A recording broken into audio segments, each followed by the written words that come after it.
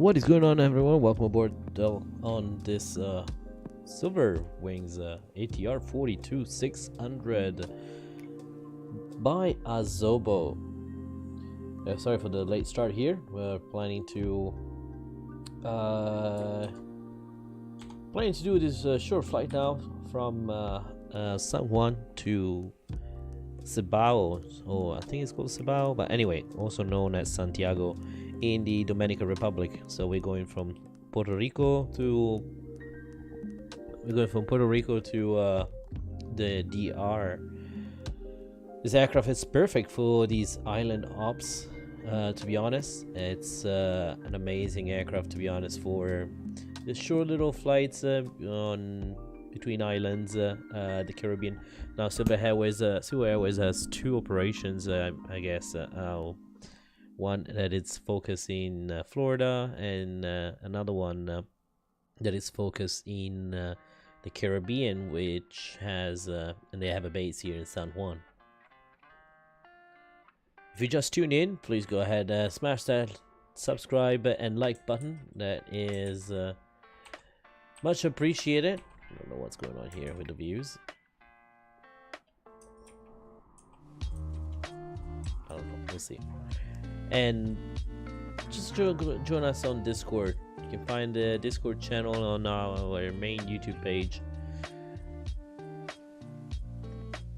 That being said, we are on the latest ATR42 that's been updated, the one that comes with the Highline models for the 42 variant and the 72 variant.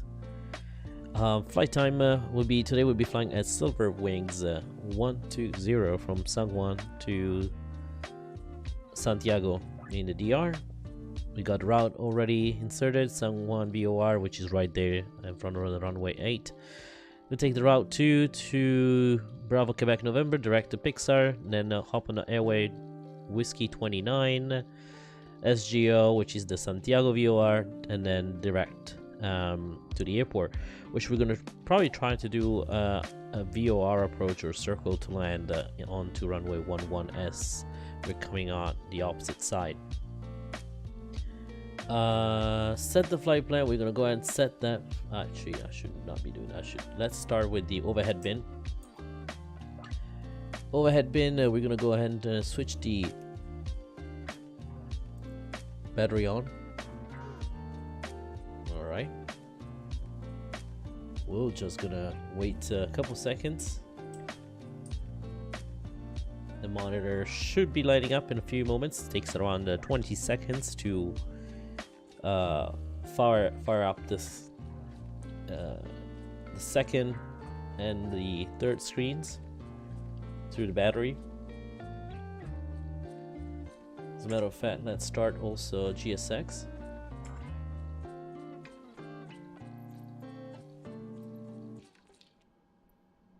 Refueling truck is on its way. Alright, the screens are up. Let's go Control 6, open the overhead panel. And since there's someone on the plane, so just press nav lights on. I like to press the logo lights, seatbelt sign on already, and emergency lights onto the arm position.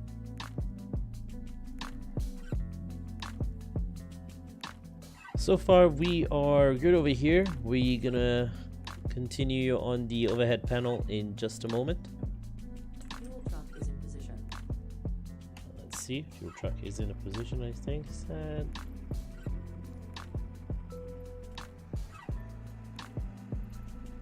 I thought there was a way.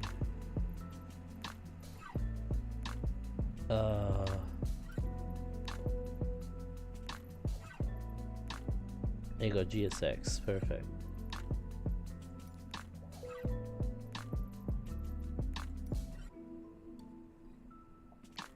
Let's see if that works.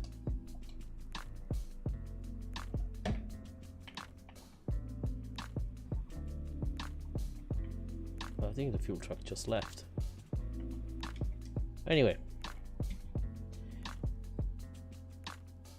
Alright, so we have the panel over here. It has a cute little checklist also over here.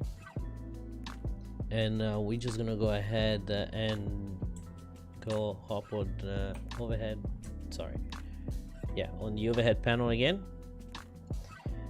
We're gonna turn on just a few things for now.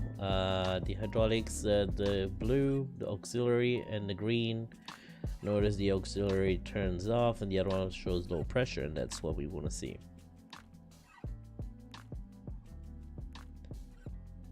We do have external power, so we're gonna go ahead and hit the external power here on the main electrical panel.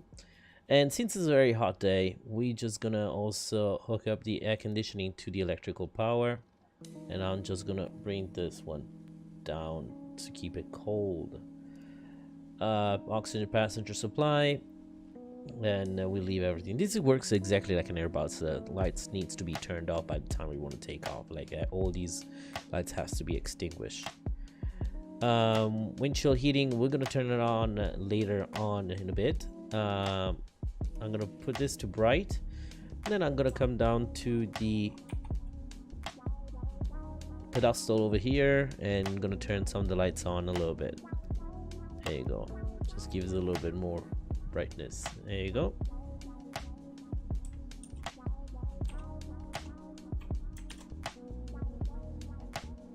Down to the main cockpit here. Oh yeah, we're gonna do a few more things. I like to set up the barometric pressure right now, so you can do it in two ways. You can press the hotkey button B, that will automatically reset it, or you can go ahead and dial it up in the barometric standard over here. If you push it, you get a standard, the 1013.25 or the 299.2, and or if you need to put the selected or if you have to whenever you're on the ground, you'll have to check on your meter and then enter the value over here. In this case is 30.06 inches of mercury. Next, we're gonna go hop on the basically the autopilot panel over here. That kind of like gives you there is a name to it, I just don't remember, and so it is over here you have a different heading, nav button for the LNAV approach, back course. I'm not sure what standby one stands for. Flight director course, you change the course over here. You select the navigation style if you want the VOR or ILS 1 or 2, or the FMS, which is the GPS, and then the indicator airspeed mode or vertical speed mode, and these are all altitude related. So on the VNAV, I do have VNAV on this, but it's a bit different VNAV. Autopilot yaw damper and speed hold if you want to hold a certain speed. Now we're gonna go ahead and select our altitude. I'm gonna bring the sim brief panel over here, and over here we get all the information that we need. Silvery wings 120, ATR42-600. It gives you a nice view of brief general information about the route and the flight today. Now we're gonna go ahead and set the cruising altitude, which we can see it over here. It's 14,000 feet. We are talking in feet here since it's below the transition level that is 180. So 14,000 feet. I'm gonna just hold it since it's a long way, which you can just type it in. 7,000, 8,000, 9,000, 10,000, 11, and we're getting close enough. 1 more. 14,000 feet is set. I like to set the heading bug onto the with departure runway. So we'll be departing out of runway 08 as winds are preferable on that side. If you press the middle, that kind of push it and sync it with the current heading your aircraft is pointing at. In this case, we want to put it at 080, which is, you can see while we scroll this knob over here, you see the variation over here. So 080, that's what we're looking for. I like to set the course as well, 080, and it's set. The course, we're gonna set it to 080, and that's gonna see I'm gonna switch it to the VOR ILS mode, and see as it switches over here, and that's gonna be now set to 080.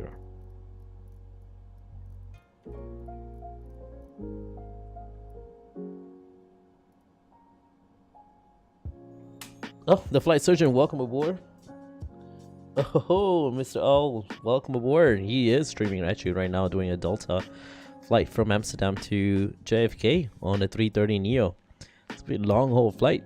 I haven't done those in a while. Welcome aboard. Thanks for tuning in and joining us. All right, that being said, now we're gonna. Is the volume still playing the music? Oh, let me see.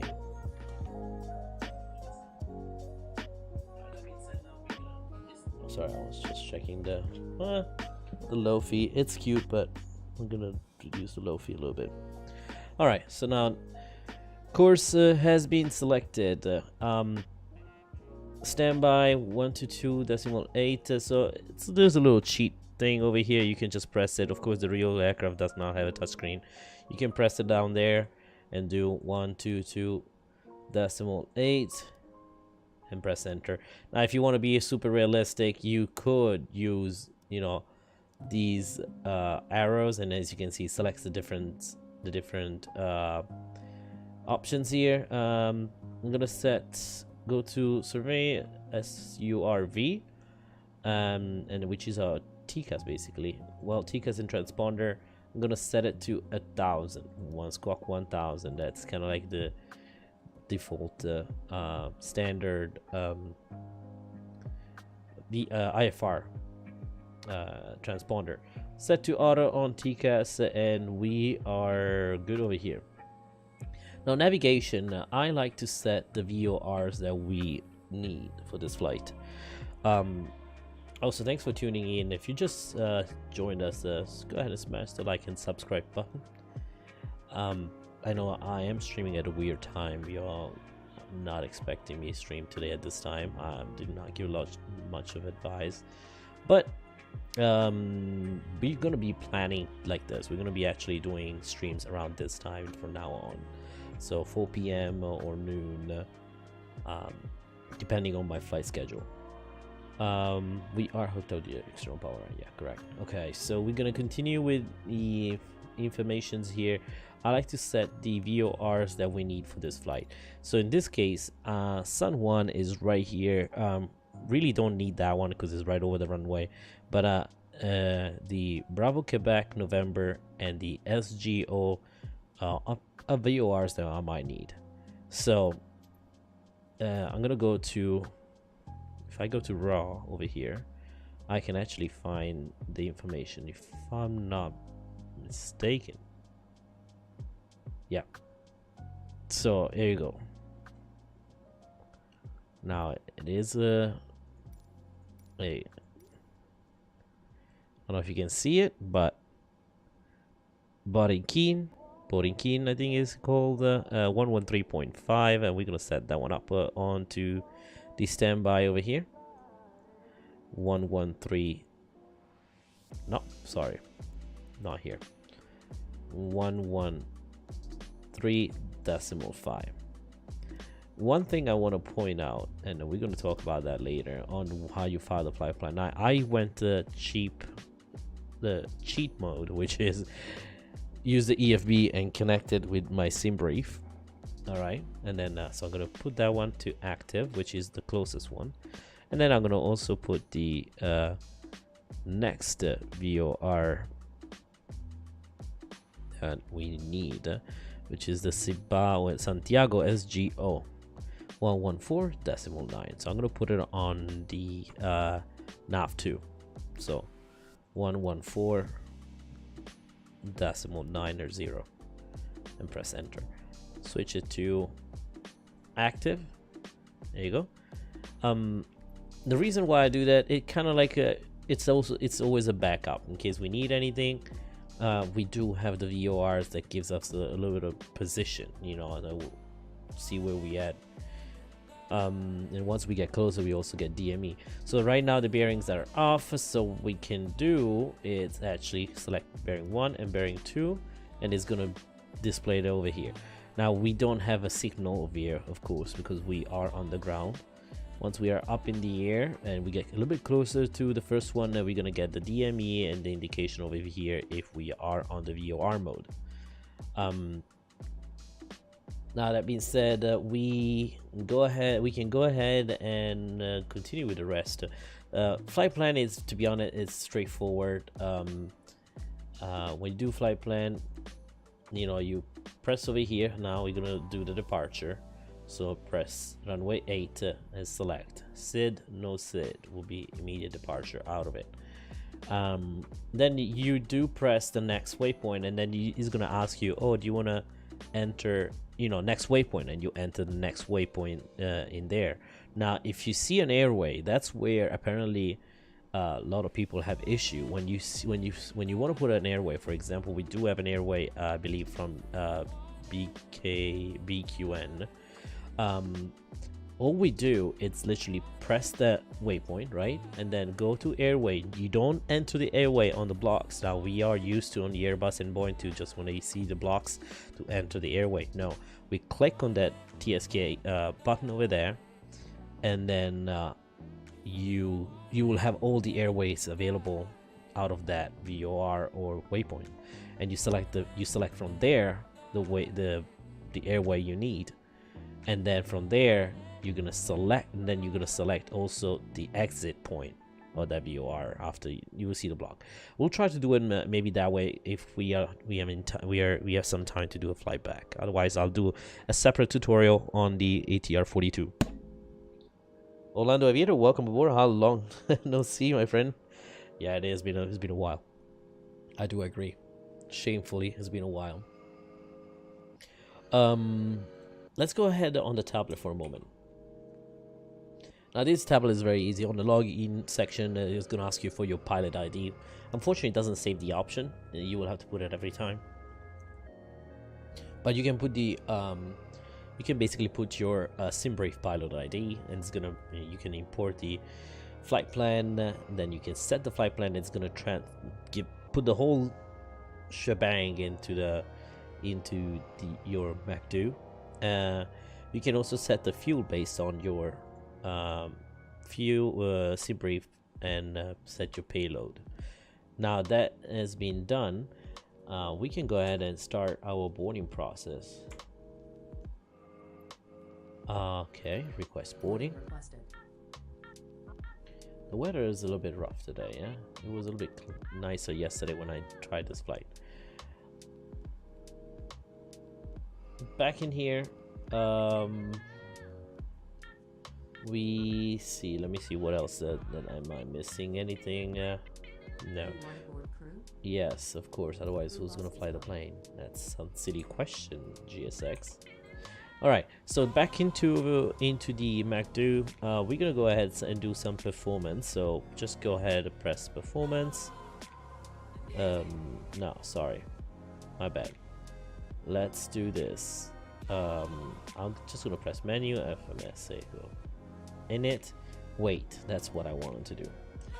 Over here, in order to get these values, you can just go ahead and hold the TSK keypad and see 0 fuel weight came up. I'm gonna hold the fuel on board, and it showed up over here.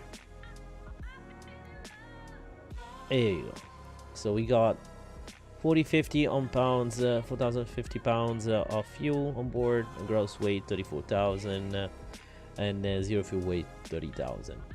Takeoff CG is going to be 24.1, and takeoff trim will be 1.7 up. You can do it two ways. You can just go ahead and play with that, or you can set it up from the from your EFB.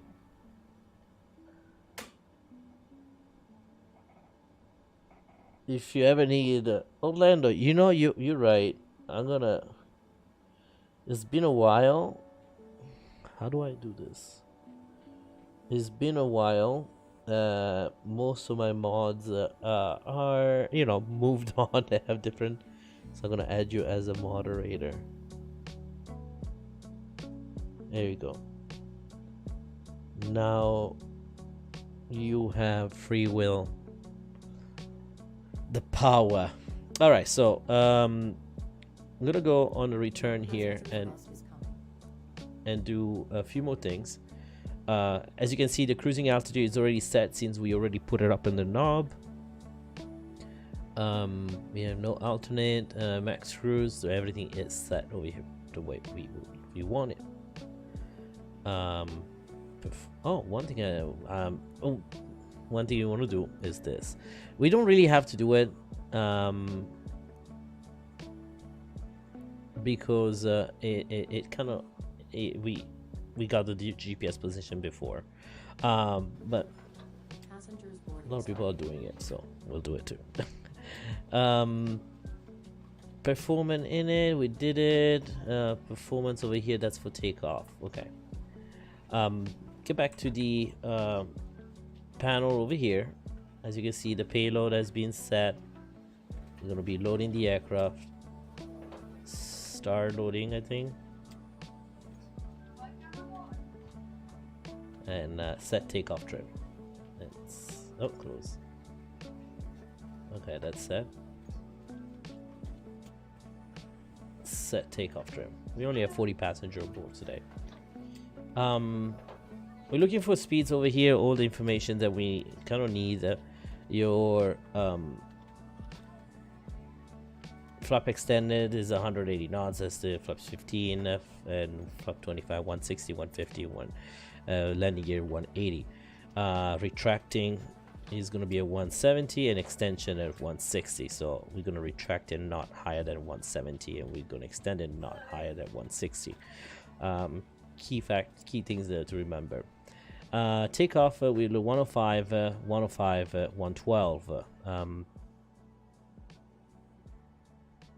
Let me see. I believe it's set over here.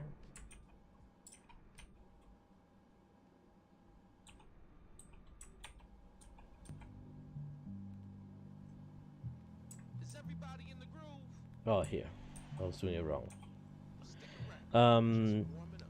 We have everything we need over here. 105, 106. Now, to see these speeds, as you can see, that they're not in here. They are not in your PFD. So we're gonna go ahead and set performance here on this panel, on the MFD panel. You're gonna get a message right here. It's gonna kind of gives out all the information we need with the V takeoff speeds and flaps and IC in normal condition. But we're gonna just go ahead and press reset fuel and confirm data takeoff data confirm, and it shows over here 105.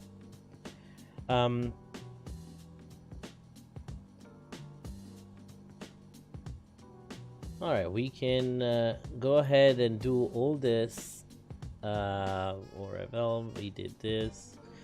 Manual increase, off, ram air on.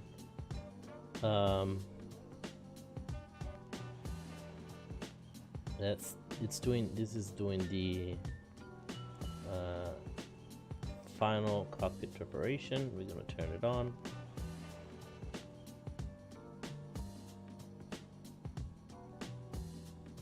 Cockpit preparation 2.2. We're gonna do it later. Now this aircraft has some cool features. The feature that I like the most is the fact that we don't have an APU, but we can use the engine as an APU, which it's kind of what the APU is, but you basically do not your propeller don't turn. They stay the way it is. They stay with the way they are. And to do so, we're just gonna go ahead and do a couple of things. We're gonna run the pump here on engine 2. What else? Everything is good here. Perfect. Engine bleed later. And then we're gonna set to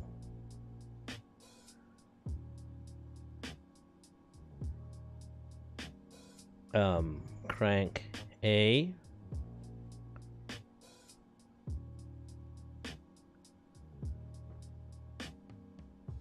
Okay, and then I believe it's gonna start the engine. Not this. Prop brake. start. Engine 2. Now we're gonna check the values over here. As soon as we see that the NL percent is above 10, we're just gonna go ahead and put the prop into the feather position.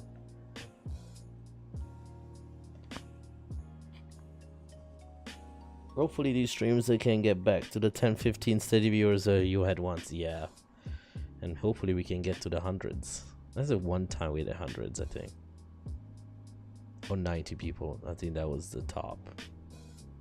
So we go to positive engine start. The NH percentage is up 69, stable 575. So the ITT apparently is not as accurate, but we have oil pressure.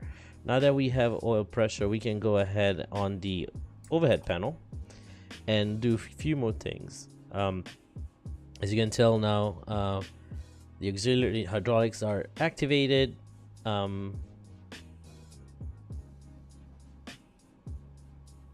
Okay. Let me see. I know there's something to do with this too, but we've done that. Yeah. Okay.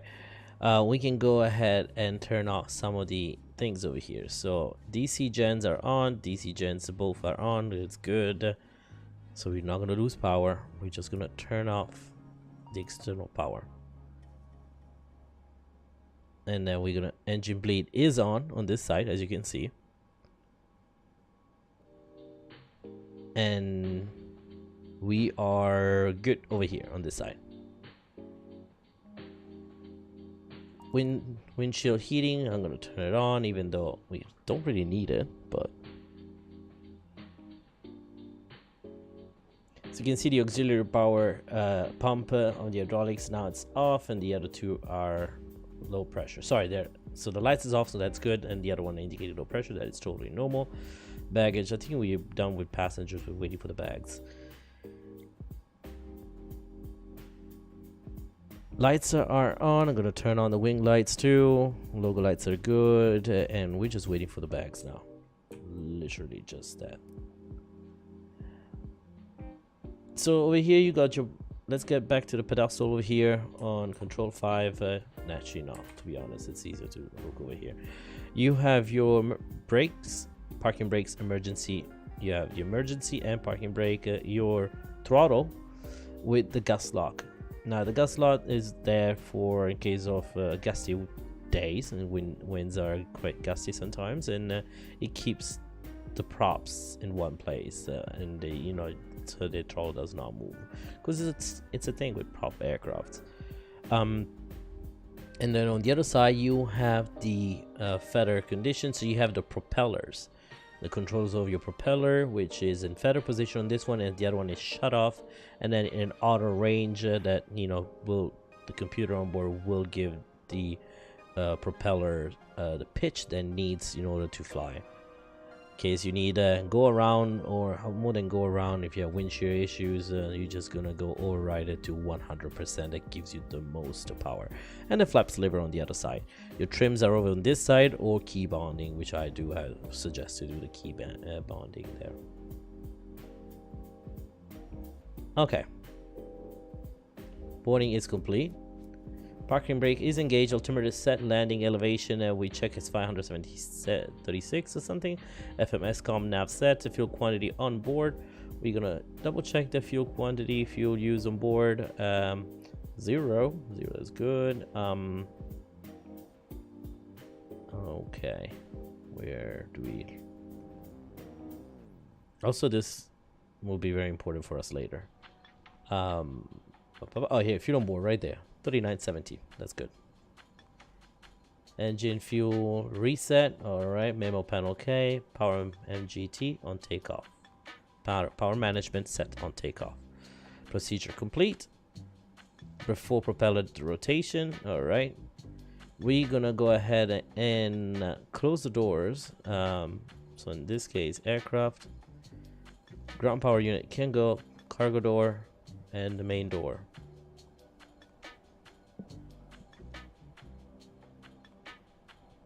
Once again, if you just tuned in, folks, just make sure you leave a subscribe button, leave a like and a subscribe button.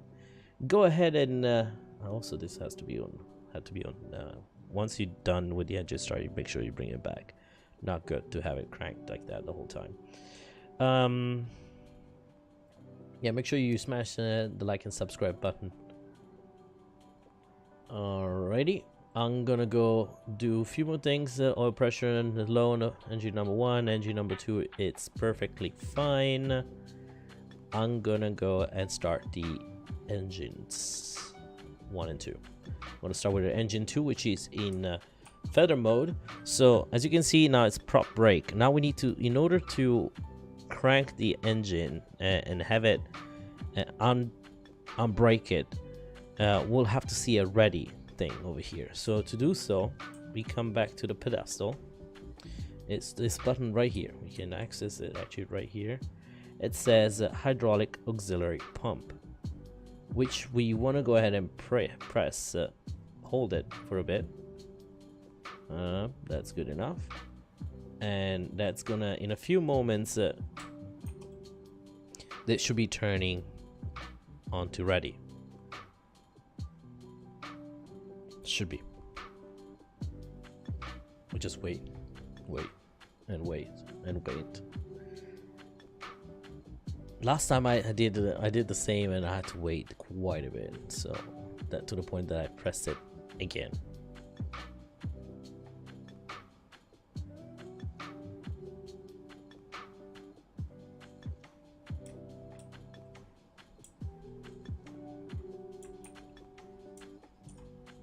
Let's press it again. There you go. You probably just had to wait probably. Now we're gonna go ahead and turn off the prop brake. Unlocked. Prop brake. It's blinking and the engines are starting.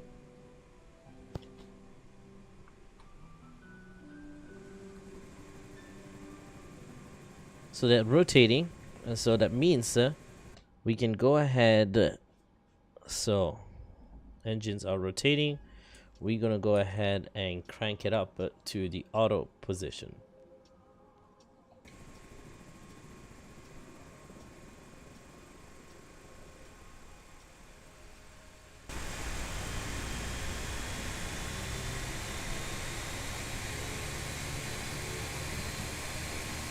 Gonna bring the volume up.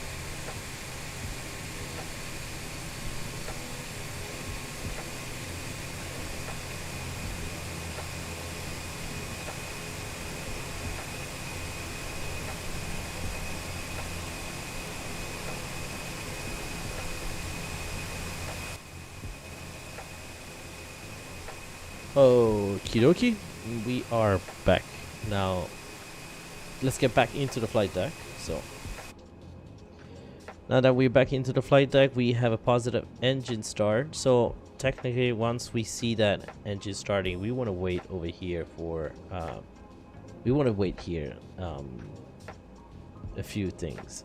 This has to go above 10, and that's when we put the lever in the auto position. Now we can go ahead and do the second engine start. We're gonna go ahead and control 6 on the overhead panel again. Gonna turn on the pump, fuel pump on the engine 1. Now I'm gonna bring it to crank A or B, your choice, and then press the start 1. It's gonna turn on. Now we're gonna keep an eye on the value over here.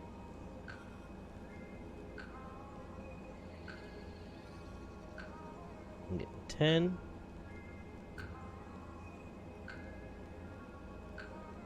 All right, and once we see the NP rising,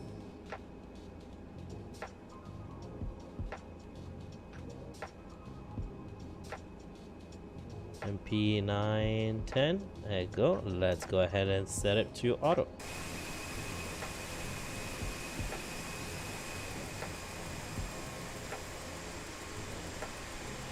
Positive engine start on today's flight. That is a good sign.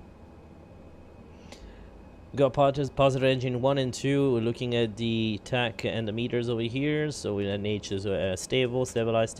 We're waiting for this to come down a couple more degrees. Actually, it's kind of the same, so that's fine. Low pitch. Okay, we're gonna go ahead and back to off. Now come back over here on the overhead panel. We're gonna go check the flow over here and check everything. Beacon light was supposed to be turned on, folks. Don't forget, that's the indicator for our friends on the ground to get out the propeller. Now the probes heating, you want to turn them on now. If you don't do it now, if you do it earlier, you're gonna cook those probes. So we just want to turn them on now after the engine started. Everything is perfect. We don't see any lights turned on, and we're good. 13 degrees. It's staying cold in the cabin though. We might want to bump it up a little bit, otherwise there'll be 13 Celsius. That's staying cold. Okay, and we are good over here. Let's go in the pedestal. I'm gonna bring the floodlights off like this, and back into here. Chocks off. We should have done that. Performance 105, 112. Okay, we have that information.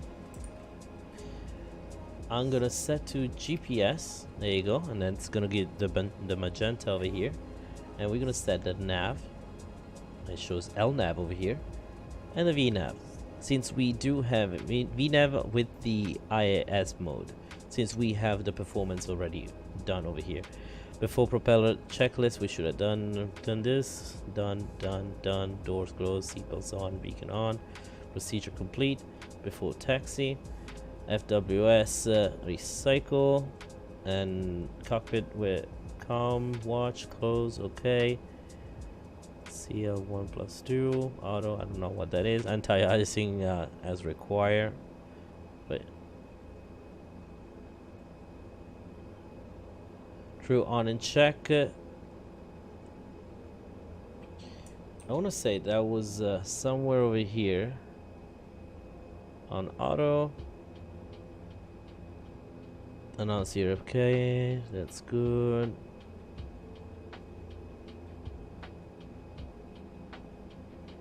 All right. Of course, I'm not an ATR pilot, so I'm not 100% sure sometimes what I'm doing, but anti-skid test performed. Yeah, let's say we did. Flaps for takeoff in this plane will be flaps 15. So we're gonna say one notch. We're gonna see selective flap 15, and we see the indicator visually indicates, shows us the way the position is, the position of the flap is, which is beautiful. Now nose wheel steering, it's on, and that's down here. Now see, as you can see, it's on. Perfect. You can also, by the way, check the power and everything over here. You can select the different power voltage and see, you know, oh, which one is working, which one is not. All right, keep doing this. The brake, everything is good. We're gonna put it on to the ND navigational display. There you go, beautiful. Do we know if we have an ATC in the area?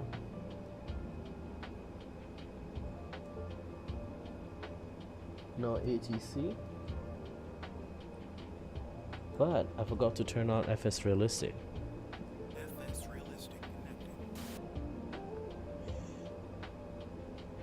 Mr. Nicholas Quick, welcome aboard. Glad to have you here. Thanks so much for joining us. All right, so we are good to go over here. We are also running late. Well, we started late, so it's fine. It's kind of windy though. I'm gonna have to check the weather again. All right, so gas lock off.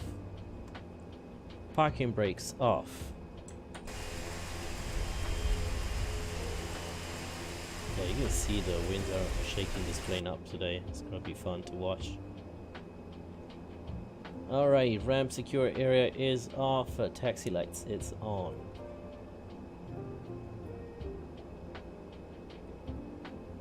Full taxi checklist complete. Left and right, clear.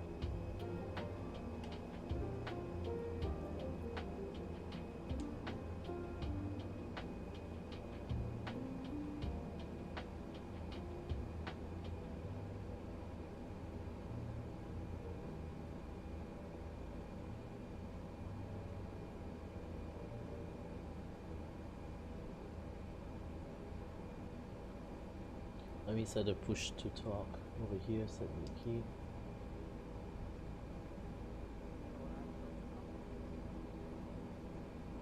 It tends to slip a little bit, this plane on taxi. We got an aircraft on final. San Juan traffic, Civil Wings 120 ATR42. Taxi to runway 8 for a westbound departure. Westbound departure. San Juan traffic.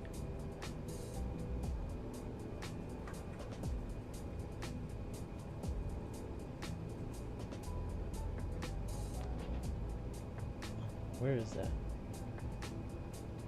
Who's coming on to 8?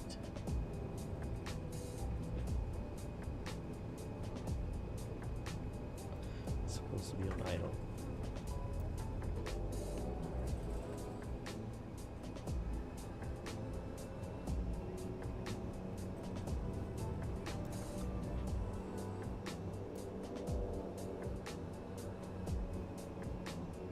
Nicholas Quick says, Avio Man, what's going on? Finally you're back to streaming after a long silence. I agree. I have been off for a long time. That's weird. San Juan usually lands on the other side. Is that an Amerijet? Who is he? Or she? Looks like a 767.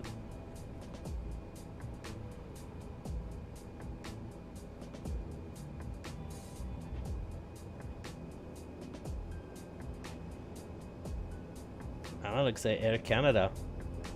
Air Canada cargo. Nice.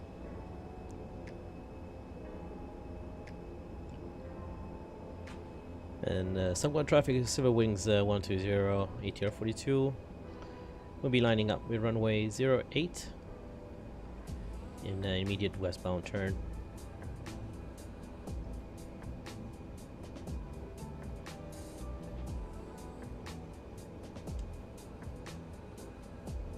Wait. Why is it still transmitting?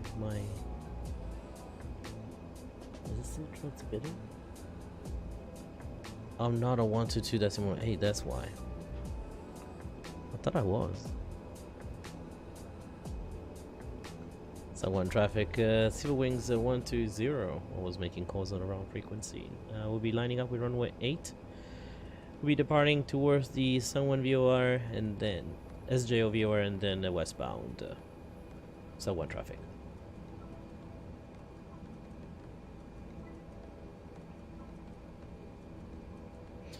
Alright, so we are here ready to go. Let's do a final check. Strobe lights on, landing lights on.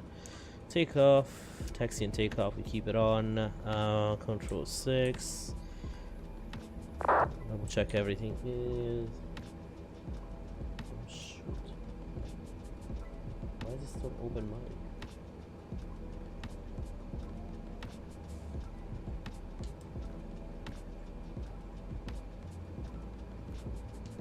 Thank you.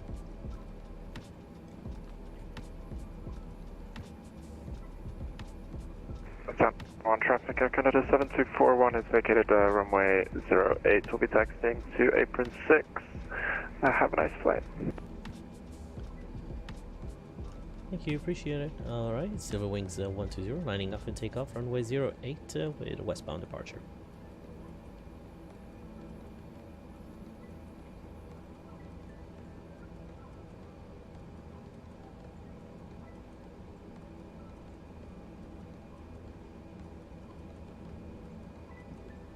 Take on config test Which takeoff config test is right here. Let's do that. No sounds. Procedure complete.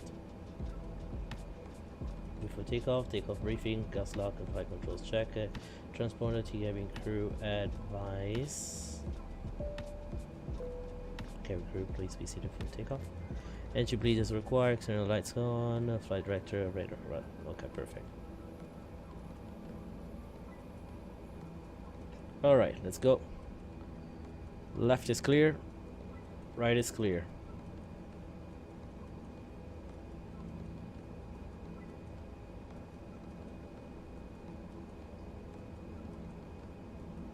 We don't really have to mess around with the chrono, as it will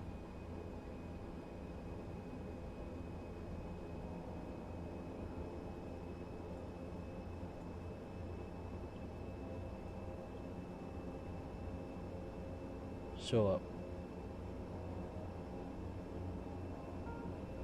We're going against the winds now, so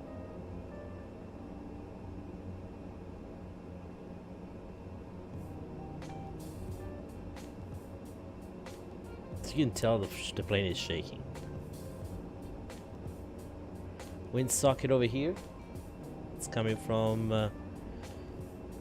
that direction over here. Alright, so crosswind. So we're gonna go and correct the... How do I show up the... Alright, lower it. Okay, perfect. Let's go ahead and give it power, 80% on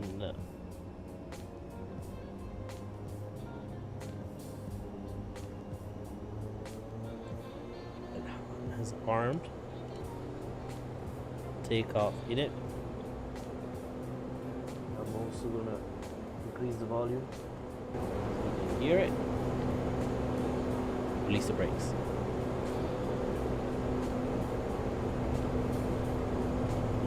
Keeping the aileron onto the winds and pushing down 60 knots cross track.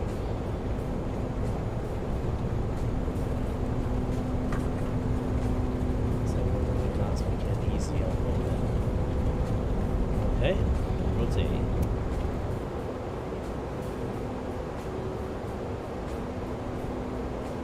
Positive rate, gear up.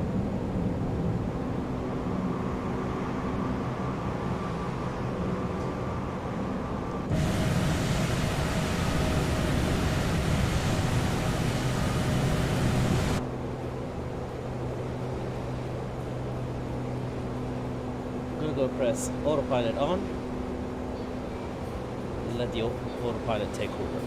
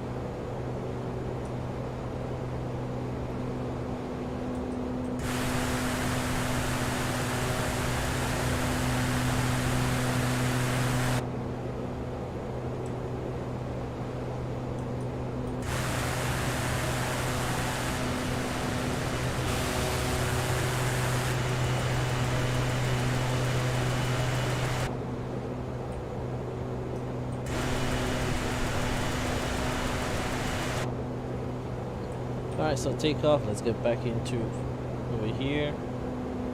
We're gonna do climb mode.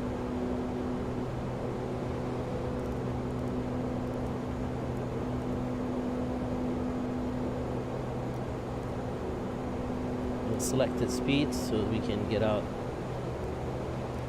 so we can retrieve the flaps. 130, so that's good. Alright, flaps retracted.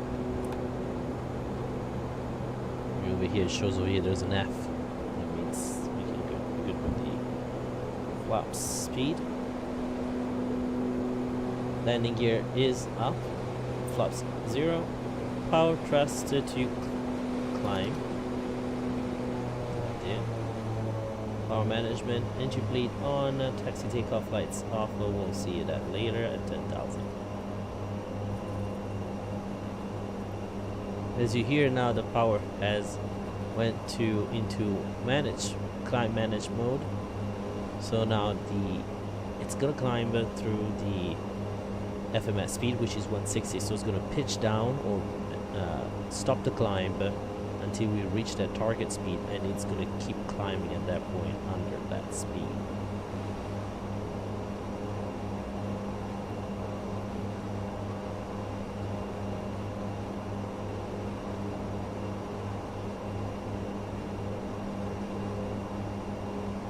As you can see, it was a hazy 6,000 miles and broken 4,000, but the wind seems 060 at 16 was not gusty, but it was definitely something to watch.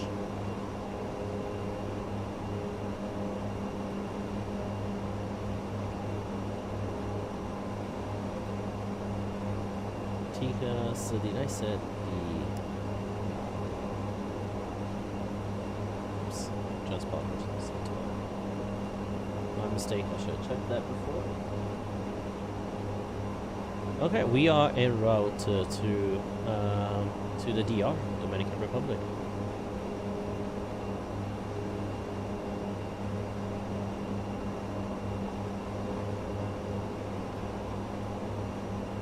Bring the volume down.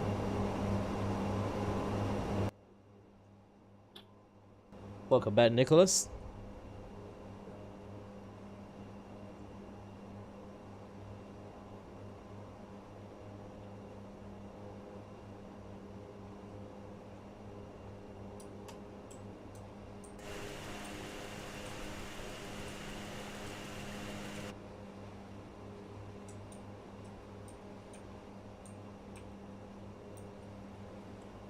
I'm looking at the views, the different views I had.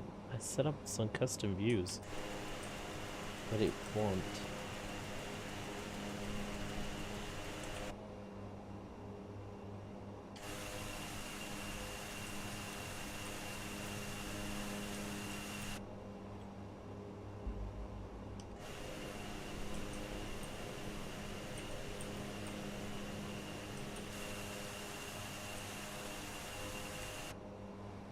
I literally set up some custom views. I can't get those. Flight Surgeon says, I still don't get why FS24 is coming out when FS20 is barely off the ground. You know, it has come. It has definitely. Also, by the way, every time you take off, the wheels are up. Your chrono starts automatically, and if you're looking for the standby gauge, is right here. The standby compass, sorry. But yeah, I can agree with you on that. I feel like instead of developing a new sim, they could have just brought this sim to the glory that it deserves. But I do believe that I think they ran out of money and they need more money, so that's how one way to get money. That is definitely one way to get money. So that's exactly, I believe, what happened. They probably run out of money and they like, yeah, we need money. It's beautiful views, by the way.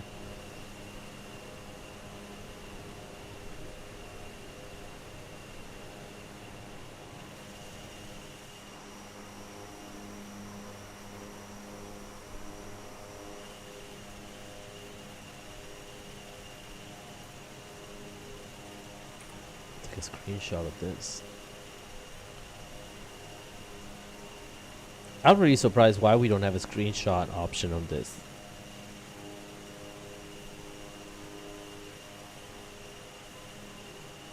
They should have rolled out all the way to its peak. Yeah, I mean, I don't know if they're gonna stop developing on this sim. You know, they might still bring updates to it, but you're right. It is frustrating because you'd be like, hey, like for example, I just bought all these things. Now, some developers, they might just say, no, you need to you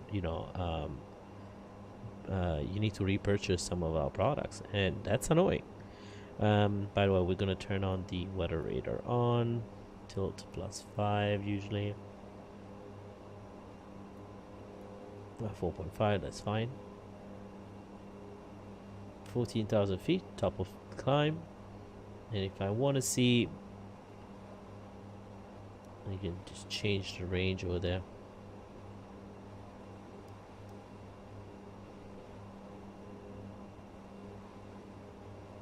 Now we do have the VOR1, as you can see. The shows that we are 40 miles from the Bravo Quebec November VOR at bearing 286 now, and it shows that we are 40 nautical miles, give or take. Well, and I think it's because Microsoft felt like X-Plane came out with a sim, Lockheed came out with another sim. So I feel like they were like, yeah, then we can put out a sim too. I think they felt like the necessity of, hey, all these companies put out a sim, we're gonna put out a new sim too. So they felt like they said, they were like, well, if they can do it, we can do it too, and we'll do it so we can get more money. And I do believe a sim is expensive, but I thought we could have rolled out maybe 2025 rather than a 2024. 10,000 feet, by the way. We haven't checked the lights. No, the lights can't come off. We're gonna turn up this Cibao sign. Altimeter, we're gonna keep the altimeter to this one right here.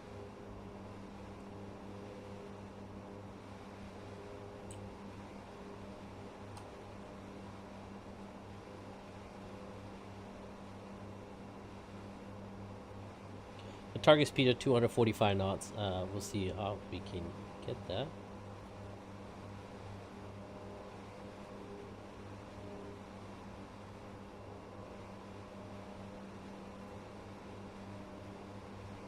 Bring the power up a little bit.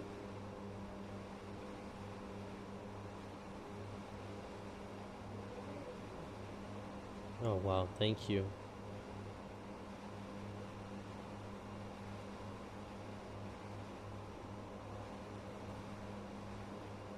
You don't need to go that high up though. Bring the range down a little bit.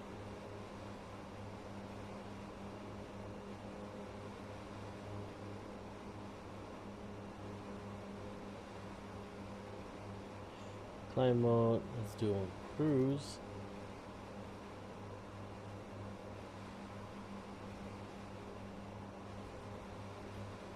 There you go, and let's admire the beauty outside.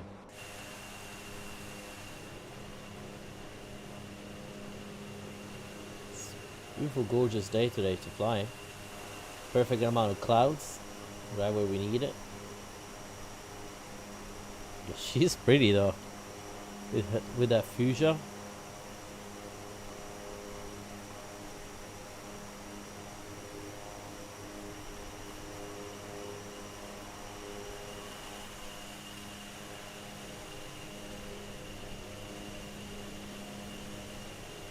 I'm gonna take another screenshot here.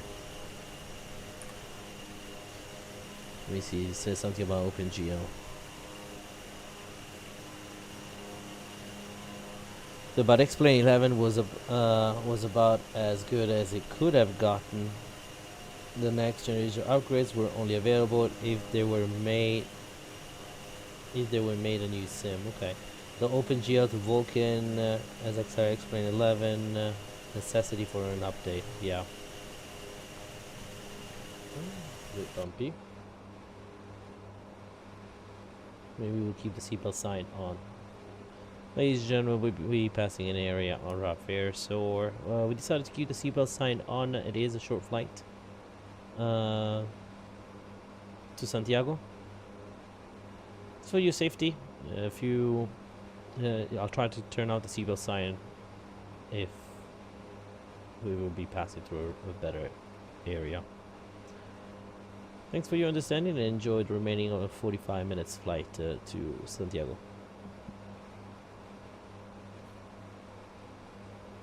I get it though, I get it.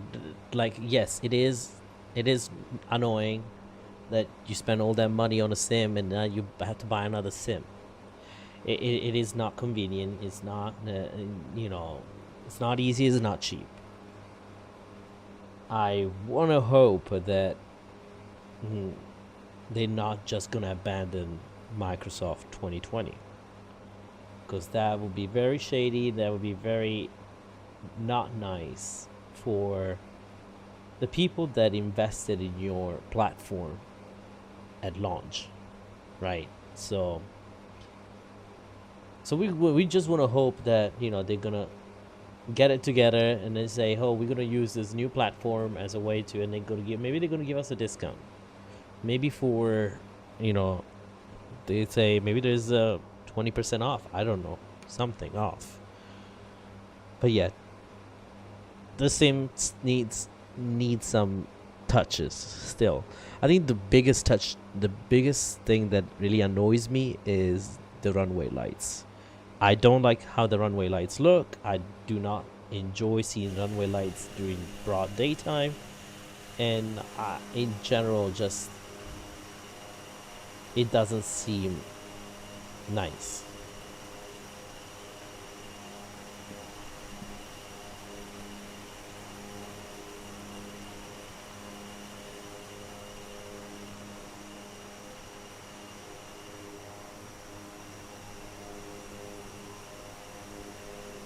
Yeah, I really totally wish that there was a better that we had better runway lights. That's it.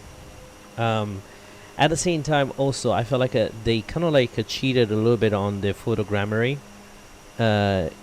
in like the cities. You know how when you saw the trailer when Microsoft came out, you had these beautiful buildings.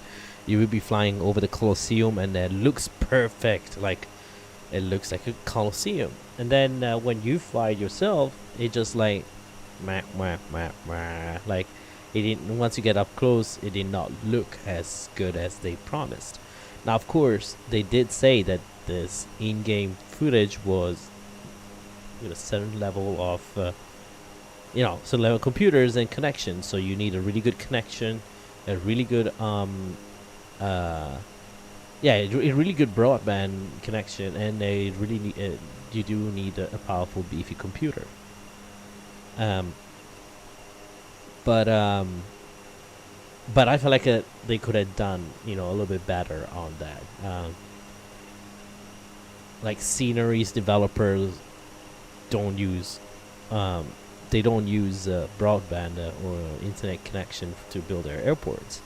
You're just gonna be, you expect to get close to a building and see the building nicely shaped and with quite a bit of detail, and once you're far away you see it without too big of a deal. But I feel like with Microsoft was not. You get closer, you see, oh, that thing is ugly, which is weird, but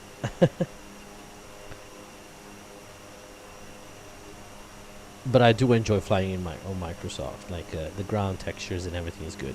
Now with X-Plane 12 and X-Plane 11 Auto Ortho, that is a little game changer. I don't know if SFD Global has brought their products onto X-Plane 12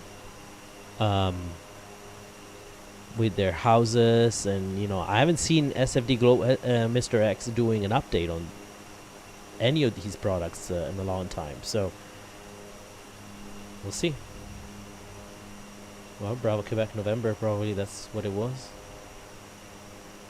Quite a bumpy ride here at 14,000 feet. We might go up on the next flight. We're really struggling here, huh, with the speed. We do a tailwind though, so we are doing 300 knots, so almost over the ground. So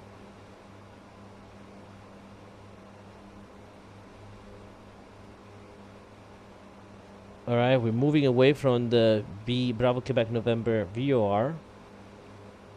So we just gonna go ahead and oh no, what do you have? GSX. Okay. Flight plan. Payload raw.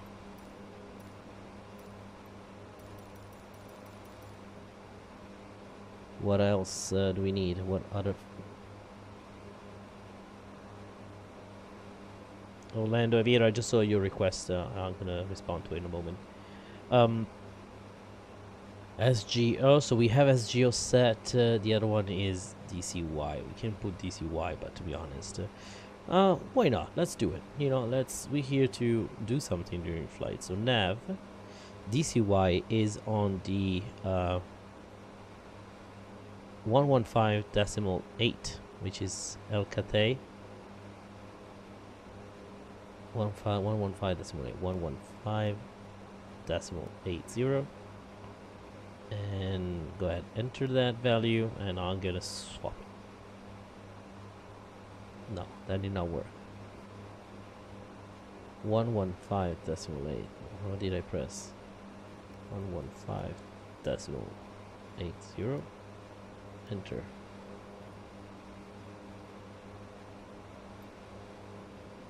Maybe it's not a value. 115 decimal. I don't think it's a VOR. That's why.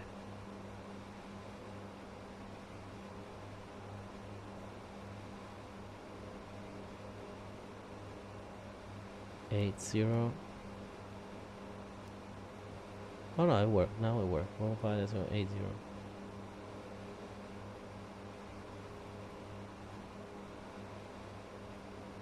144 nautical miles, perfect. And the second one is 114.9. We're still far away from it.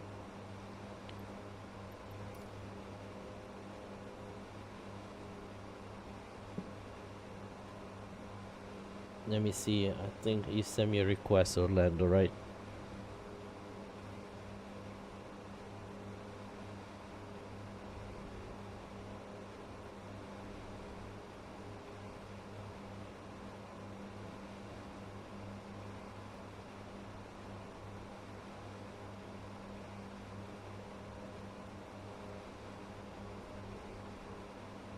How do I check my requests? Oh, here you go. Friend request upset.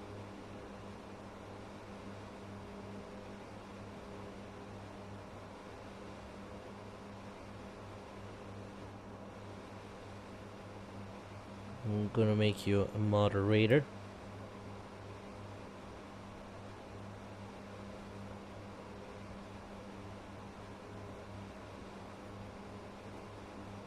Okay, set.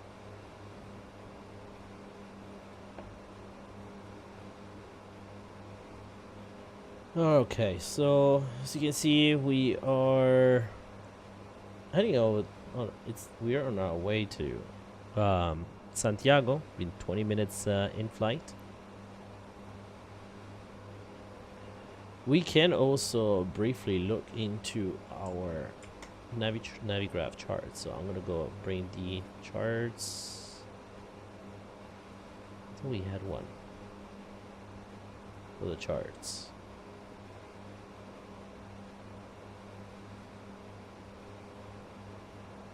Navigraph charts. Do we not have it?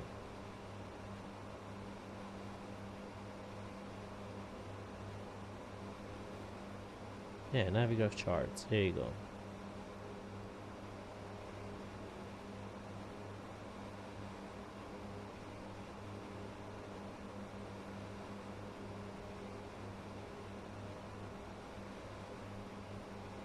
Oh, wrong flight.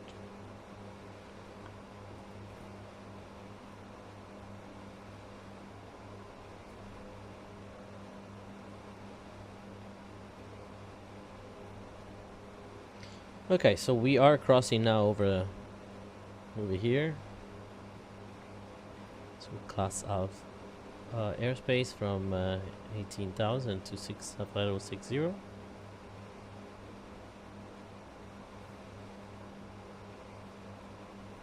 Now we are heading to to Pixar, and from Pixar, now we have P3 and SGO.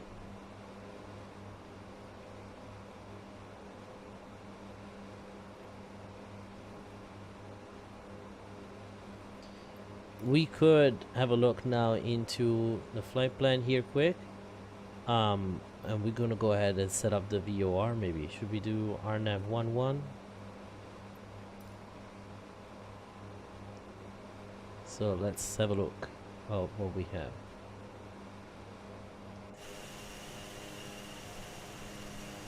Auto route 11 arrivals, 14 arrival. No, we're not gonna do the arrival, we're gonna just check for the approaches.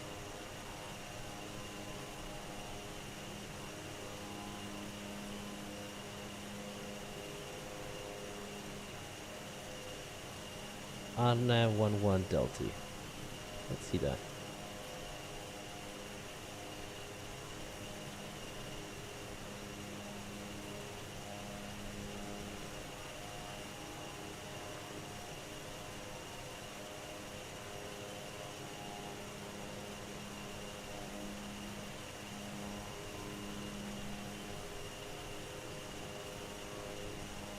How about the ILS?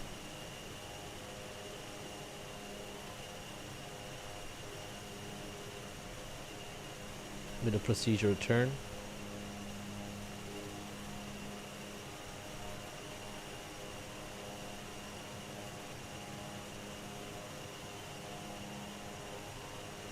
Okay. Now we could do this one though.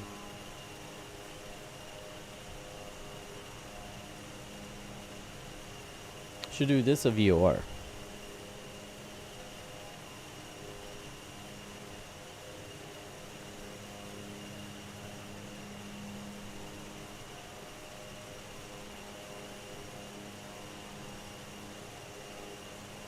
Should do a VOR. We should do the VOR approach. Yeah, let's do the VOR.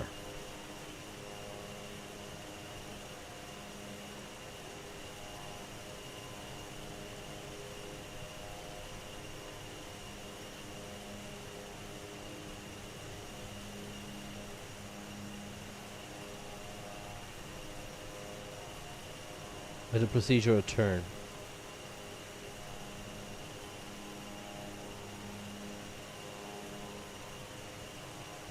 What is this? The VOR DME? Yeah.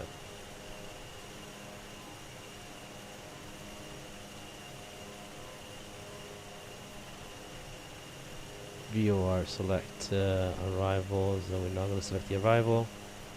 Transition SGO. Let's see if we can do that.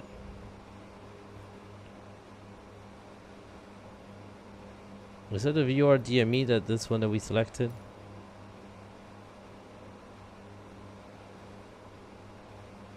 VOR DME 11, yeah.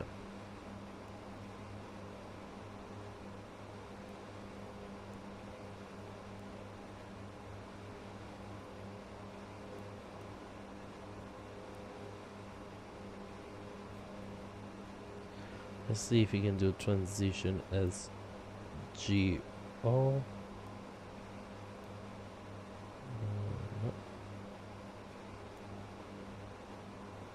Okay. Let's have a look over here.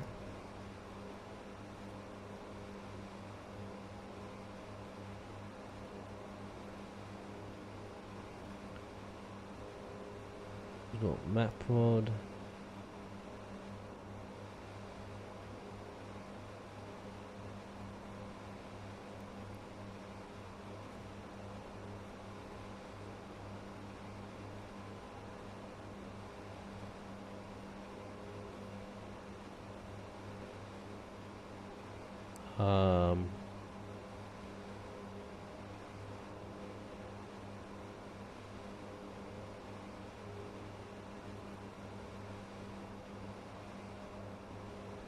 Now let's do this.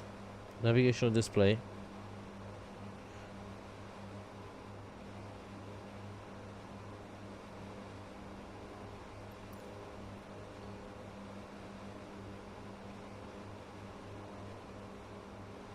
So from SGO shows Igrun.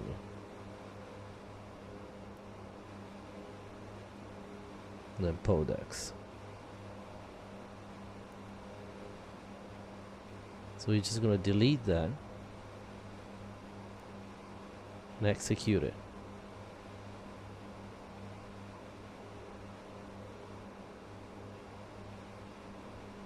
Now we wanna have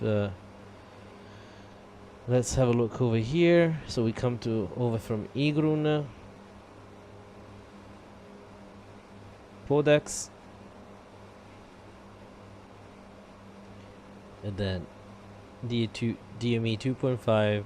That's when we that's our missed approach, where we cannot go any lower than that. So we come in at 4,200 over Igrun, then Podex 2,200, and DME 2.5. On all that under the Santiago VOR, which is 114.9er, which we're gonna put in at the. No, we already have it, yeah.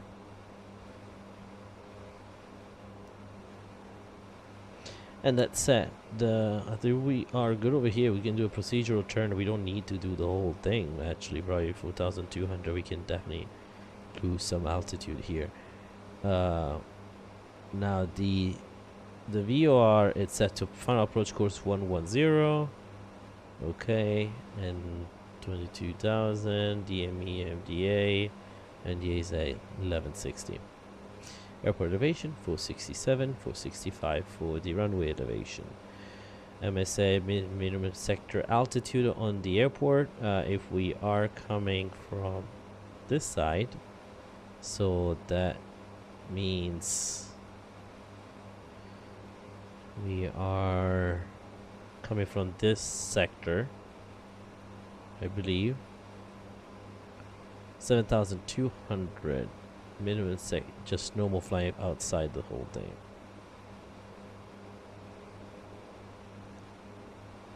But you come here, let me see. Yeah. Okay, I see. We have all the information there. Between 360 to 7 meters at altitude 7,200. Between 180 to 70, 5,200. All right.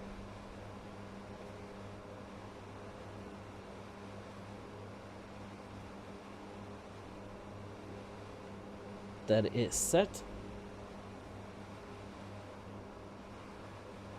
We can actually start setting up some of the things we need. But one thing I want to do is set the heading bug down like this. Get the habit of it. Approaching Pixar.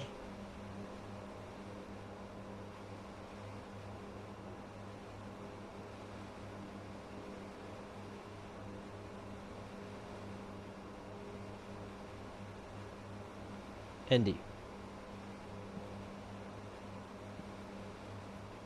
I was thinking next flight we should do, it's gonna be on the 747-8, the cargo though. The freighter variant of the 748. I do have a couple of routes in my head, but I would like that. Otherwise, this actually, you know what? The 787, because we've done the 748 to Palma de Mallorca. Even though the landing, the stream ended right before landing, I was so mad about it. But I did save the I have the landing saved, so I'm probably gonna post it later.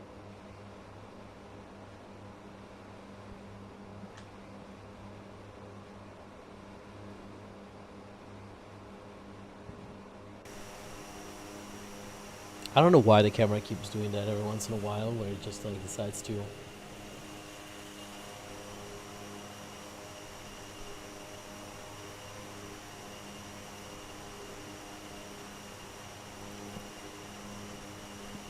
So what do you guys prefer? 748?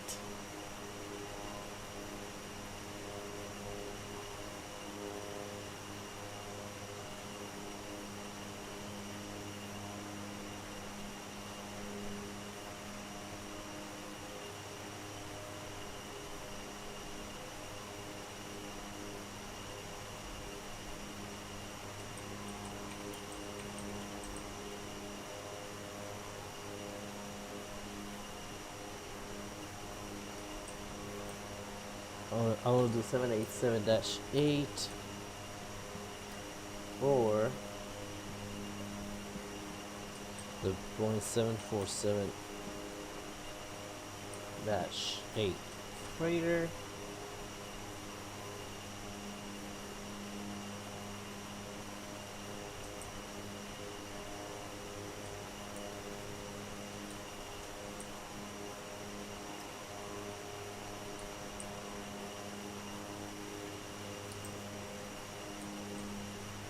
And the other one is the A330-300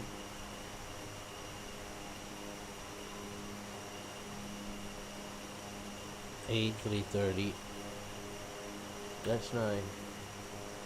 Ask the community. Let's see. What do you guys prefer? Choose your. Do you guys remember Tekken? What was it? Tekken? No, it was Smash Bro.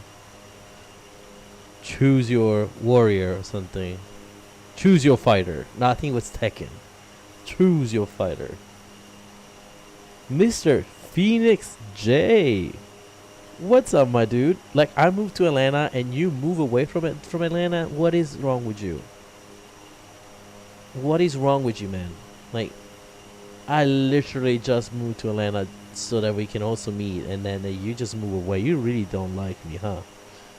What's up, my friend? Welcome aboard. Good to see you here. Good to see you on YouTube. Haven't seen you in a while neither. We haven't seen each other in a while, probably. LatinVFR says would be good, especially with the recent avionics upgrade. Yeah, I know. What's popping, my G? Man, I keep watching your videos on was that on Facebook or Instagram? Whatever you do, you put it on. Man, your hands are great on that piano, man. Oh God, that's just like, it's not even a piano though. I think it's a different name. Is it an organ? I'm really bad at that, but I had to regroup, my man. But I'll be back. All right, I get it. How's life? Everything's good. Not too bad. Not too shabby.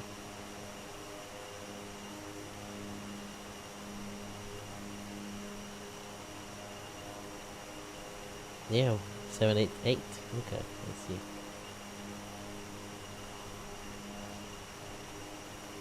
Come on, Phoenix. I need you. Let's do this. You pop into my streams. I'll let you know. I still have something yours. I still have your watch at home, by the way. Your G watch. I have your G watch at home somewhere now, laying around.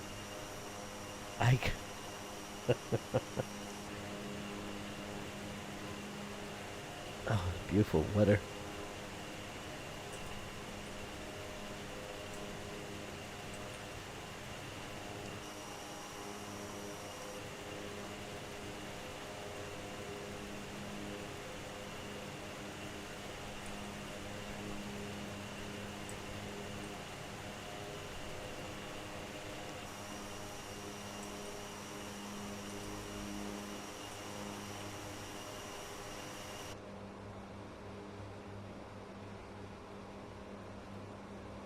Alright, Pixar. Is that me or that top of the scent is right above it?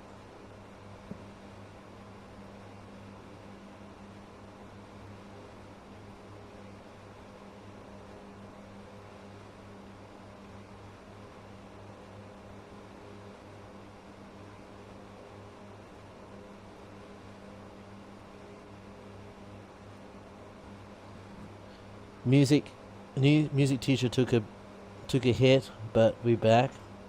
I'm good. I'm glad you're back, man. Let's put some music in the background. It's kind of like spice it up a little bit.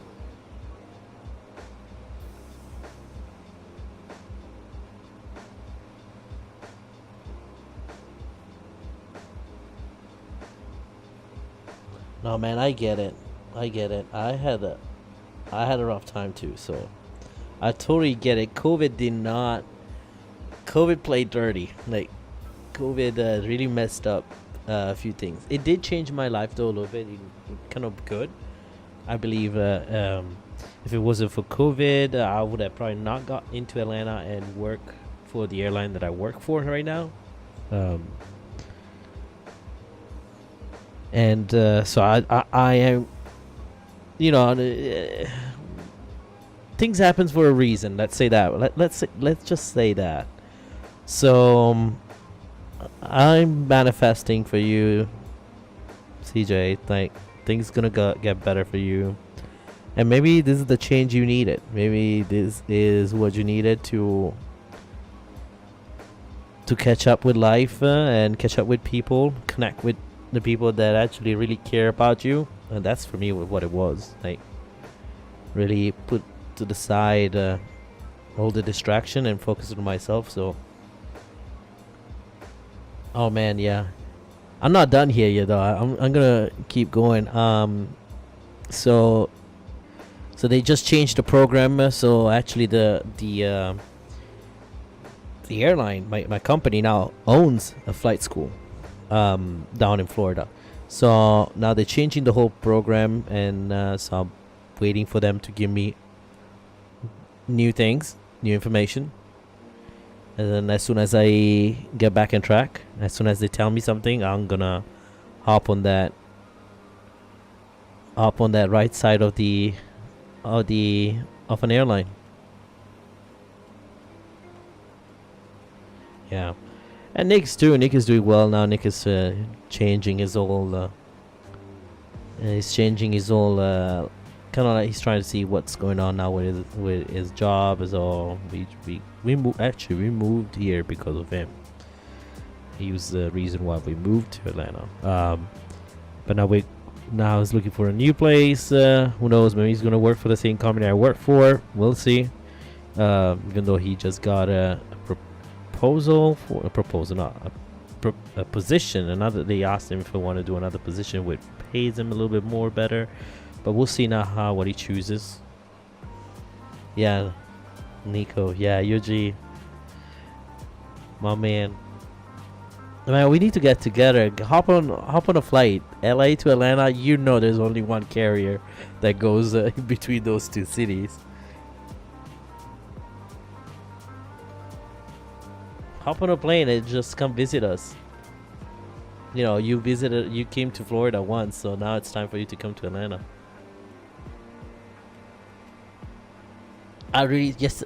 Yesterday I went to Blake's and I thought I saw you, but no, it was someone else. But then I don't know if he's a Blake's crowd, but it really looked exactly like you with your beard and mustache, like your goatee. No, the goatee. It's not a goatee, but the beard that you have right there. It's like. Then I got closer, and then I looked at him closer, and I was like, nah, that's not CJ. That's not him.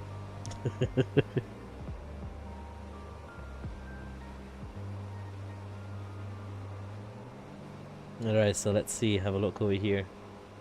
Let me get a little bit zoomed in. Double descent's coming up.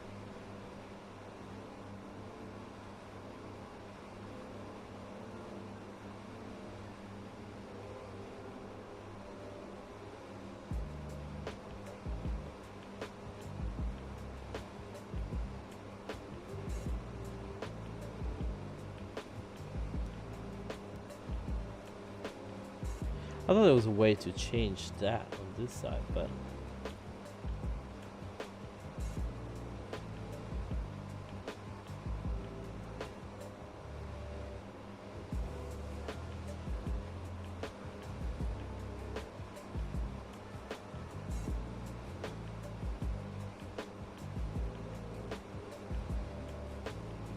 it's going through that.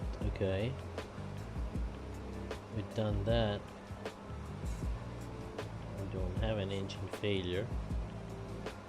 It's nice that they modeled that, but I'm not sure how to get through the. I want to go to normal procedure.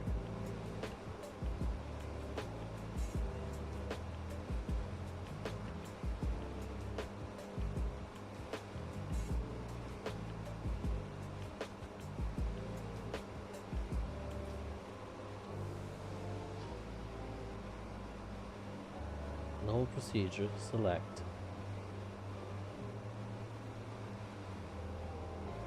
There you go. Before, descend. Start that one. So this is what it is. FWS. Flight something system.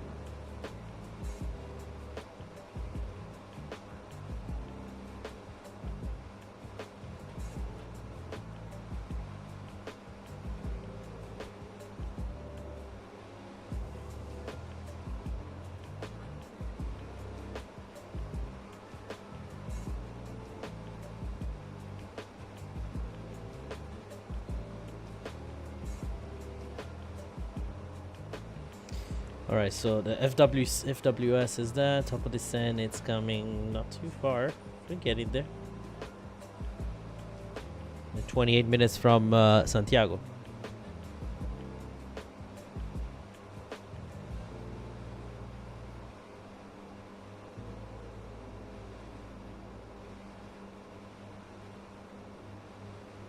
Nav ref set check. Okay, we'll do all that now in a moment. What I want to do.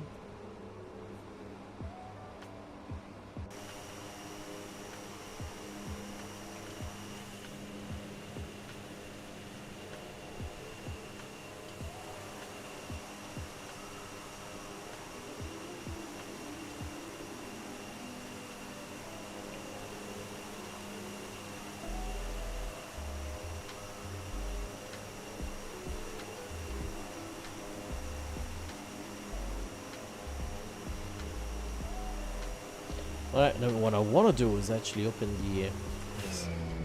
Oh damn. What did I do? The plane like geared himself like...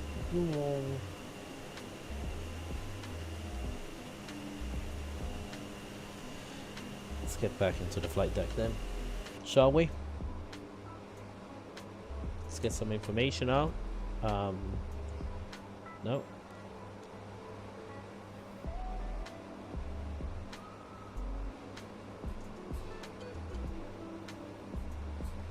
I thought there was a way to get the METAR. Anyway, sim brief panel. No, what am I looking at?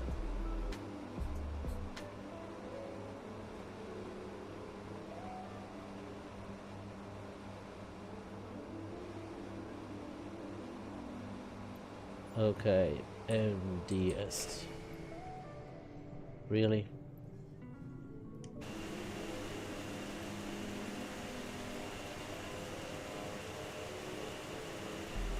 Las America.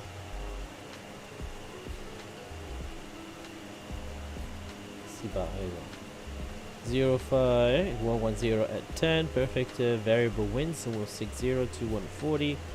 Few clouds at 22. Wow, CB. We got cumulonimbus. All right. 2,600.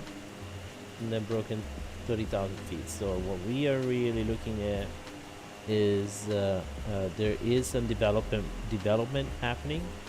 So apparently there is a CB in near the field, which is something we need to pay attention and keep an eye on and monitor. Few class 22, so it's going to be at 2200 and then 2600, which is right on our approach path. Now we're going to have to see. It says that it's southeast, southwest, west, and northwest. Like it's over the airport. Like it's all over the place, I think. QNH 1016, okay.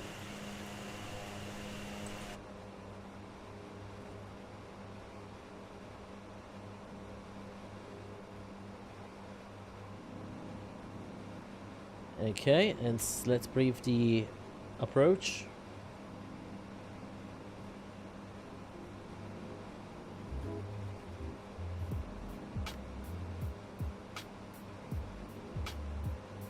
So we're gonna put the approach, which is the VOR DME.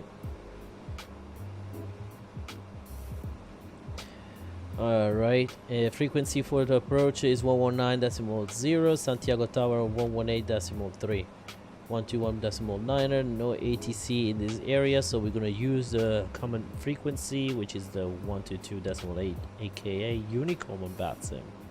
The VOR in question is 114.9. That's going to be our reference. The final approach course will be 110. No final approach fix. We're gonna using the MDA decision minimum descent altitude and descent altitude to 1220. Airport elevation 567 and the runway threshold as 565. So we're sloping up by 1 foot.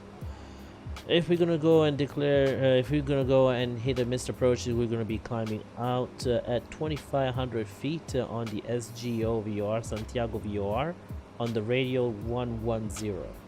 110 out. Then climbing right turns. We're gonna make a right turn while we climb. Turn to 6,000 feet direct to SGO. We're gonna proceed direct to SGO VOR at that point, or in accordance with ATC instruction. To say in hectopascal, runway elevation 21 hectopascal, transition level 180, transition altitude 17,000 feet. We covered the minimum sector altitude. It's no factor for, I mean, it is factor because we're going to be high over terrain, but we're going to be above that. 6,000 feet as a little side view of the approach, and 10 nautical miles, which is over here. Then make that turn to intercept the Foxtrot 11. So 270 on the radio, 270. Make that turn. Okay. And then it's gonna be Foxtrot 1. At Foxtrot 1, we're gonna start our descent. Then Foxtrot 1 is actually 6.2 nautical miles from the runway threshold.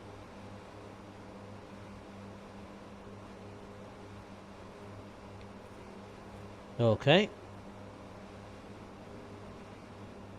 So then a 3-degree path is going to give us, if we're coming in at a speed of 120, 110, we're going to be right there in the middle. 531, 560, and 637. Let me see.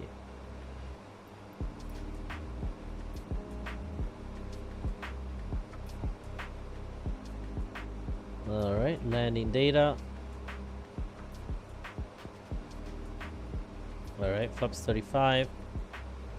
We're doing flaps 35, flaps 40, flaps 25, flaps 35.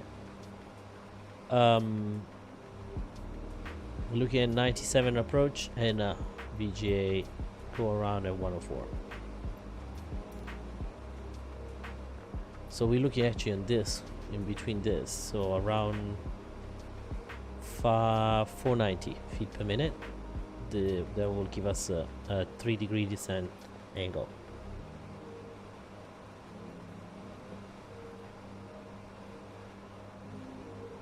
Dream Virtual Flight, welcome aboard. Sorry, I was ciao, come va? Tutto bene, grazie per aver venuto a bordo. Ricordo le tue live con l'ATR da X-Plane 11.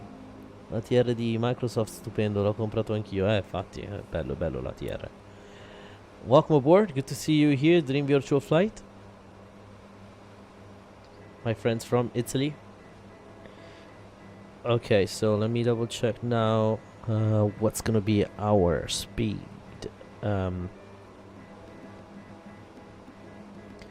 So right in between, I would say it's 97 though, so 478 plus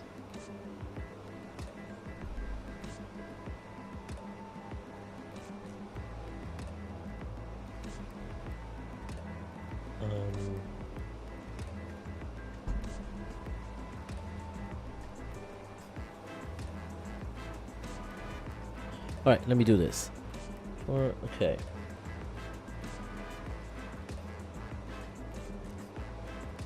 So around 490. That's what I want to look at. So we're gonna put 2600 there.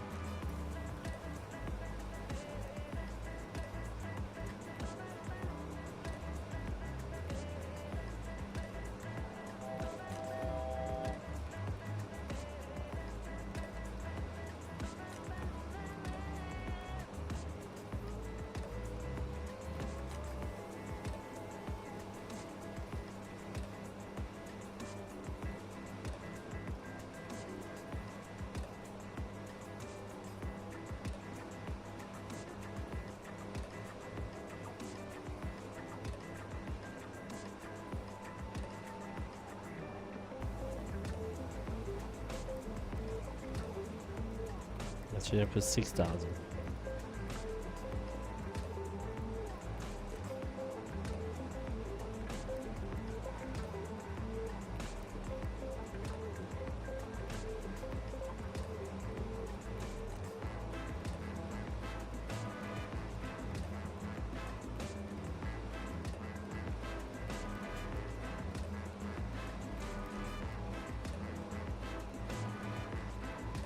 Set, landing elevation check, the FMS RNAV performance set and check. The AMDA, so we said, what was the MDA? Let's set that one up. 1220. We're just gonna go over here, switch that to MDA, and set 1220. It's gonna be flashing because we're gonna have to set it on the other side too. 1220. 1220 set.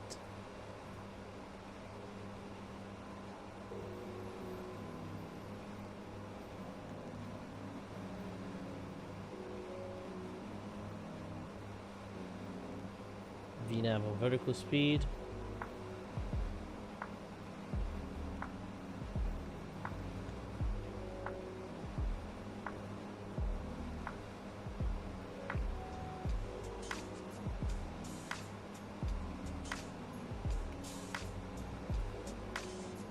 Gonna get a little bit closer here. 27 nautical miles from the VOR. Alright, don't forget to hit the like and subscribe button. Also, we need to adjust the power.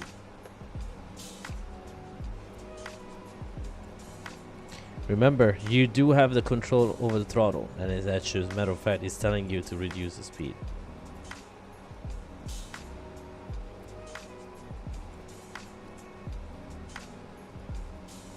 DA selected, arrival briefing completed. Procedure complete.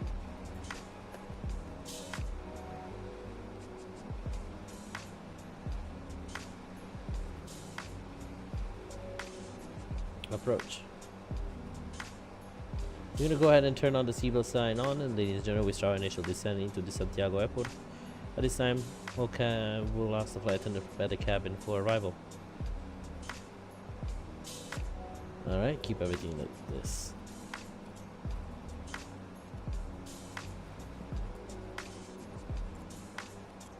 And also don't forget to vote the little thing that I put out, the little question that I put out on what would you like to see on the next stream.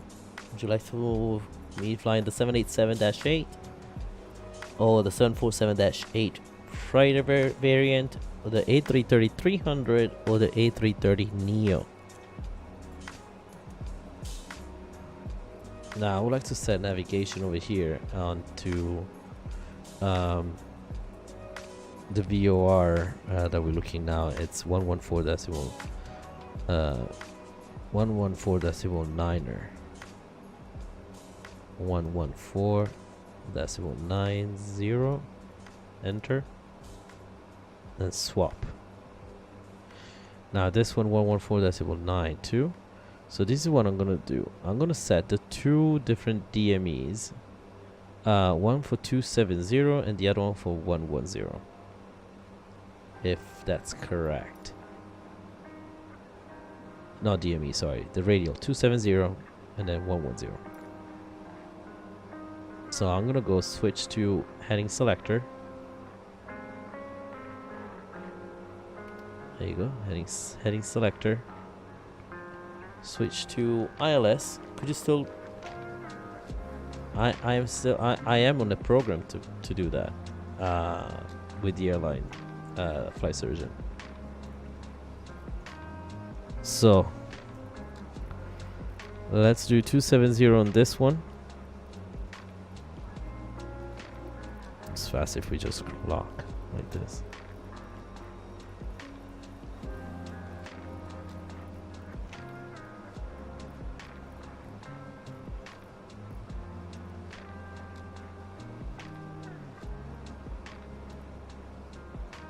Okay. And on the other one, VR2, we'll just set it to 110.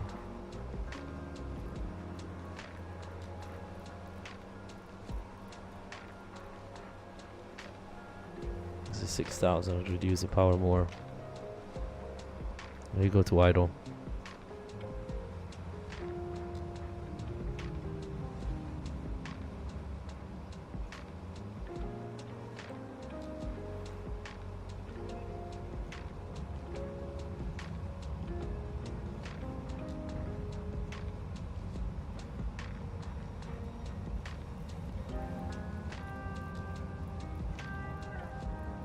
With 2 miles from it, so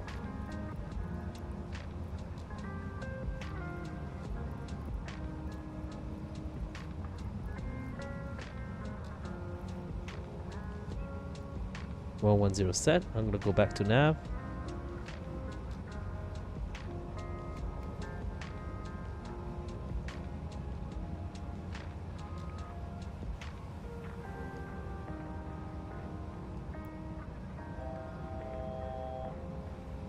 Peanut path.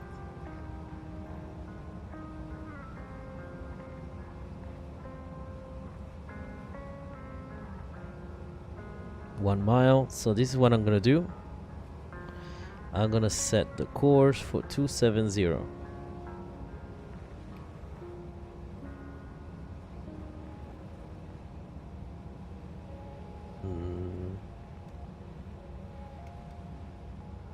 Wait, what?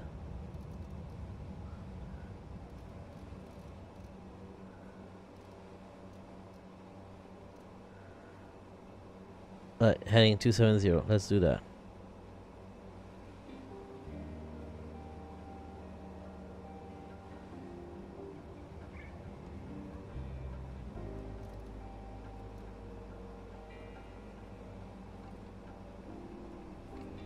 Start the clock. 30 minutes. Okay, VOR 1. Why I don't see VOR 2?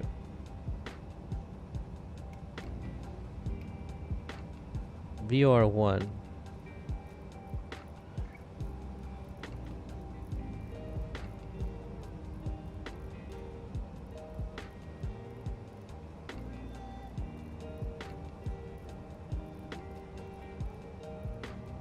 Port au Port traffic, JetBlue 1728, taking off on weight 08, Port au Port traffic.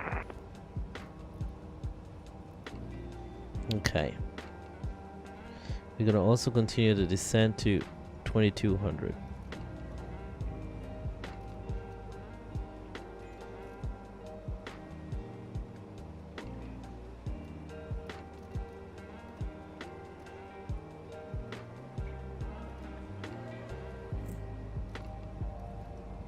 We also have to set everything else up here. So, any lights, wing lights, everything is good. And it's 2200.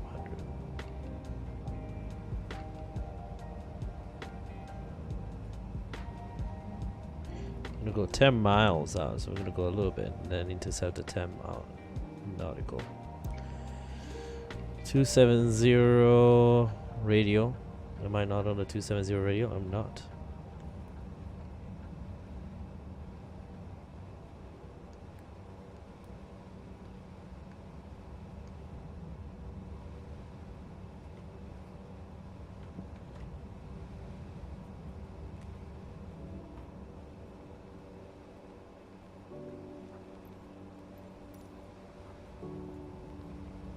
Then we're going to turn to 110.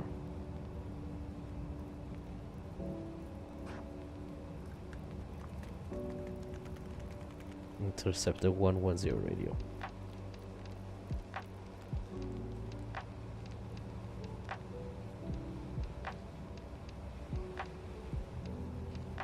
Keep your eye on the ground.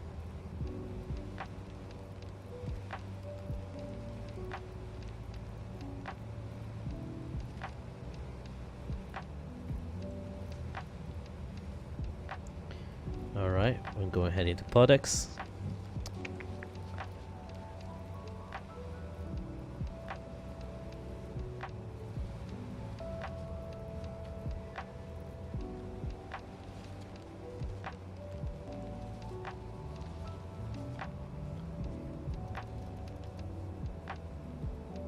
Seatbelt sign good. Landing lights on. Altimeter set.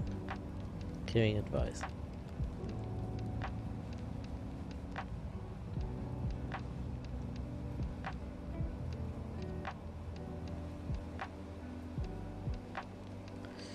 Visual of the runway. I'm gonna increase that. We save.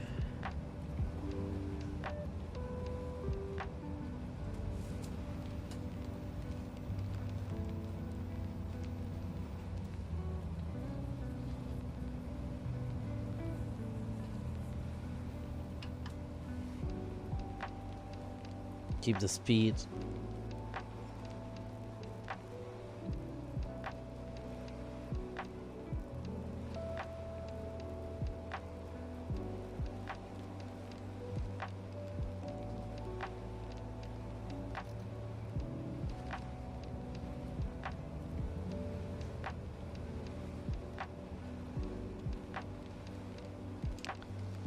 Santiago traffic, Silver Wings 120 ATR42 on 7 miles final, VR approach runway 11.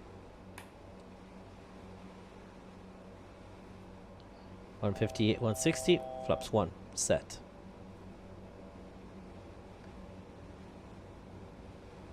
Localizer set. Approach mode on.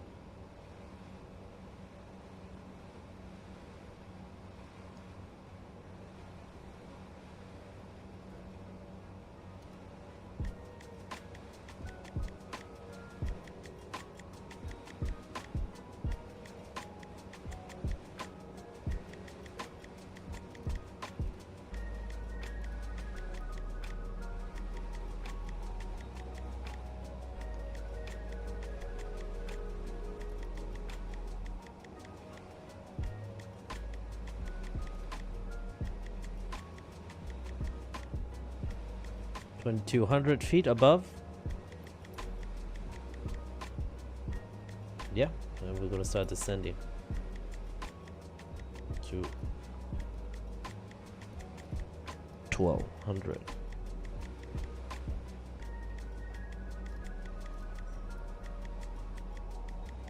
About 100 feet per minute should give us a good speed. If we can get the speed lower. Flaps 2.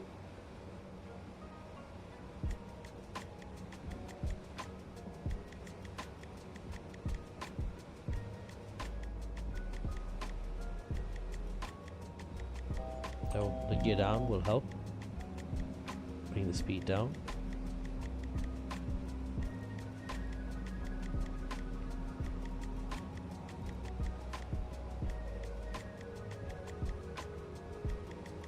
Full flaps.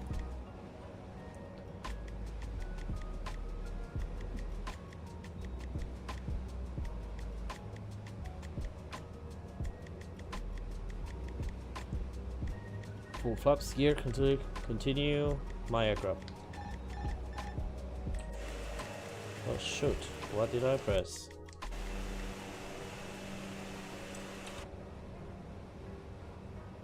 Kinda high though.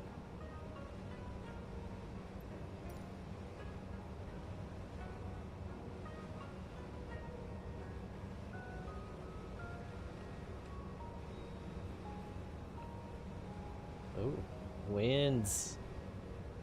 Those are those variable winds that they were talking about. Trim this plane a little bit. Do a little bit fast. Yeah. Continue. Continue. We're too high. Go around.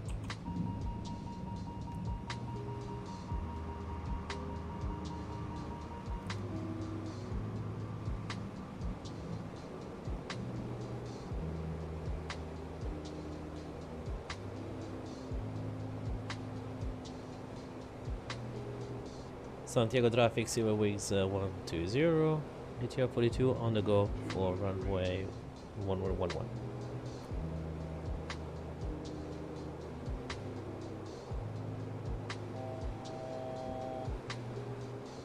We're going around, yeah. Alright, so misapproach 110. We are gonna keep on the 110. Heading bug selected. Bring the power notch back.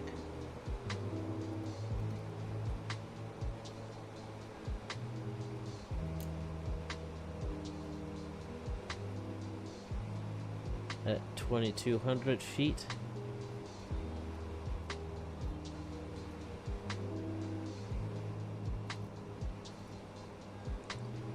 Let's do 3,000 feet.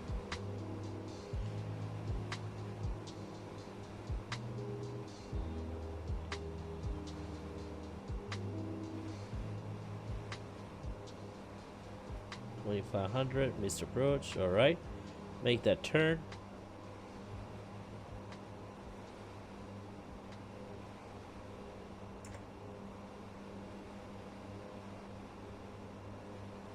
I want to say that was the turn that we are supposed to do. 2,500, yeah.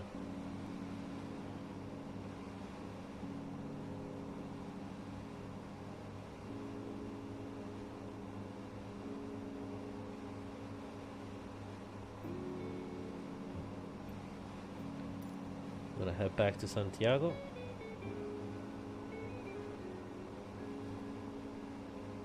Still at 3,000 feet.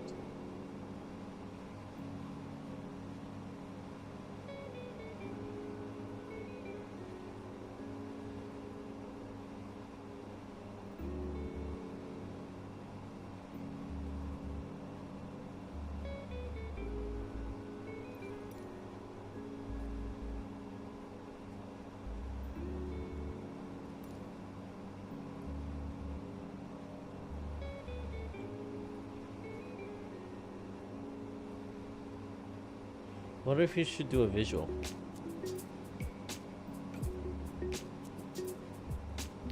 Let's do a visual approach.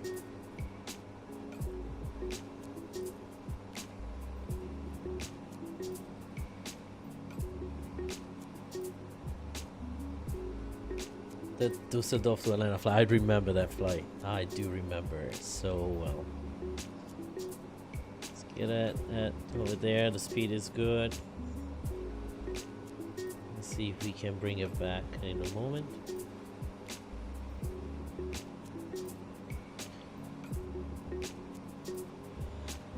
So winds are from behind, so it's gonna push towards the runway. So I'm gonna keep an eye on that. That's the airfield. The airfield is still in sight.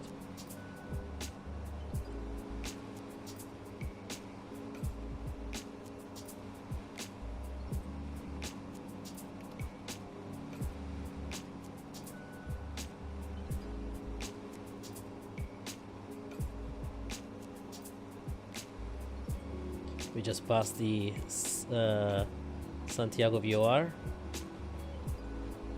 And keep an eye on that runway threshold. Alright, so prepare the plane for landing. Bring the power back to idle.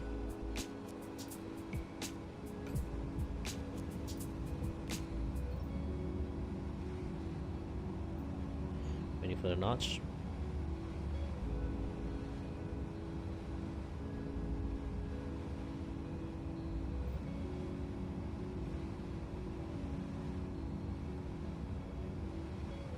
Gear down would help. Oops, with the speed. Just a couple knots. 180, come on. 2,500, don't want to go below that. A bit trim. Start our turn.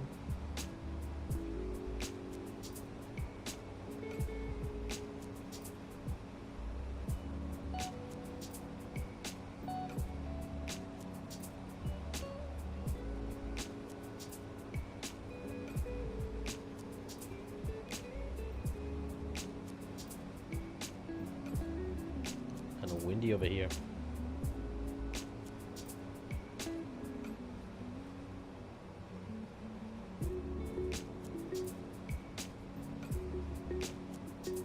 Visual with the airfield and the air runway.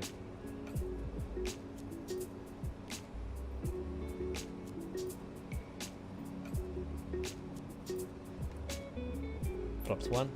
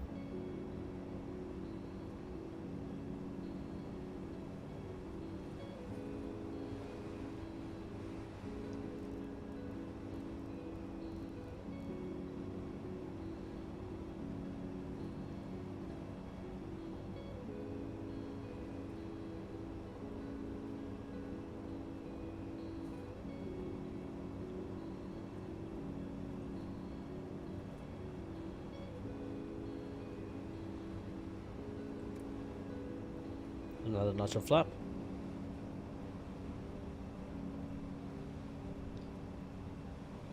That will make me buoyant a little bit. Civil wings 120 on visual approach final runway 11 for Santiago.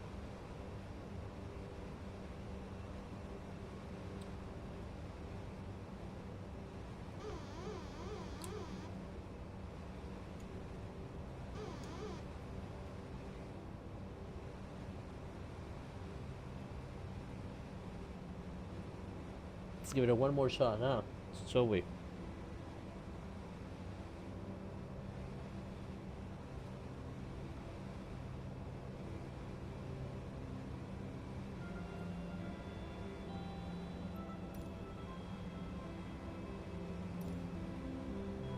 Let's go down. Bring the power back.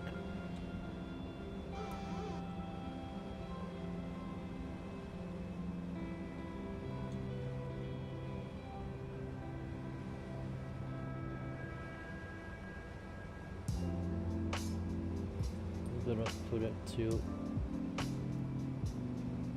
there you go.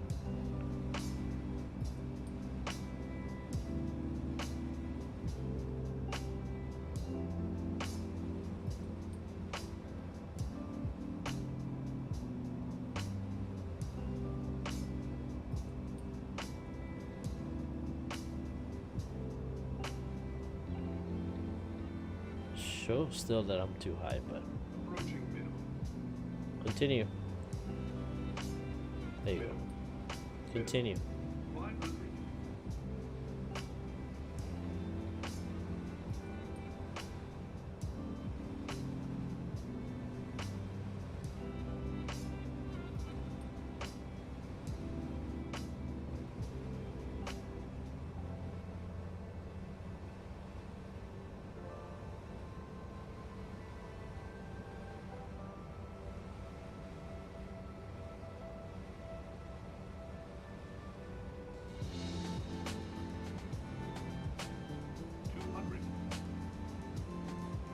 Oh, we forgot to record this. It's okay.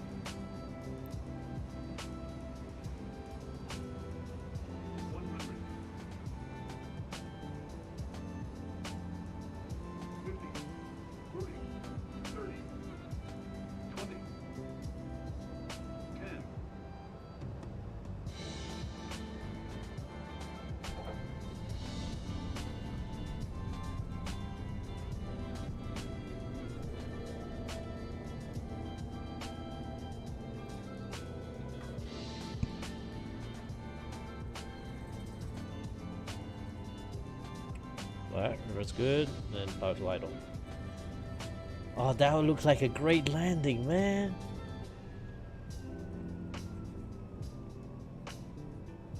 Too bad I didn't record this.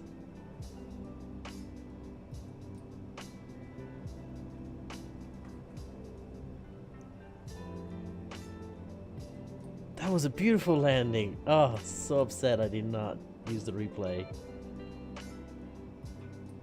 Alright, mods. I need you to do me a favor next time. Just let me know whenever. 90 lights out, taxi on Strobe lights off. Oh good, whatever that is.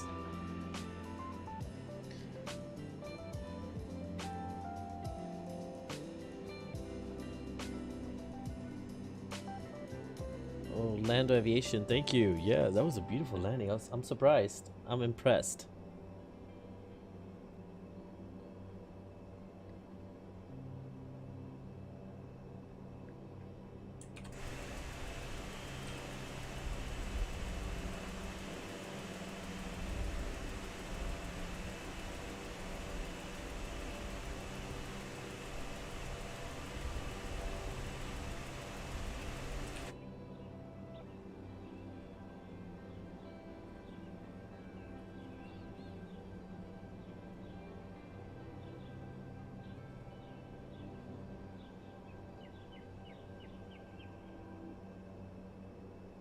Okay, right here.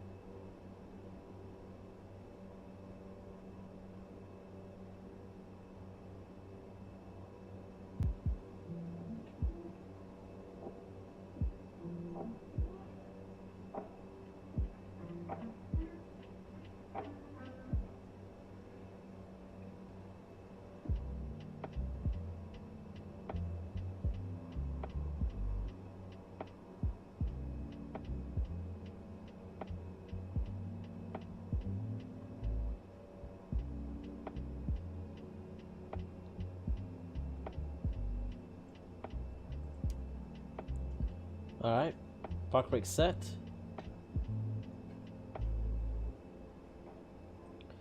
Now, what we have to do, let's kill this engine.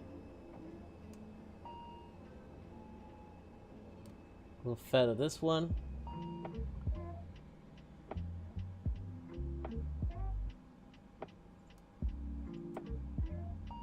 I want to say we have to do this.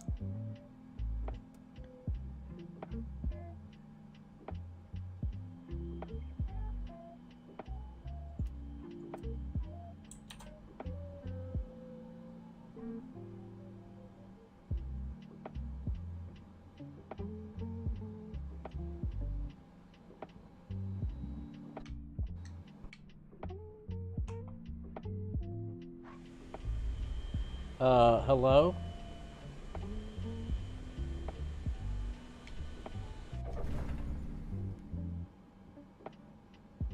Are we okay down here? How are we doing here?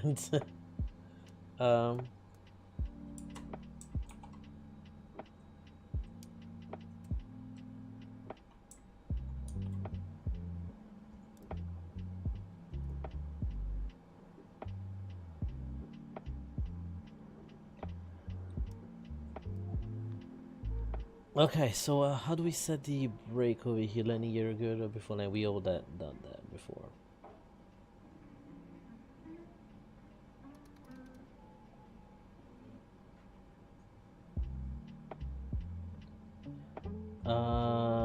Let's see. I thought there was a way.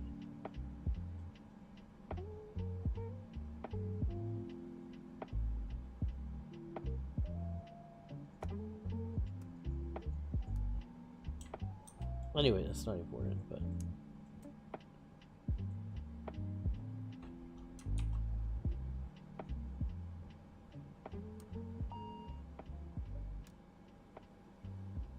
well, that was not it. That was not it. It's okay. All right, let's get the powers and everything. Aircraft, ground power.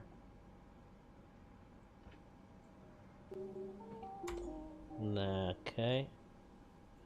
You need to stop the engines to request ground services. I had to put in. Okay, let's put this. Can I do this now? Yes. The boarding requested.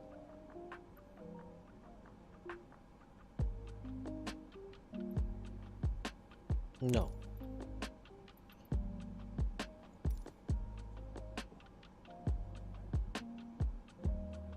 That was a good landing.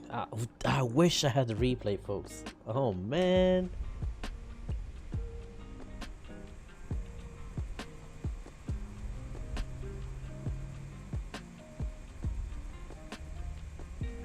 Passengers bus is coming.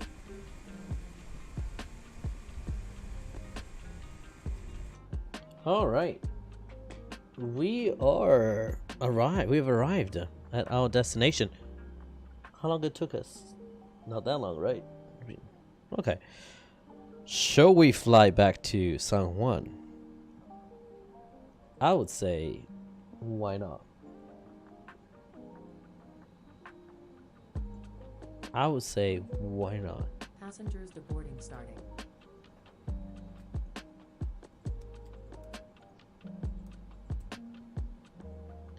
See, I thought there was a way to put the hotel mode here. Get into hotel available.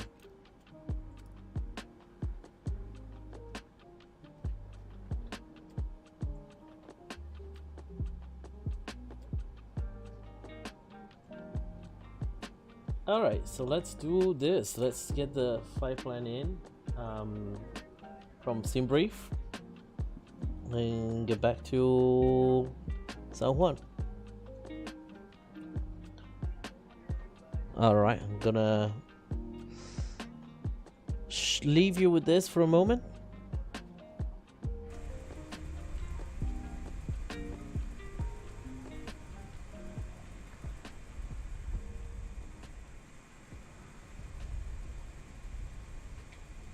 And I'll see you soon.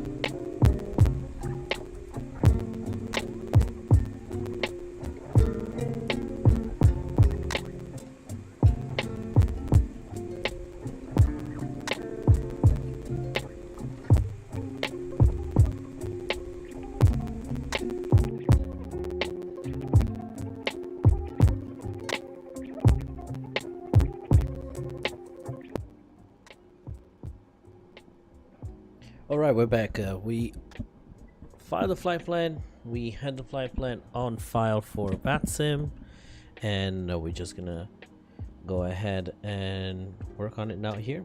So while they are doing all of that, file flight plan, import flight plan, new flight plan is in, set the flight plan, set the fuel, set the payload. Deboarding has completed. That's fantastic. Bye, man. We'll see you in a few seconds.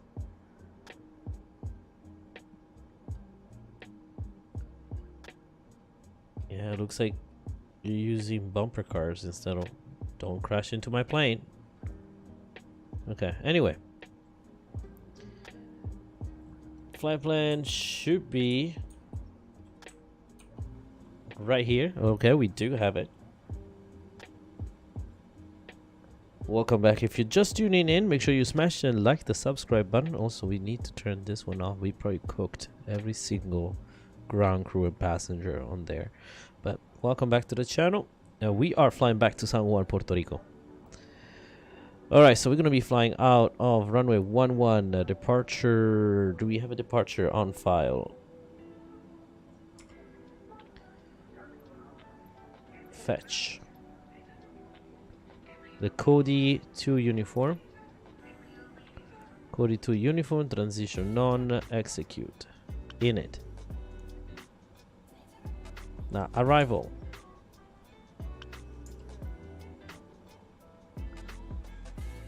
Arrival, I gave no arrival, but we plan for runway 26 for now.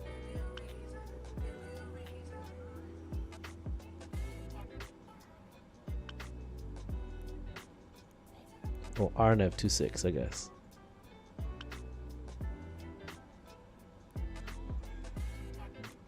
Known, execute.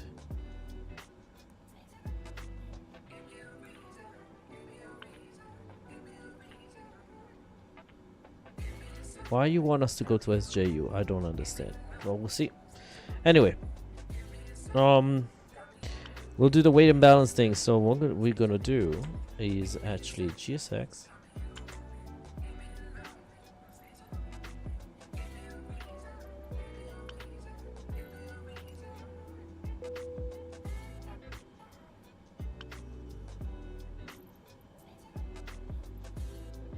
Wonderful. Request refueling. Refueling truck is on its way. I'm gonna do menu, FMS, one init, wait.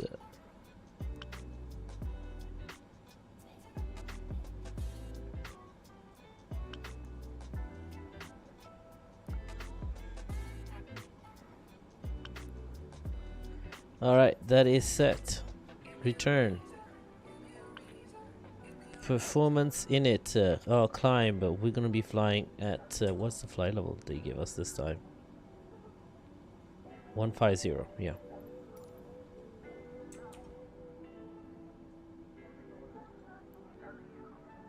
Altitude. Truck is in position. Block fuel.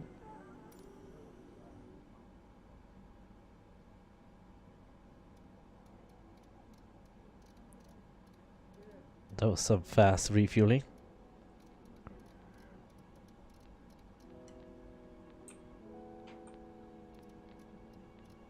So 15,000.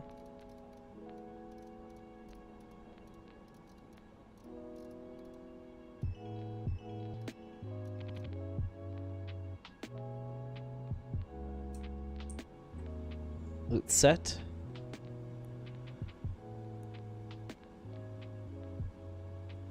It's showing us how much fuel the other 16 pounds of fuel consuming. Okay. Performance 105. 105 and 112 again. Okay. We are good over here. Now let's go over here and get to payload is good. Okay. Is it loose? Okay. Not wrong. Set takeoff trip. Performance 105, 105, 105, 112.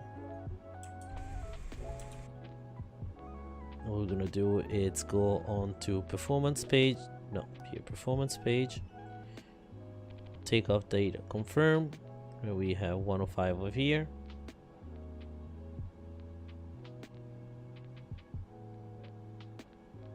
And then we're good.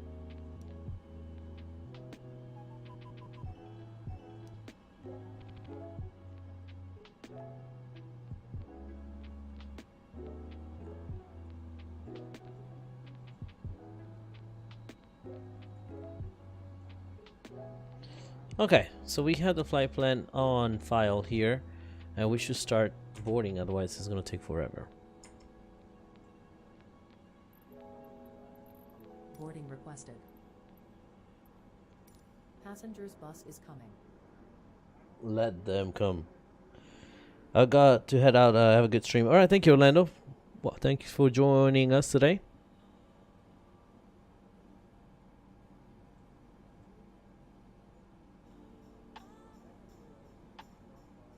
Did XP start streaming already?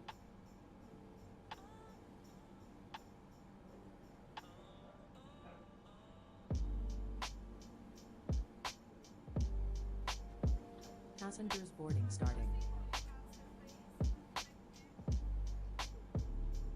No, he is.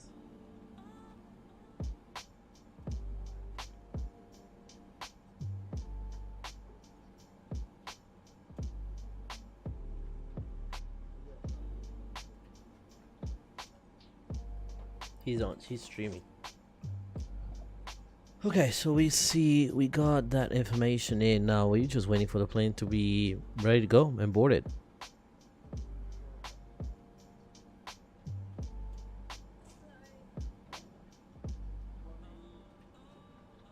I'm gonna set the VORs again. So we're gonna check.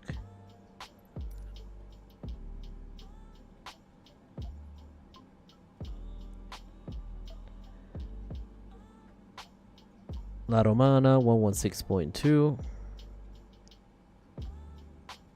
116.20 enter.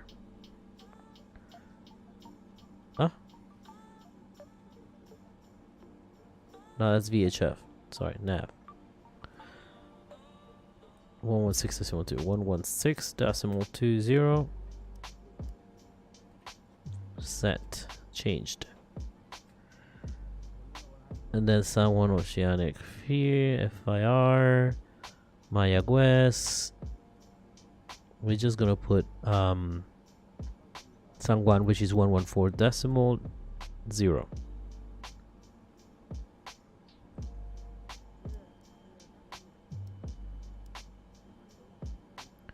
There you go, and set.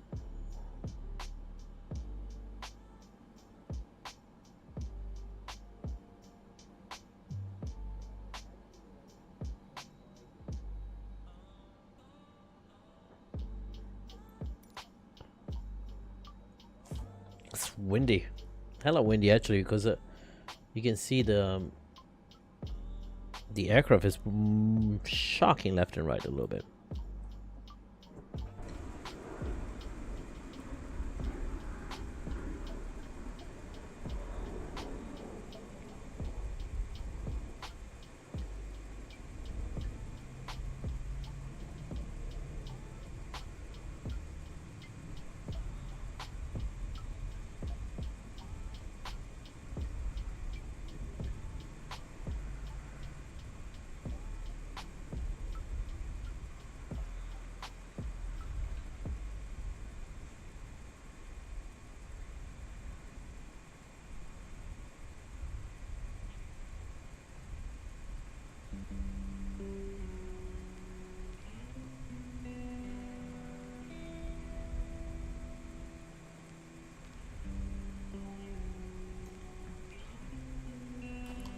Wonder, are they done? Are they done with the What's going on with GSX? I was going to say, are you going to finish up loading my plane, please?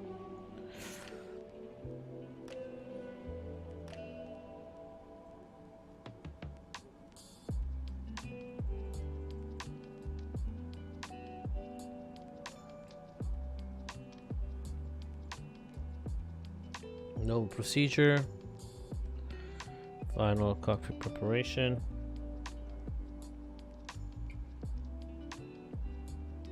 Parking brake set. Altimeter set. We're gonna double check. Press P. That's it. Okay, good. Landing elevation check. FMS com nav set. Fuel quantity, fuel on board 4640.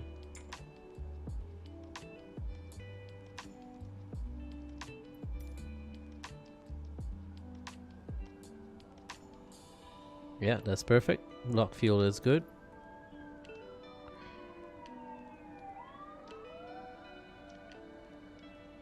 As your fuel use reset. That's on the performance page.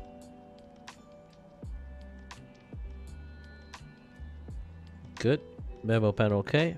Power management takeoff. Procedure complete. CDL life installed on. FMS takeoff data confirmed. Trim set to access. Got it. Doors, we're waiting for that.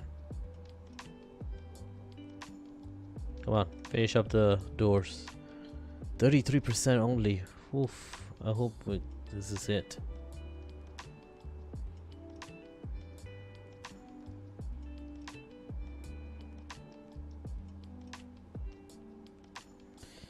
He's really not looking forward for this job, man.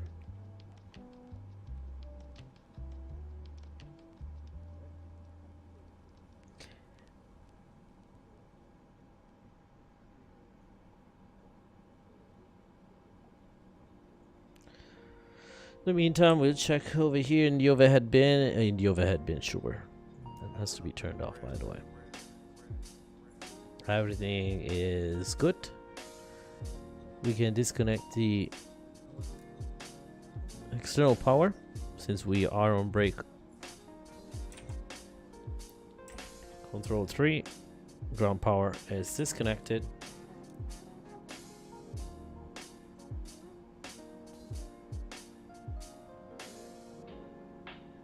Keep it on 122.8 so far. We are expecting to depart in about 10 minutes. Come on. No time to waste. Just put the rest of the bags in quick.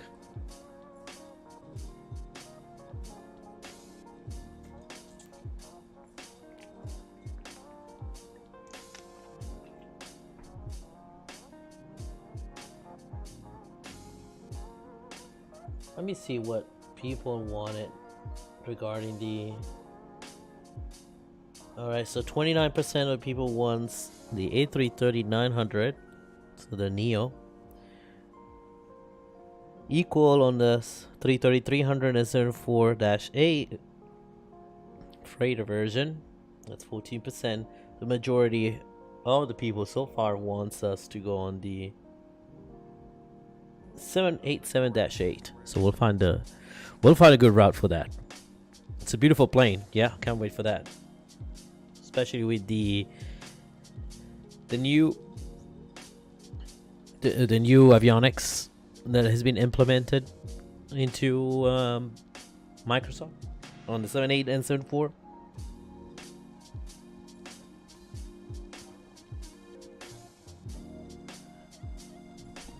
Need to change this chair, make some awful noises now.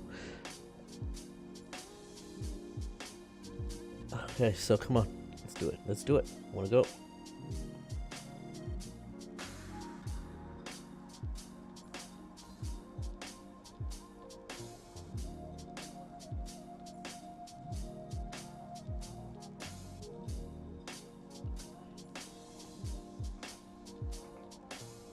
This departure is in about 10 minutes, so how far are you with the bags? Are you done with the bags?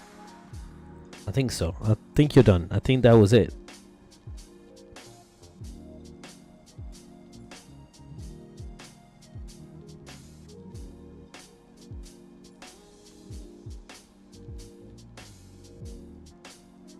Backload complete. Boarding is complete, right? Just say it.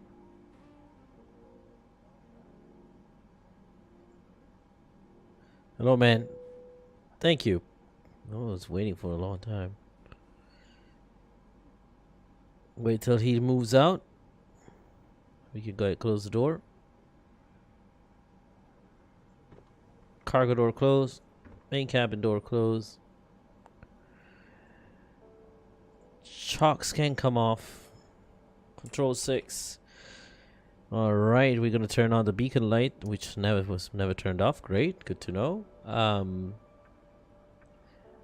And we're gonna go ahead and unprop this propeller. So to do so, since we double check everything is good, alpha, low PR, the auxiliary pump is all right, green pump is low pressure, pump 1 is on. Lovely. So let's go up here. I'm gonna go and give it a little pump of hydraulics until it shows up ready. You should have to do it twice.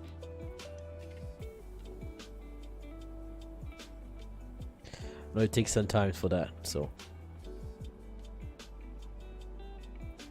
in the meantime, let's run the checklist. Doors are closed, seatbelt sign on, beacon lights on, procedure complete.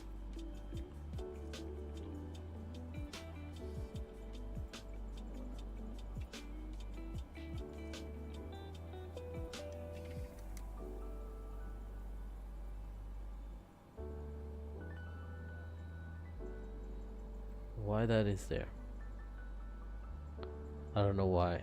After landing, we've done all that except for the parking brake engage. Okay, we've done all of that.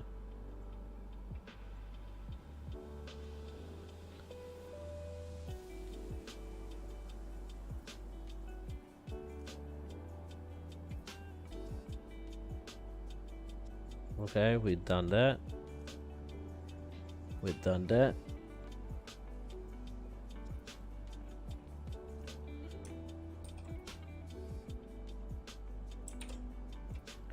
That did not work. Let's try again.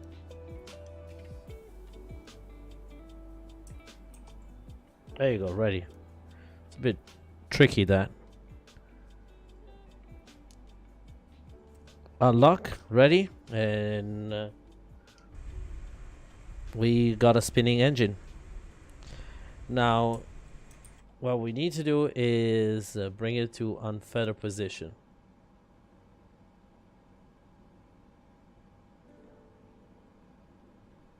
Low pitch.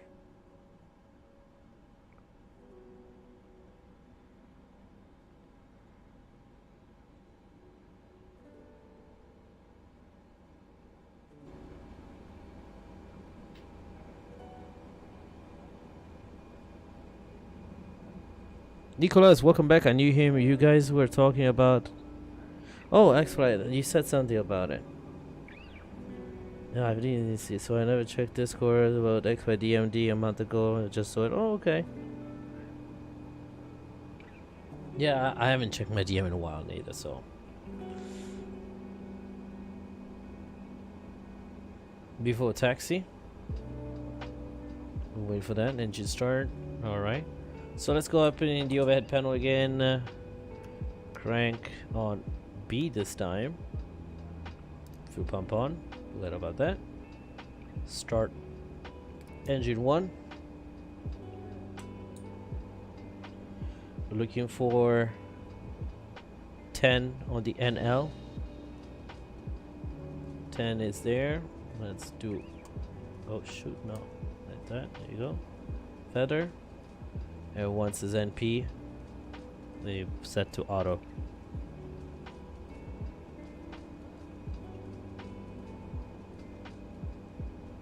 9, 10%. There you go. Set to auto. Take taxi, FWS set, and then cockpit set, anti-AI set, anti-skid test, flaps 15. Flaps 15 checked. Waiting for the position. Flaps good. No nose wheel steering good. Procedure complete. Okay, why is he telling us that we have to before taxi checklist?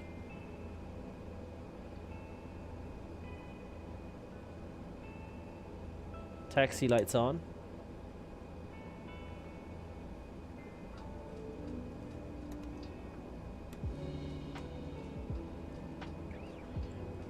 Brakes good.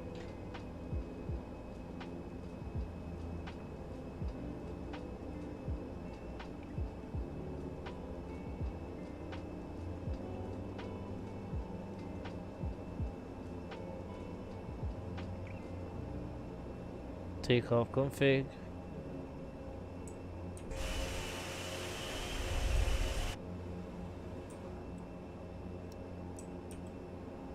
Takeoff configuration good.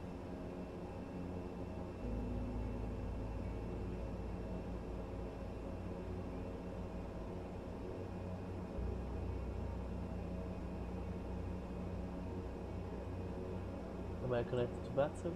Yeah.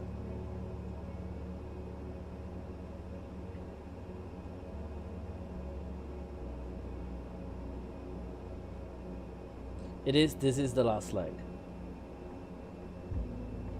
Cibao traffic, save wings 124, ATR42-600, taxiing to runway 11. Will be eastbound departure.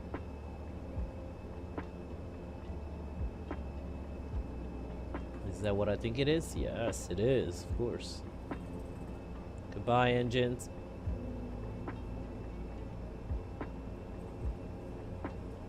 Bring it to throttle to idle.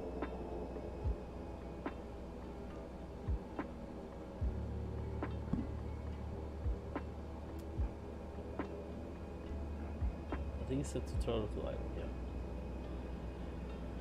Okay, sim brief panel. That's good. Let me see the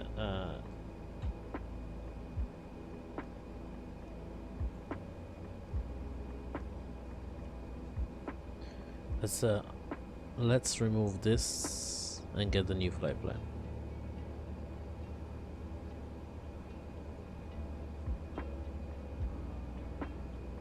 This one.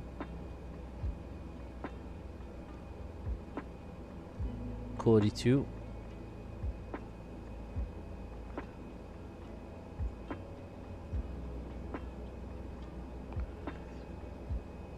So we're doing a Cody 2 uniform, add to route, that's there.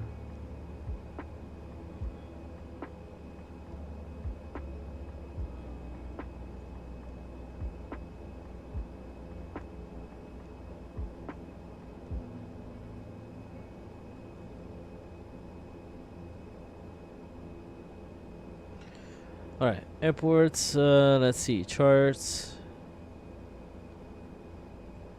So we're right here, we're taking Alpha and then backtrack on 1.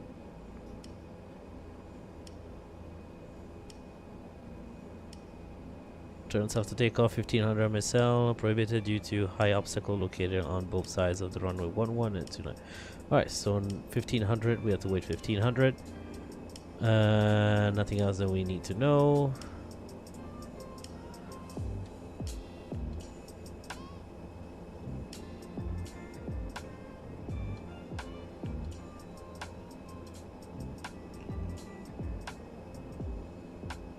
Let's see if I can get the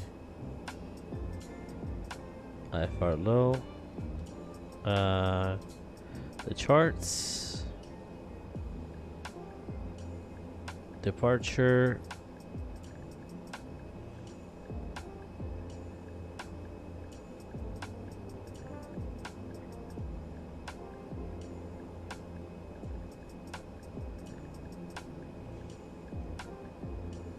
And I believe we're flying Code X2 uniform, that one. We'll set to FMS mode. Okay, and nav, LNAV set.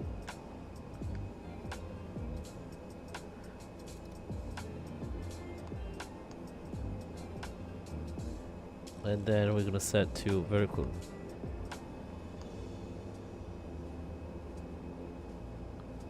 Why is VNAV not working? Let me double check over here.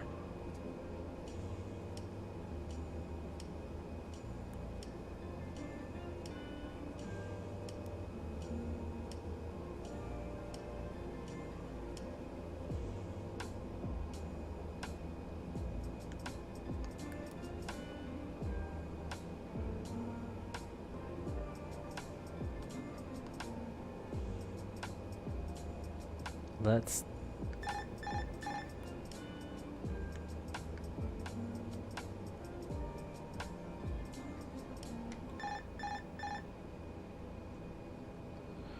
Alright, we'll fix this now.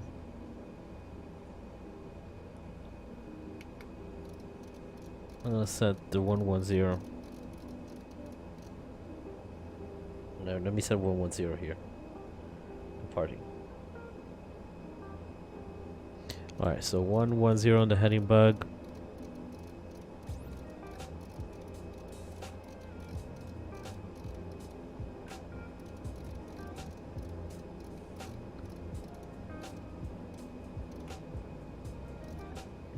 Set.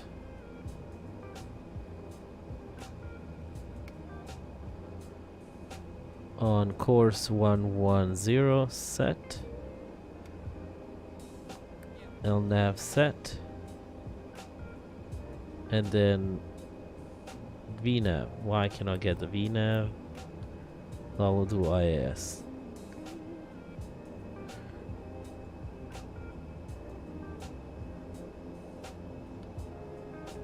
We'll see once we get up. Alright.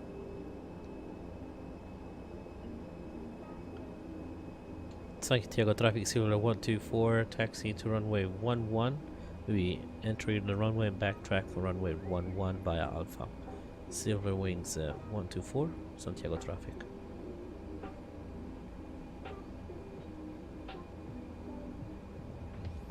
Cabin crew, please be seated for takeoff. Taxi lights on. Off. Strobes on. And everything is good over here.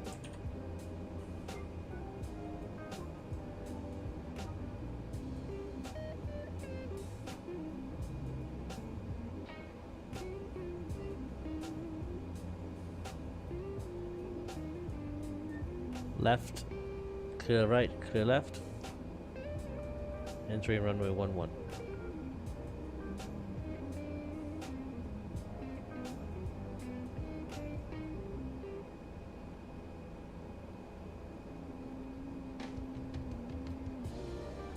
Ah, beautiful with the sunset.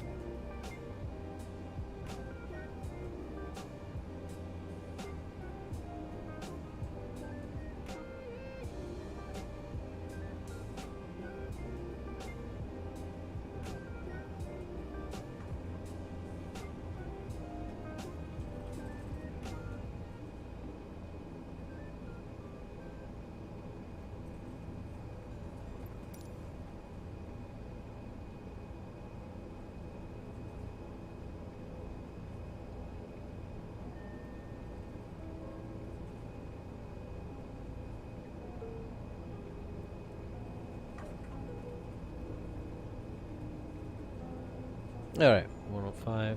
That's taxi lights to take off actually.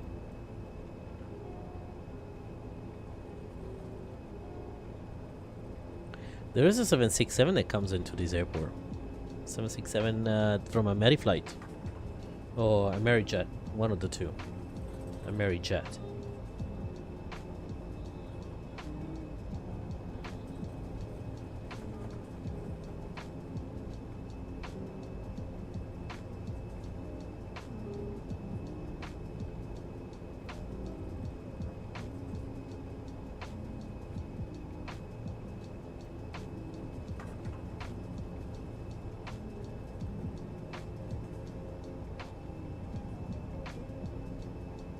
Alright, we're approaching the runway threshold.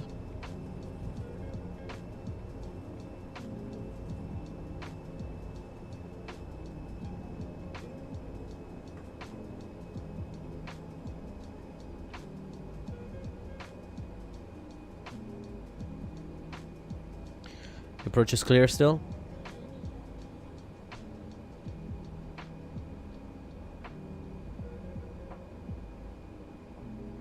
Sun is setting.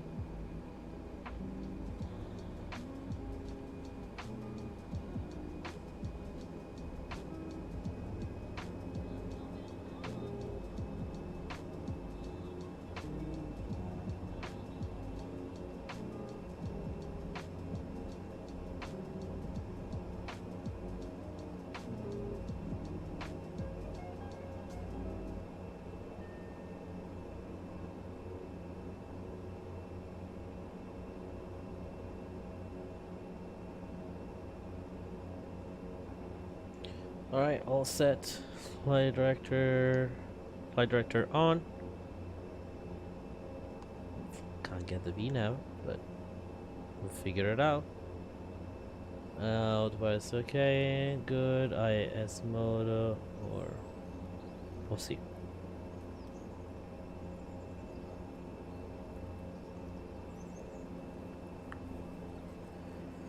Takeoff briefing complete. Glass lock off.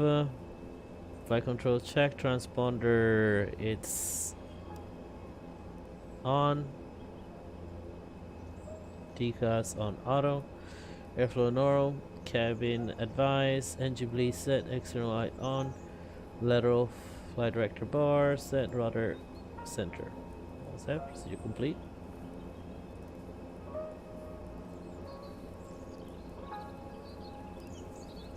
After takeoff, we'll keep it there.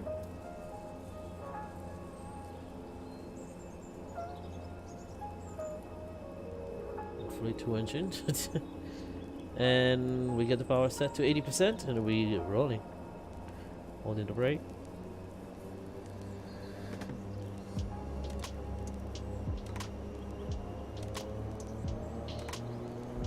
Takeoff is armed.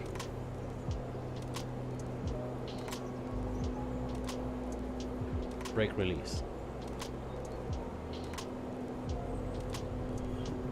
Keep around those winds.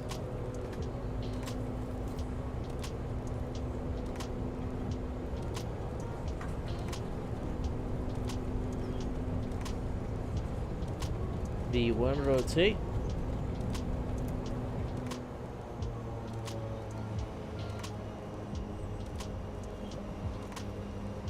Pause your rate, gear goes up.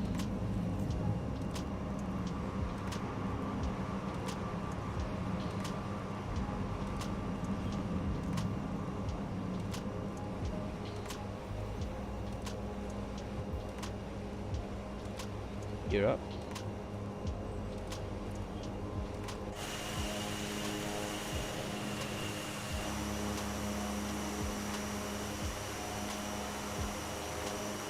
Oh, beautiful takeoff.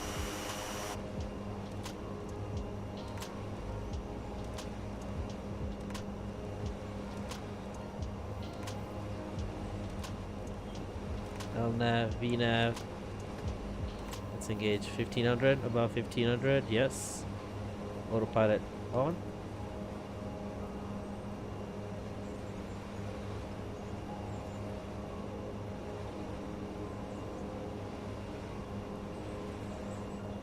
Above F, so that's a flap. Flaps up. Climb management mode. Landing gear up, flaps up. Power management into climb, engine bleed on, taxi takeoff lights. We'll just turn off the taxi lights.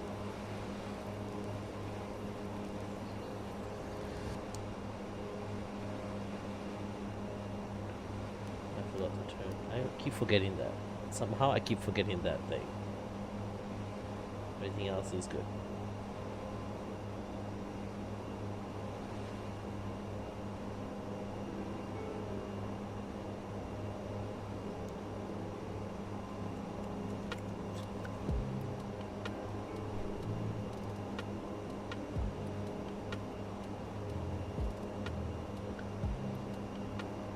takeoff config good. I'm gonna get set to navigational display here.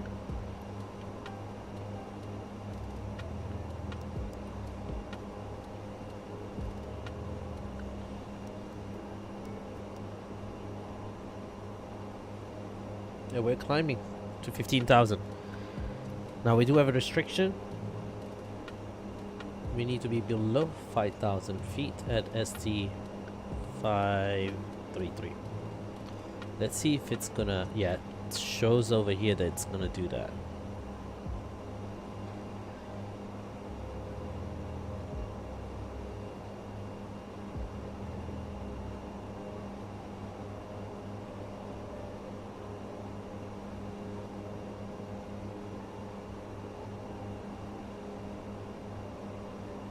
All set.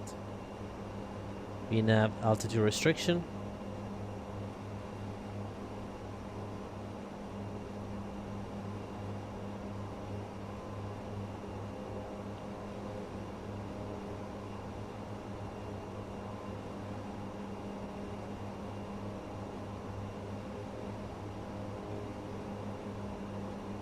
Gonna power down a little bit.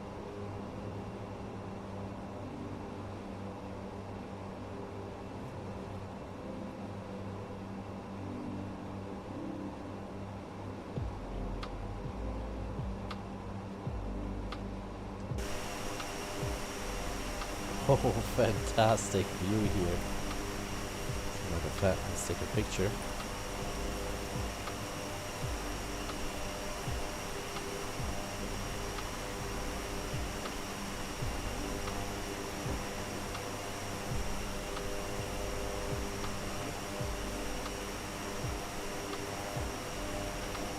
Just got delivered some burger.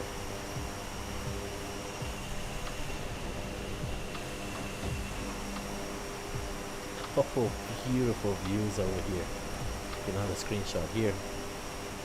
This is going to be a bunch of screenshots today.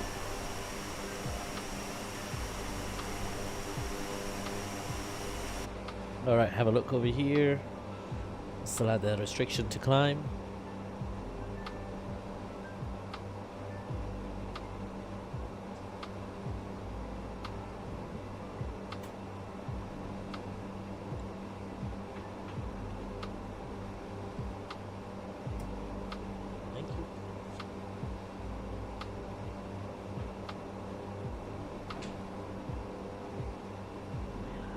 Little fish in a while.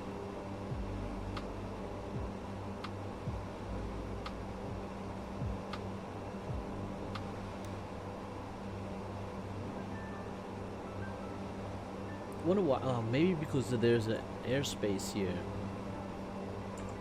Or some arrivals.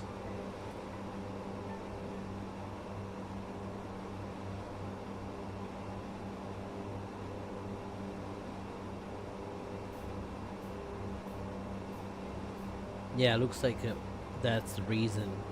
It's probably one of the arrival for La Romana, for Santo Domingo.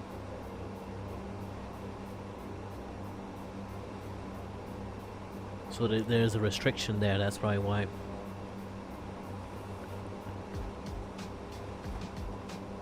It's to protect the traffic into Santo Domingo.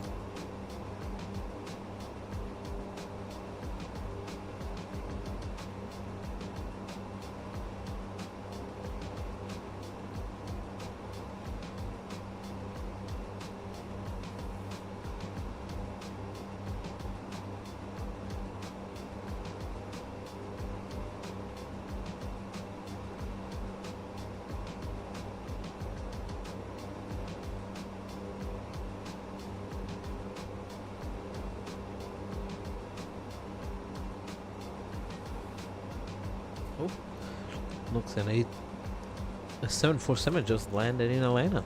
That sounded like it.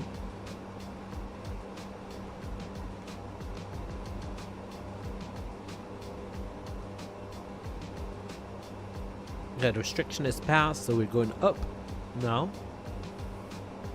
15,000 feet.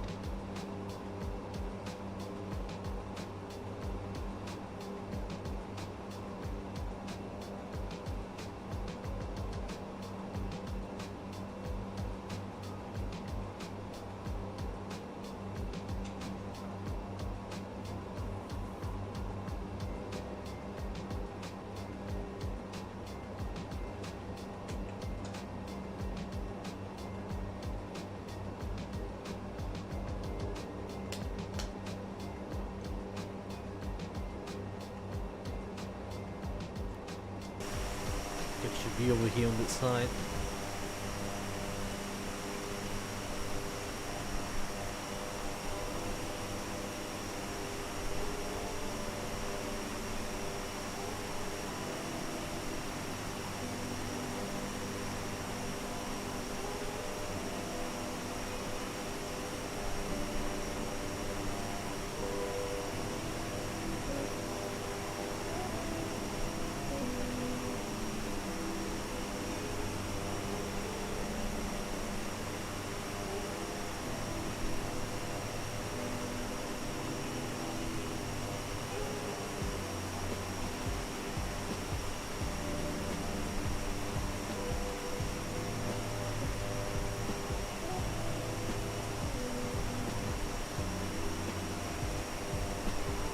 Let's see, keep it night time. I haven't flown this plane on at night, so I want to see how the lights look like.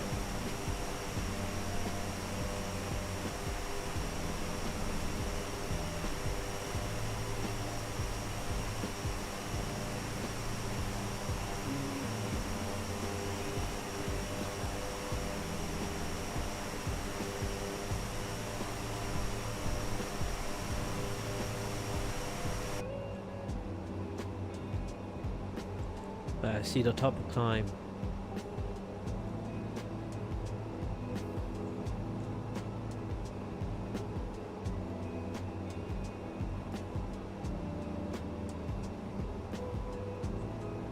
Let me do a couple of researches here. I need to do Asobo.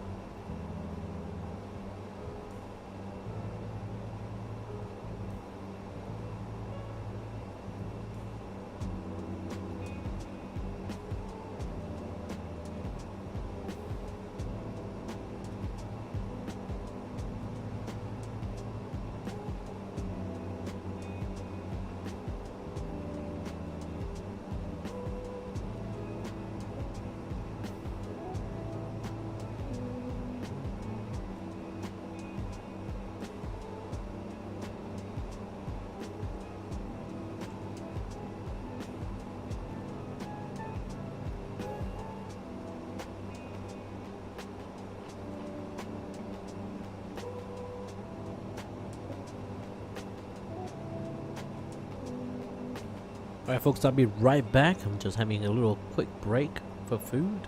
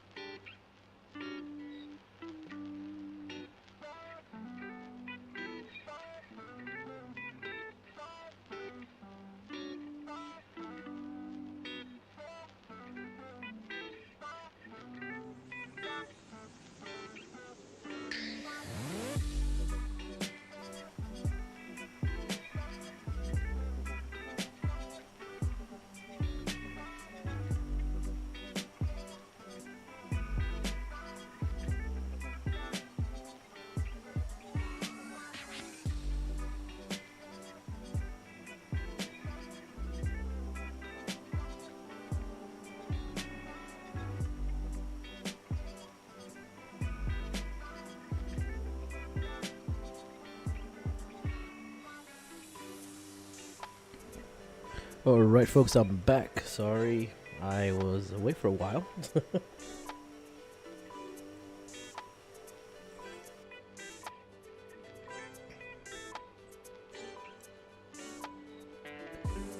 Alright, so we are 15,000 feet.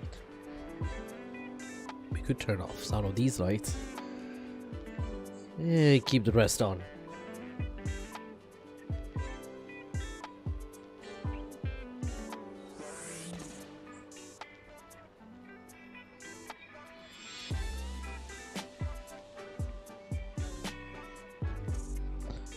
Let me see if I can turn some of these lights off. Maybe? No?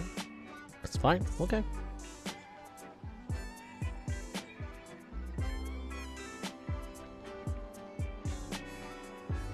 Oh, nighttime flight here. 30 minutes. So, let me see over here. We're gonna set up everything. Looks like we're looking for an approach speed of 100.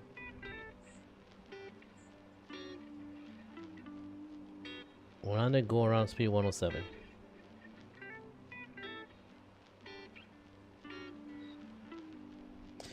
Let's have a look at the descent, the approach charts. So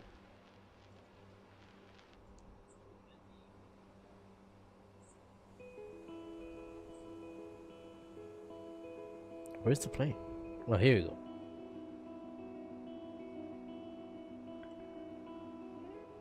Okay, so we are going to come over to La Romana, which is one of the VR we set up, I believe. Yeah, we're 15 miles away from La Romana. That's 116.2, if I'm not mistaken. Yeah, from La Romana, that's a straight shot. Basically, we're gonna go south of the island and then cross right in the middle over to San Juan.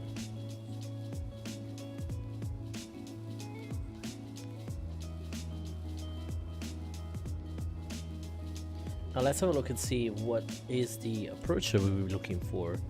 So we did say that we're going to be adjoining the runway 26, and I believe we said the RNAV runway 26. So let's have a look what we have here. There is an arrival here that we could take.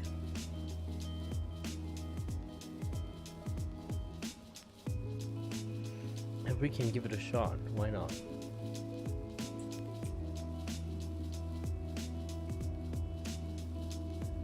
And this is the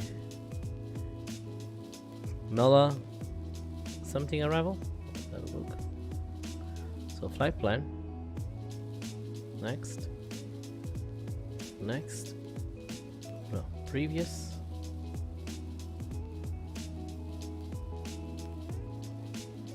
Where is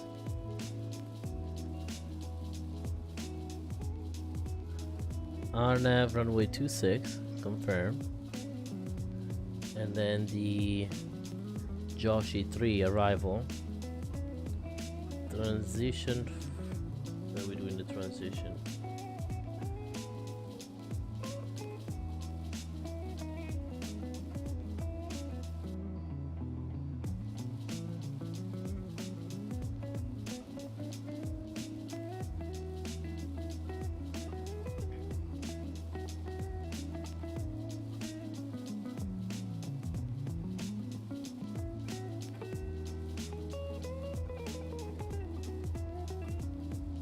Alright, let's see. Joshi 3.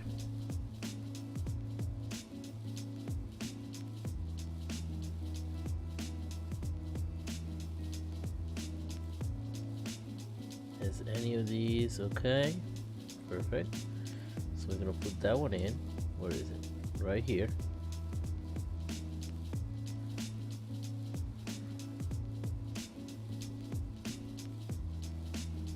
Now, what we're looking for also is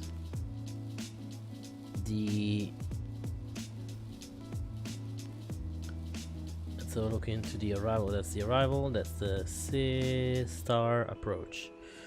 RNAV runway 26. The lagoon visual would be nice, but we'll do it another time. RNAV runway 26.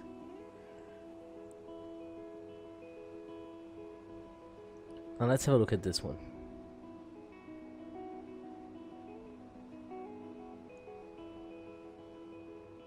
I see.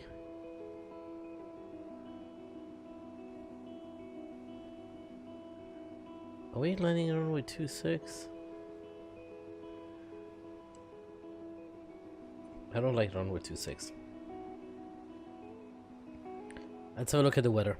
Okay, so procedure information weather 080 at 10 6 miles. Oh, no runway 6. Ooh. Let's do 10.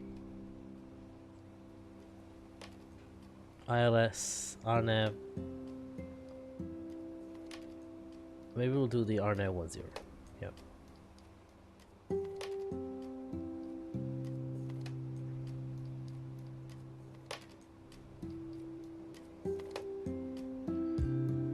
Let's have a look over here.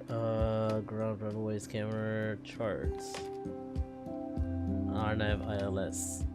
Lagoon visual. RNAV 10.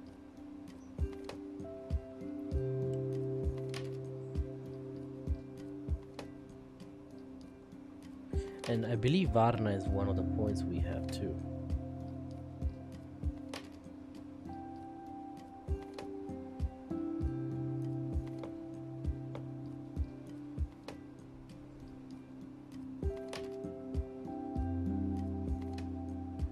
From Josh, Josh is 06 Zugud. Okay. Okay, so that's, we can do that. And that's for the RNAV. I believe we set the RNAV, so let's set this one right here, 26 12 to be no, let's delete this one.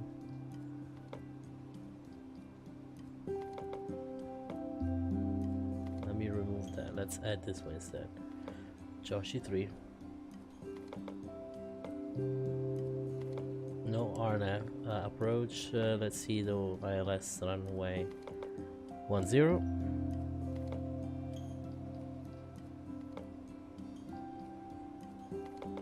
The RNAV. Let's do the RNAV. Yeah, let's do that. So RNAV 10. Joshi 3. Varna. I want to say that's what we're using. No, it doesn't. Go to Varna. Via Varna. The transition Mella.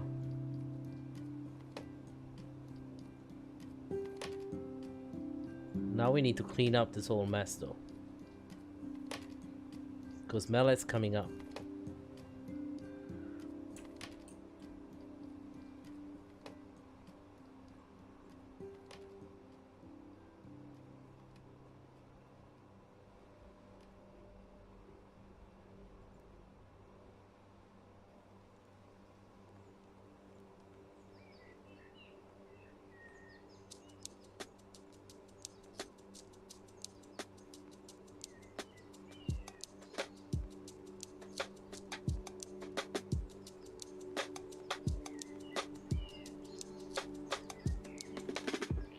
Alright, from Mela, let's see. We go to Joshi. No, okay.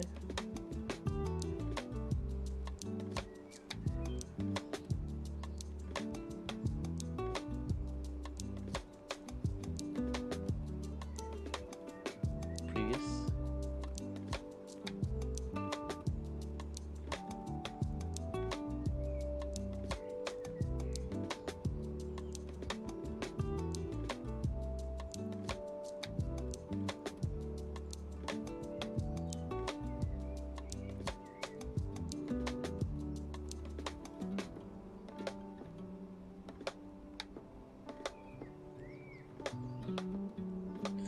clean up this. 8 minutes to Mella.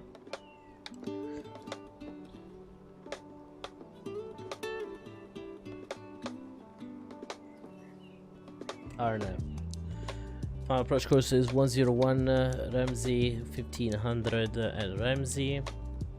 On LNAV VNAV, decision altitude will be 408. So let's do that.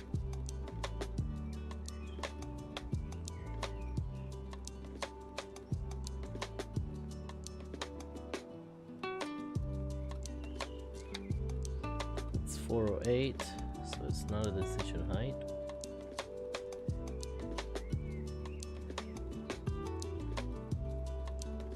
.408, so we run it up to the closest, so that's 410. 410 set. 410 set.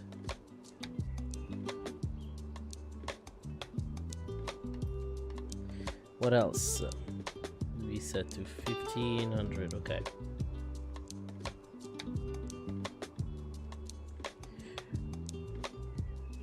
This one, Turner 2300, Ramsey 1500, 3 degrees, Zaspu 1.7 from runway 10, and then the missed approach of 1.7. Yeah, we'll continue. We won't go below our missed approach.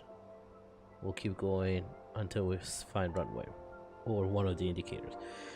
VNAV is 480. Sorry, LNAV is going to be 480, and the LNAV VNAV, since we're both, is going to be 408.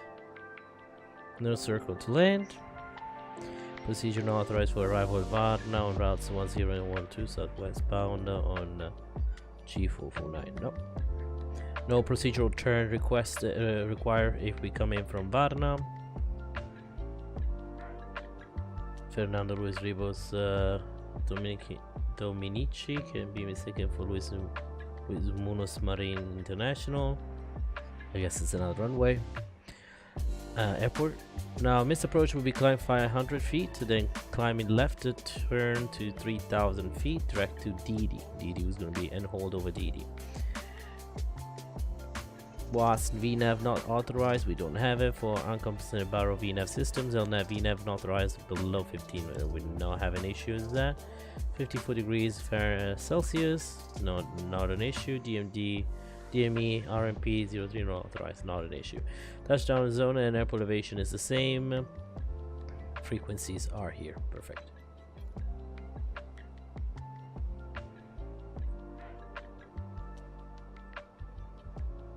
So the weather still sucks apparently. Like looks like there is a bunch of weather in the area, so we'll keep an eye on that.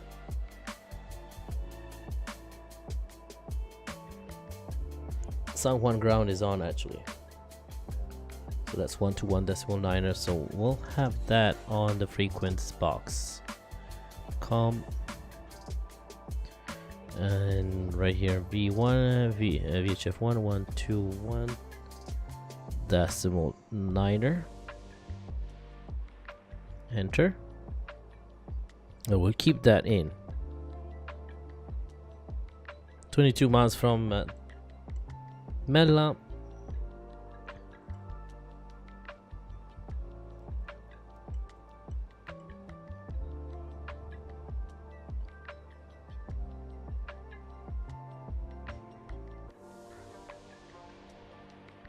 We're 239 over the ground, so we do have a headwind. That's all right.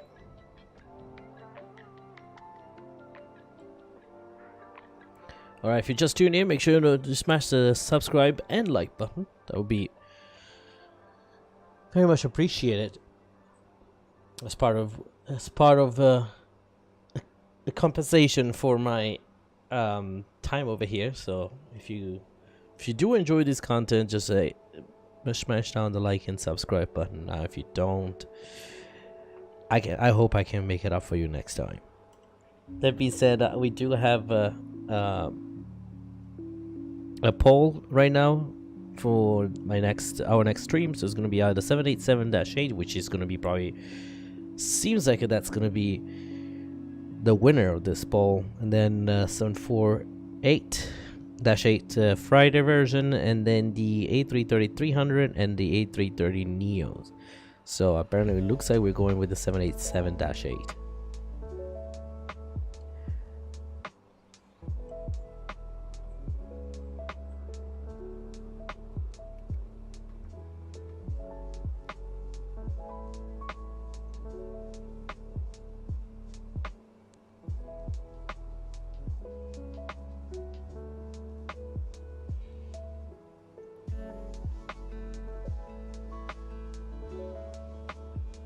Let's see if I can get this thing right.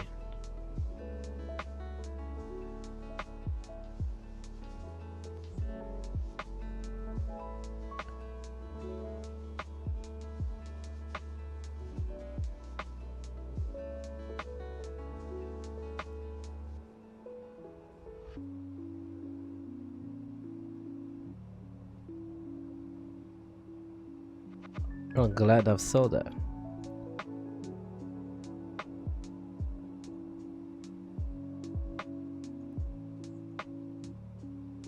So Joshi.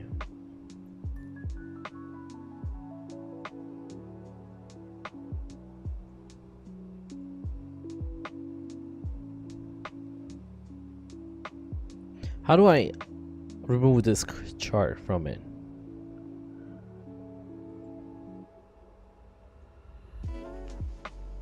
There you go. I think I did.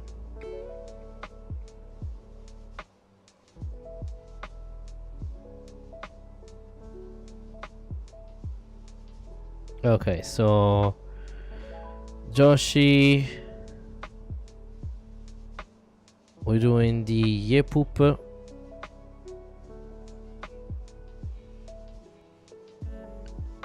The Yoshi, no Zugo, no Tinner. We're just gonna remove everything before.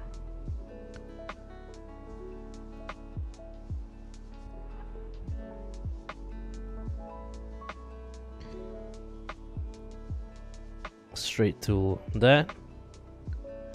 And then from Varna. I thought I removed this, sorry. I'm really trying to see if I can remove that. Oh, here you go.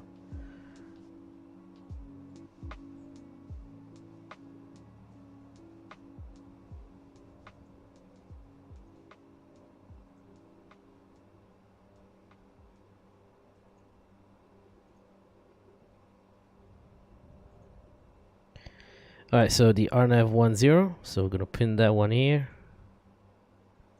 So from Varna, Yito, Tinner, or whatever that is. Okay, Yoshi, Varna.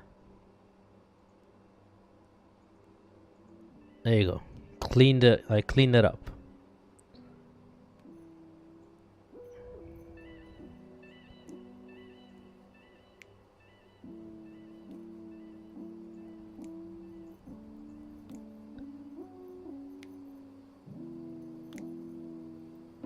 Okay.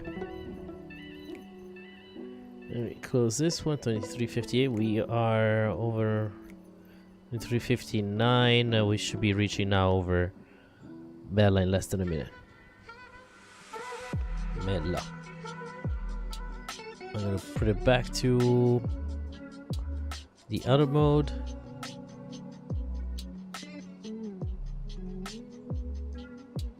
Oh, what did I press?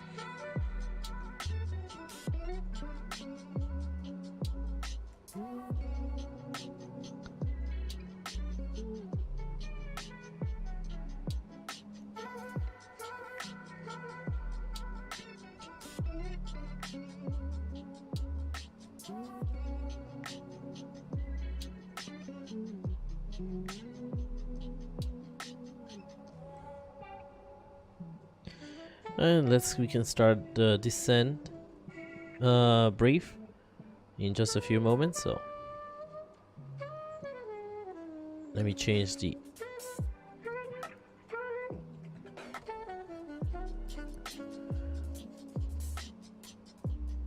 all right. we are briefed for the approach and set for the approach. That's, as you can see, 410 set. And we are good over here for that. All is set. We're looking at a speed of 100 for approach and go around speed of 107.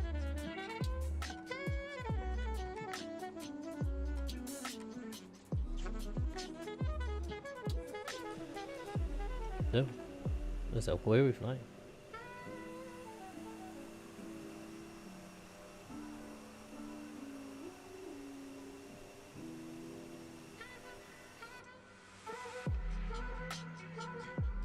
I'm trying to see what's going on with my custom views. So, did I get them? No, I lost the custom views. Darn it!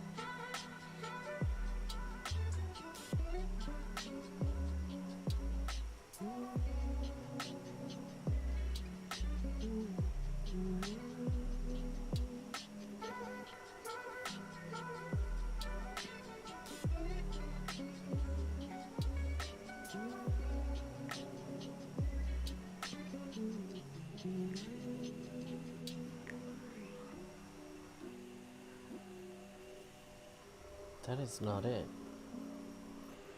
It was under camera. Yeah, I lost all the custom views. That's so annoying. It's okay.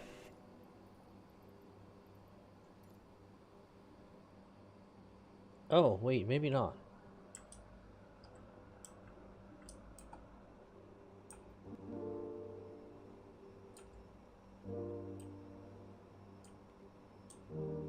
I got the views back.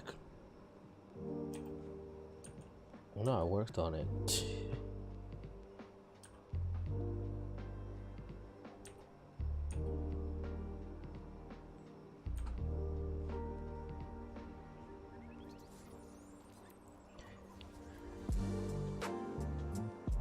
Let's have a look over here. Top of descent is still there. And a speed that's killing us today. We've been up in the air for 15 minutes now, and we expect to land in about approximately 20 minutes.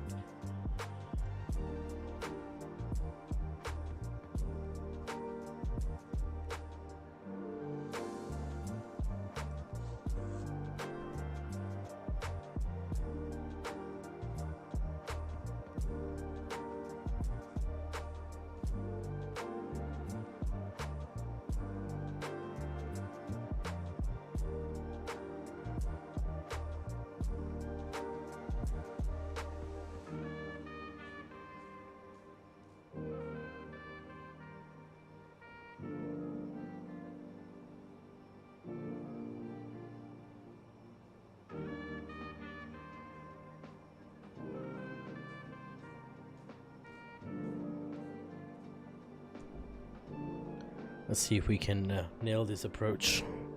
So don't let me forget to put the recording out. Damn, what is this light?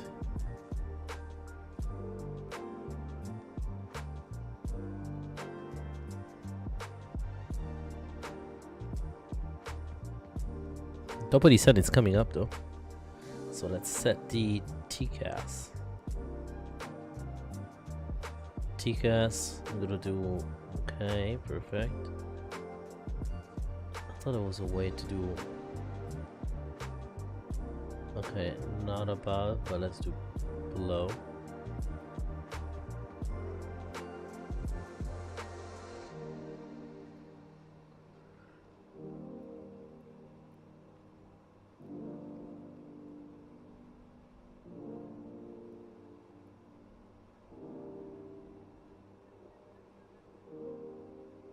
Was there a way to set it up here? I forgot.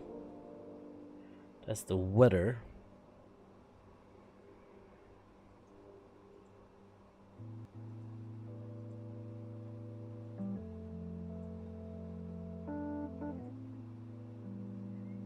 No, we're good over here. I think we're good over here, yeah.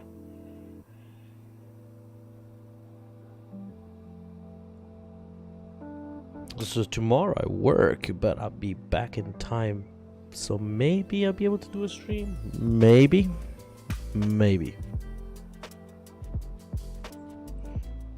So we are on the arrival, by the way, now. Because we are deviating from the original route.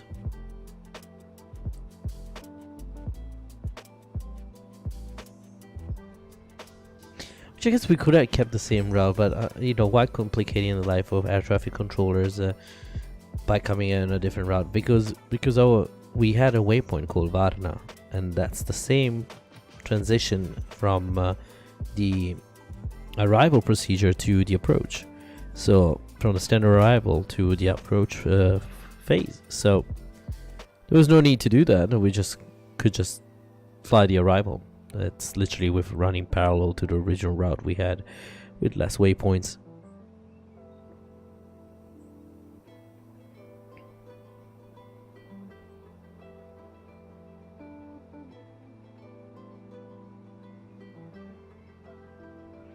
That's quite dark though. It gets very dark here in Microsoft, I'm not gonna lie. But we are running real time, so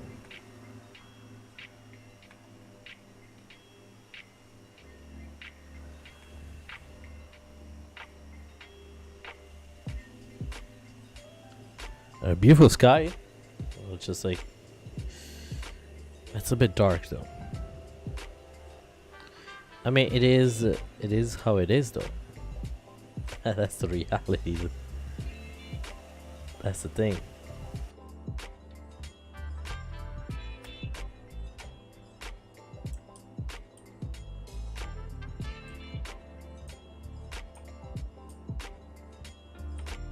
Let's see, hopefully with the wing lights, when we turn on the wing lights, that's gonna change.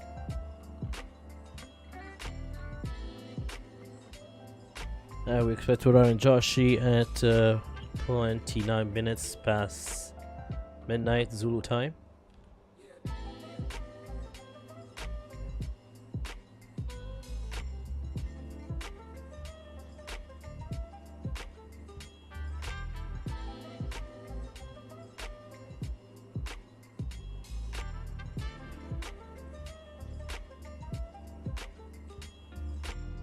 What we're gonna start the initial descent into vertical speed mode, just a couple, like a 1,000 feet per minute, and then VNAV is gonna kick in.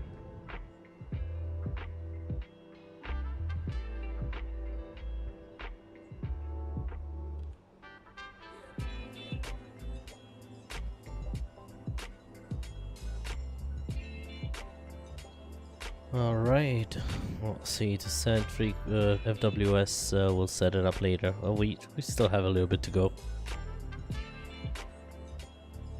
If we were flying Airbus, we would be already descending. It's not far. San Juan is over there. We're not far out, so there's an airfield right here.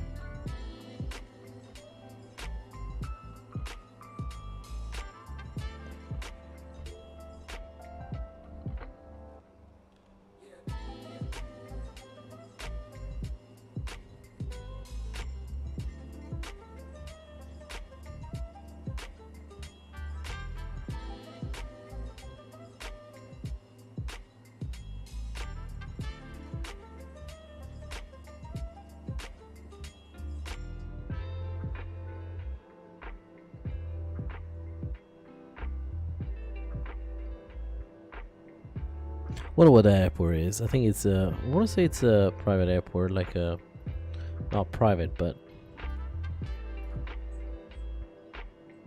let's have a look.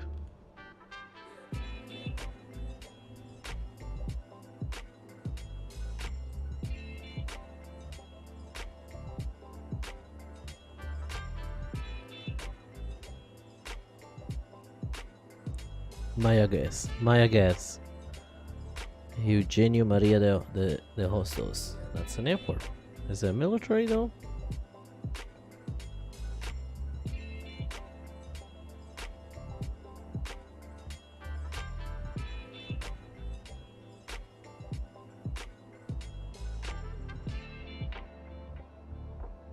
Feels like military airport.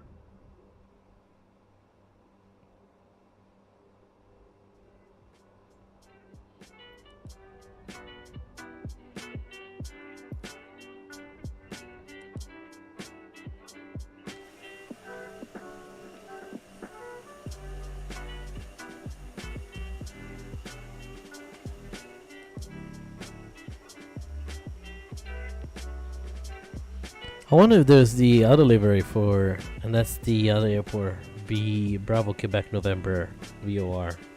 There's those two airports over here. They're pretty strategic though, right at the beginning of the island coming from the other side.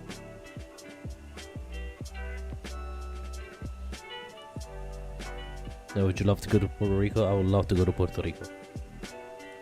But hey, yeah, welcome aboard. Hey, what's good? Wow, is it really you? It is.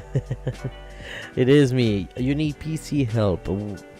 Let me see how can I help you. I'm not sure if I can, but oh man, the A330 kind of like pulled the trigger there. Someone wants to fly the A330 as well. I got this motherboard and I'm looking at, and the RAM SKU matches, but I can't tell version of the Corsair RAM. It says version 3.44, but the stick says 4.44.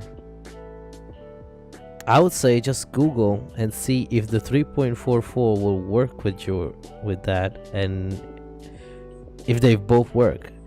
Most of the time, they technically, unless they are, direct, if they are DDR5 or DDR4 or DDR3, that's the biggest issue. That's the biggest thing you have to check. Oh, but your motherboard should be able to have both 3.4. I mean, if they are, they should be both DDR4 or DDR5, I assume.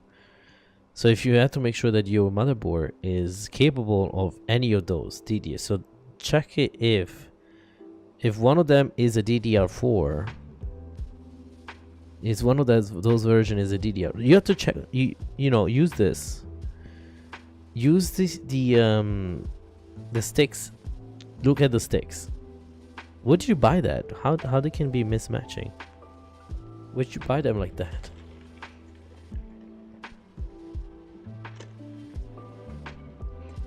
So, double check if both versions are. On Ace's website says CMX, okay, will work. SKU matches, but the version does not.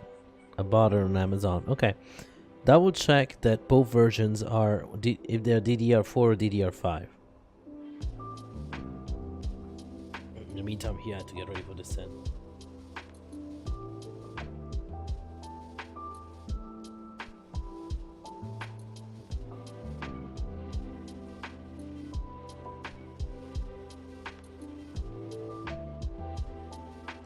Miles, 18 miles from descent.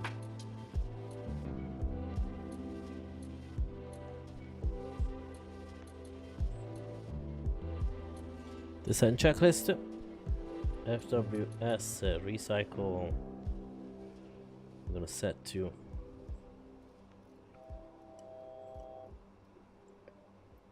what altitude do we say?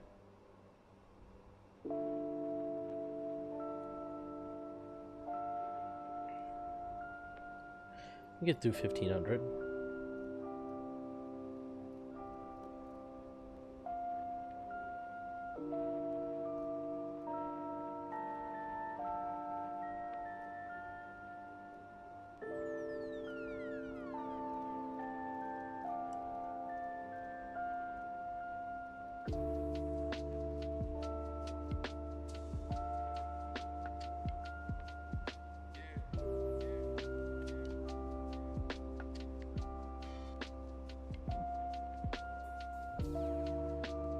So you bought them on Amazon. It says they're both DDR4. Okay, like this.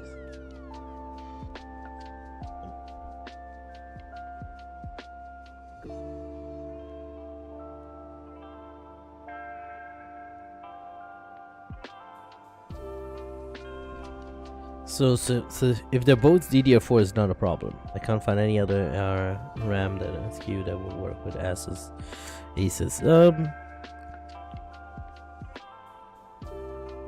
They're both DDR4, so you should not be having any issues. But now you're getting me confused too, because you say one is a RAM for, so you have what? Is that like an AMD or Intel? Well, no, they should be both working. Both should be fine. Look, just insert the stick and check it out. Do you have a test bench? No, I assume you don't. Intel, okay, you should be good. I mean, you should be fine. DDR4. If they're both DDR4, that's fine. You know, a worst case scenario, if that does not work, it will just not recognize it. It will not recognize the RAM. So there's two cases. If you see that the RAM is not recognized, either you did not insert them correctly. Make sure you do the dual channels. So if you put the stick, by looking at your motherboard, see which slots you should occupy first. So slot maybe 1 and 3, or 2 and 4 if you're running dual channel. So if you had 2 sticks, so 1 and 3 or 2 and 4, check which one the motherboard asks you to add first, and then you kind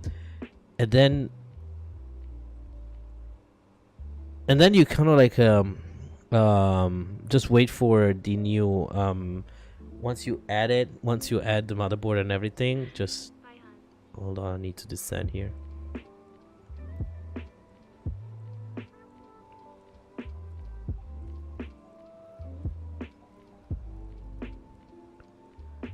VNAV path.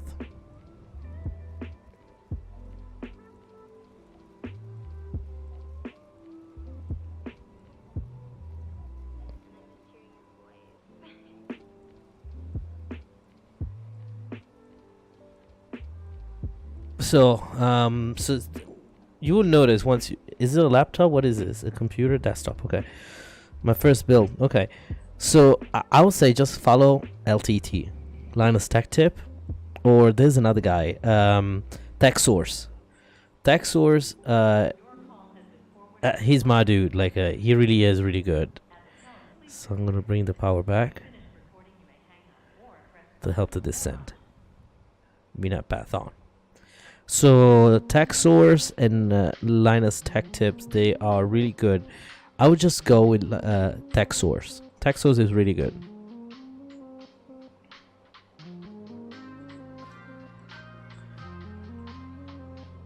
Alright, in the meantime, that's set landing, elevation set, FMS, LNAV, and nav prefer. Okay, decision altitude set, arrival briefing complete. After takeoff, no. Let's do the approach one later. Ladies and gentlemen, we start our initial descent into the San Juan airport area. We're gonna go ahead and turn on the seatbelt sign on for the duration of the flight. We expect some decent weather into San Juan. We're not expecting any rough air, so it's gonna be a smooth ride all the way to San Juan. We should be having you on the ground in approximately 20 minutes. Now I would like to ask the flight attendants, please prepare the cabin for arrival.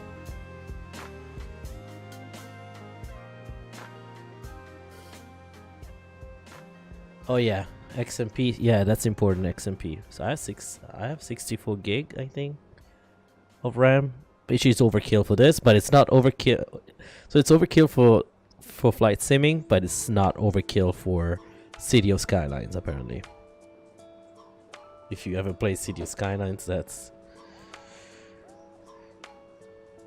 alright, folks. Don't forget to smash the like and subscribe button.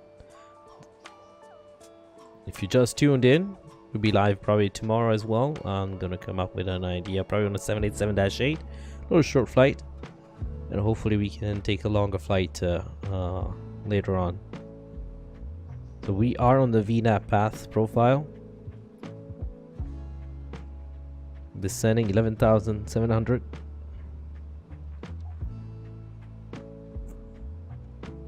Oh, you're very welcome. Yeah, you'll be fine. Just DM me if you have any questions, but check those website TechSource. Sorry, no, not the website, but YouTube pages. tech source and Linus tech tip, LTT.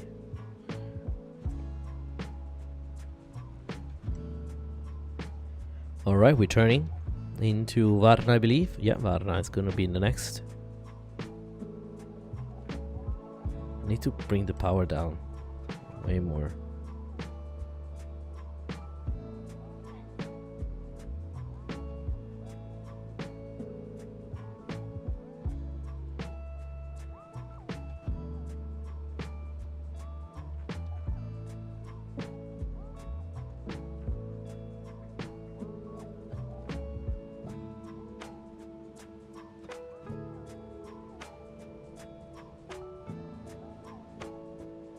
You see a deal like it's like nope, the 3200 one work don't match. You see a deal, it's like a nope, the 3200 one work don't match the SKU, but the 3600 will work. Yeah.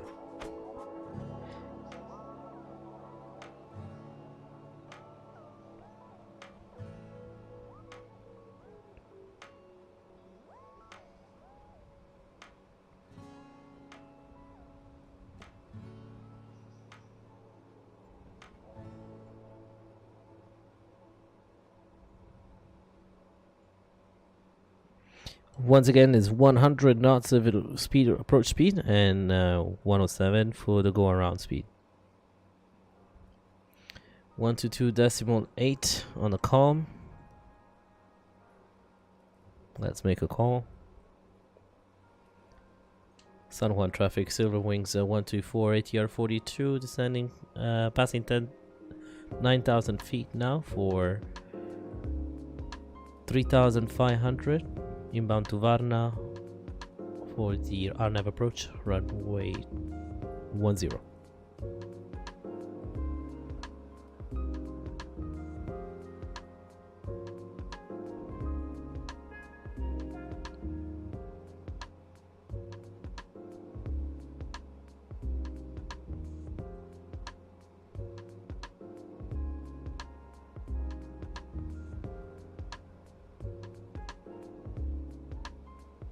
We're at 10,000 feet also.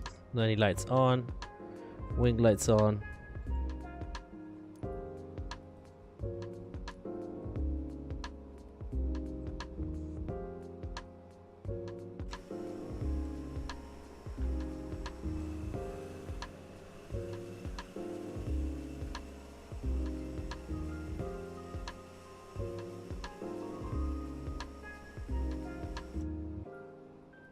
We can even see the approach lights into San Juan. It's crazy.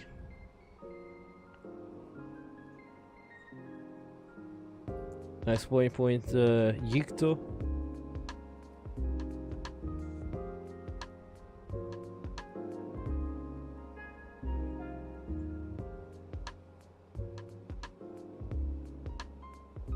There should be altitude reporting.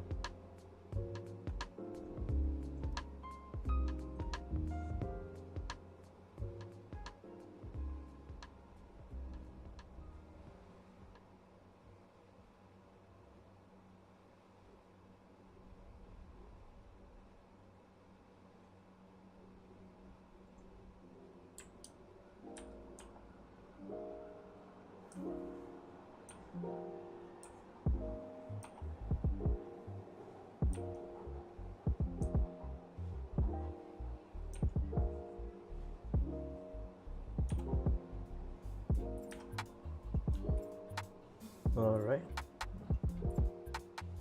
Let's not forget the replay thing.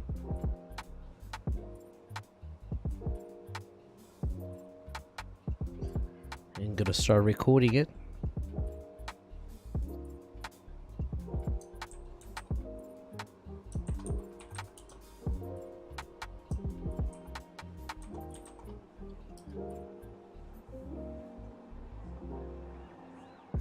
Alright, see the two runway 08 and runway 10. We could go for a visual as well, but we'll just keep it like this. 2300.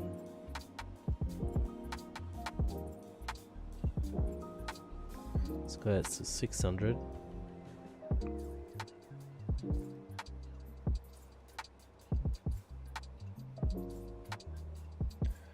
Kikas above.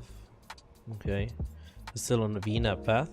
The VNAV is working better than what Asobo came out with on the 320. Which, you know, you're gonna be using VNAV under the ATR. You know, you use it, you don't use the VNAV, but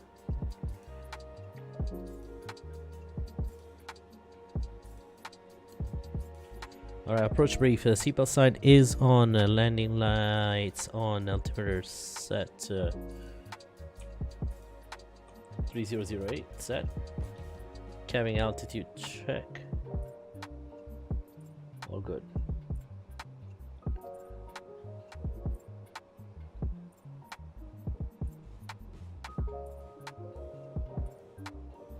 And then let's go to before landing.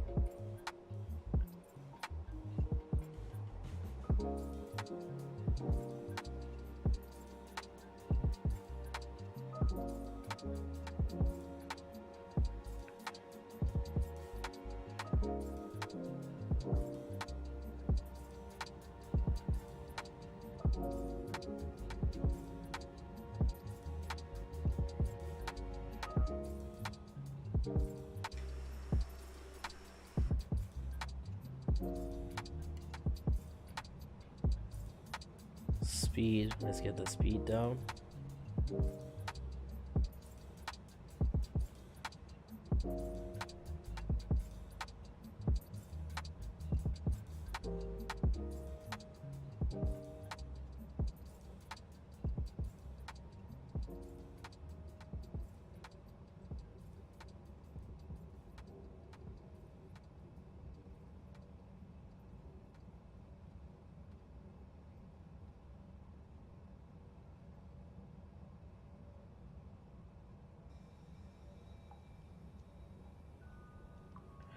Perfect speed, gear down.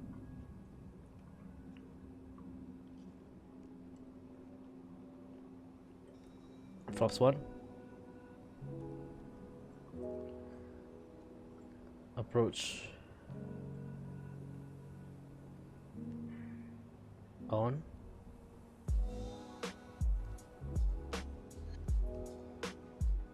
VFP.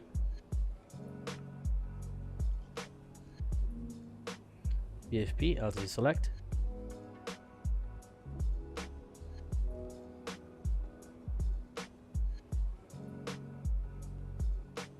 Pitch, hold.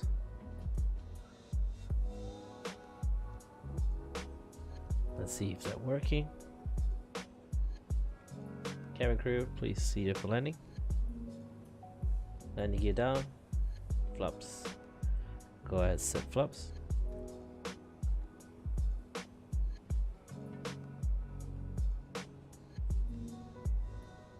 Oh, a wind gust there.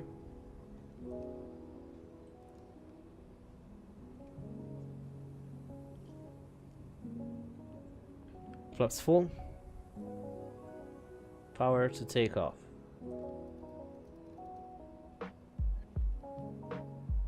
Power management, okay. External lights, all set. Good.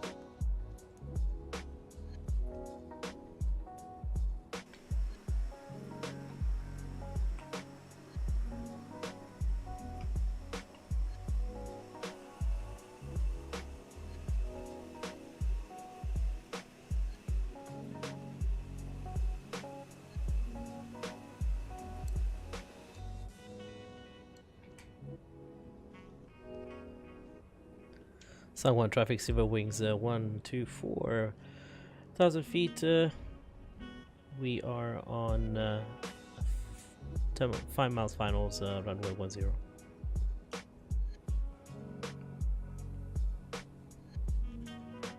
It's not even.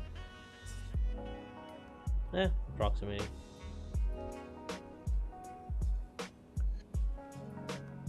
Speed.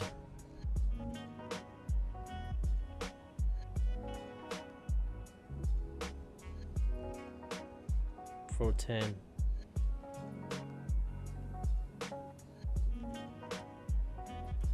Alright, VNAV path is good. It's going up though, we're losing it, but we are going for the 600.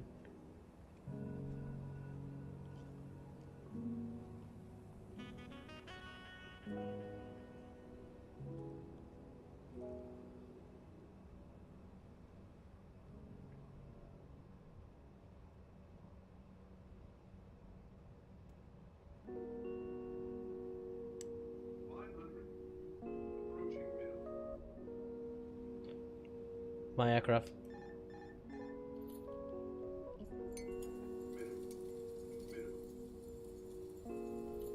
Continue.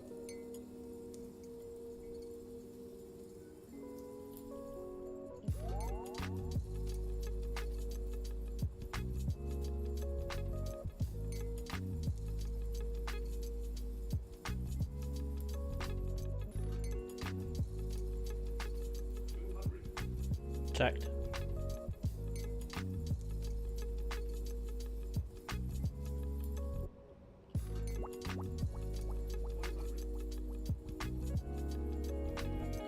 A little bit high there.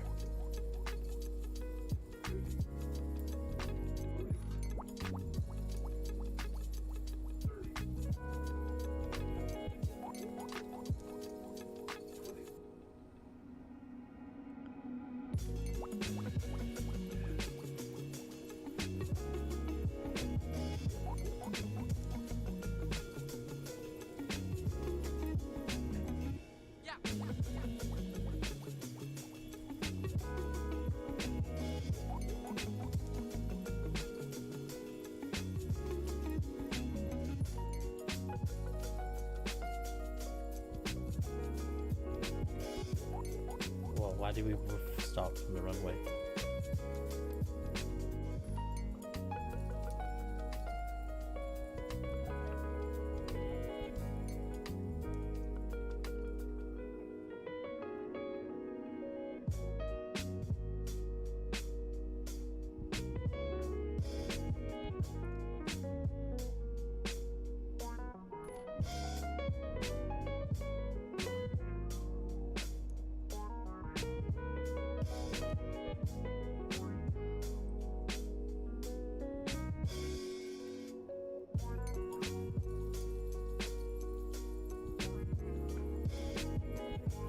Let's see.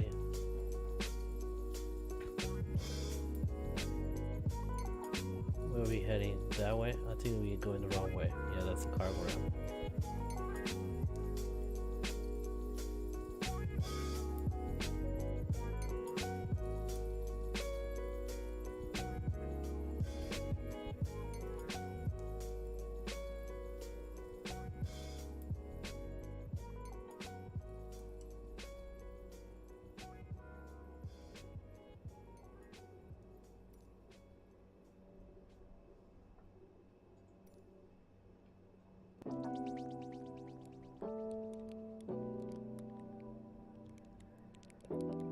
My taxi skills today are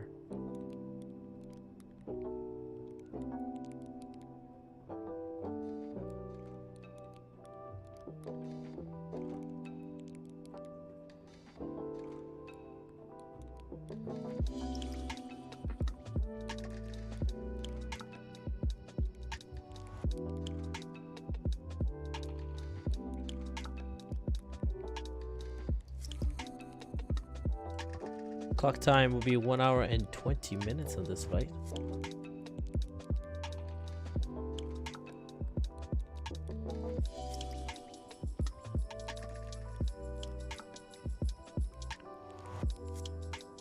What time is it in San Juan? Why is it dark? It's not dark here.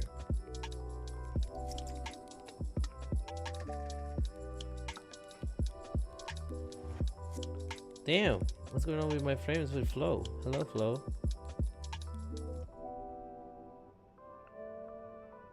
7:35 in San Juan, maybe.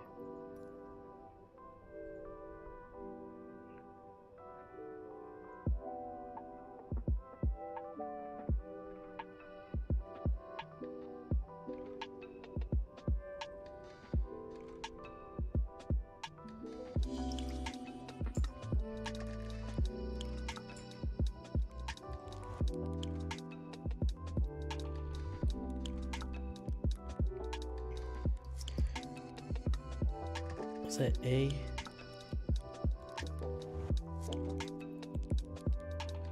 No.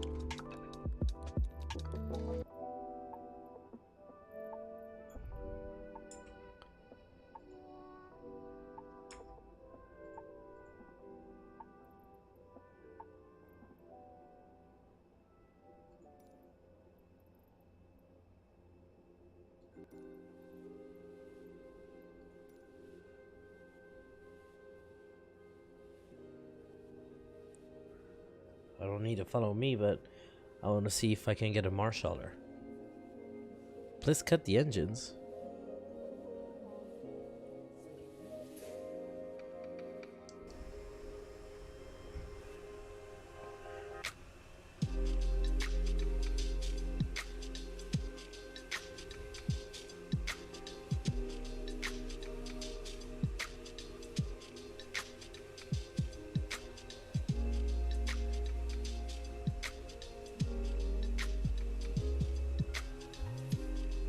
Oh, I see.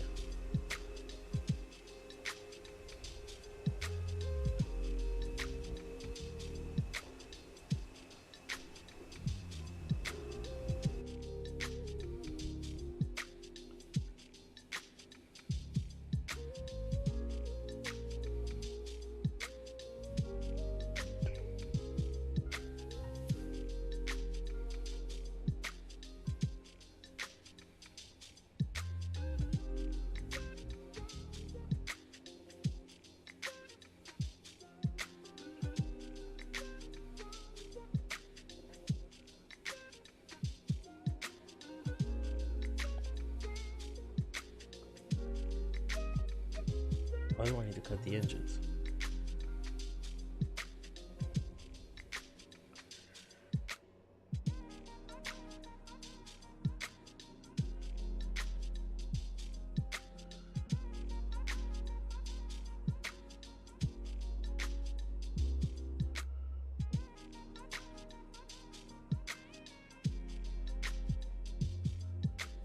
I don't even know.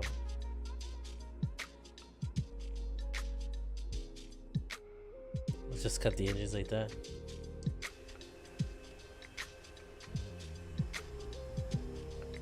Yeah, I think we're good.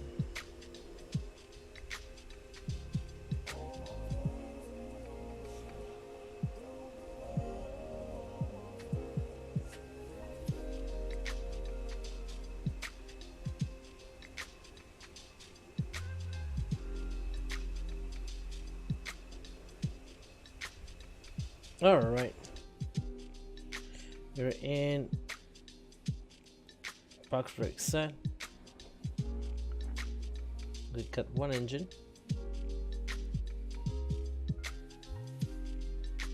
Second engine to feather.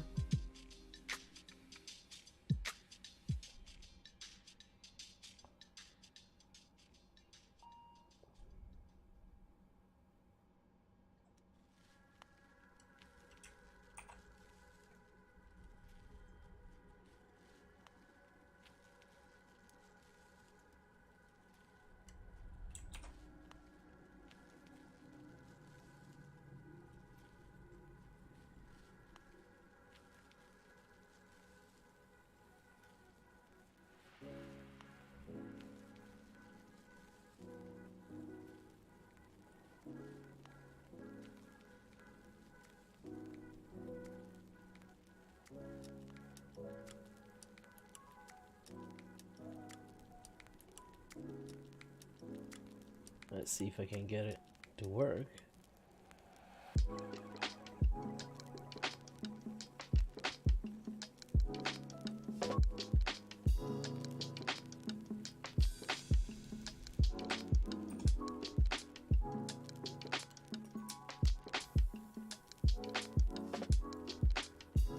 Alright, let's disconnect from VATSIM and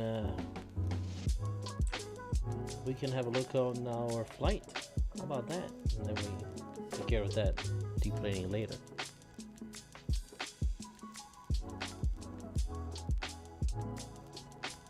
Alright, so let's stop that.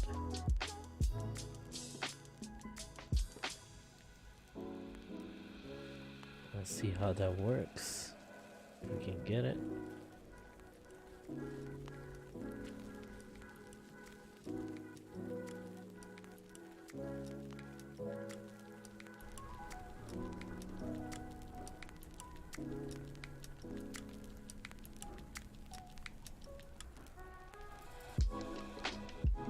Alright, let everything load.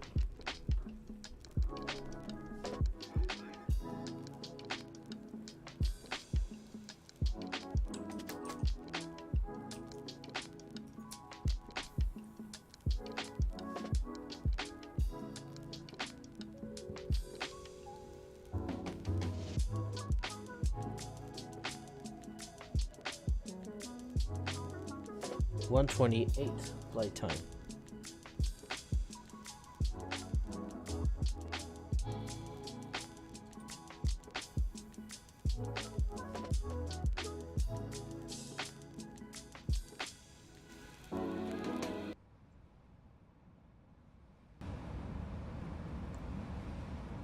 See over the highway.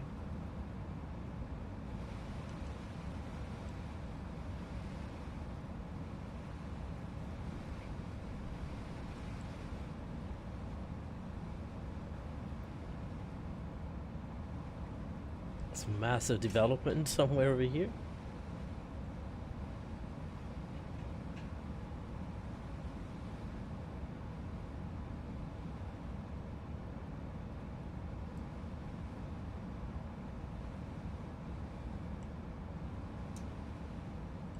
A little bit of float on this one though.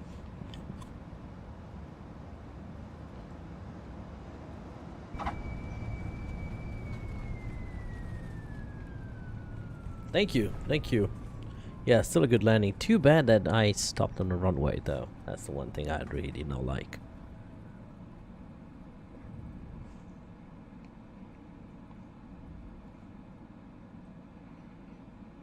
Let's have another look.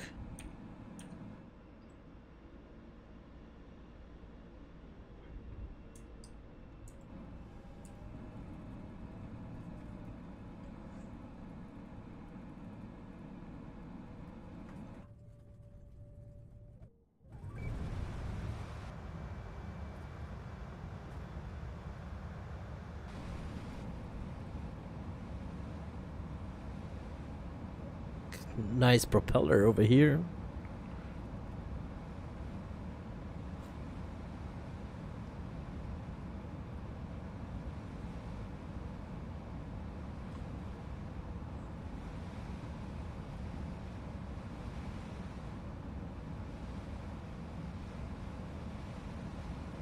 It's a busy highway down there.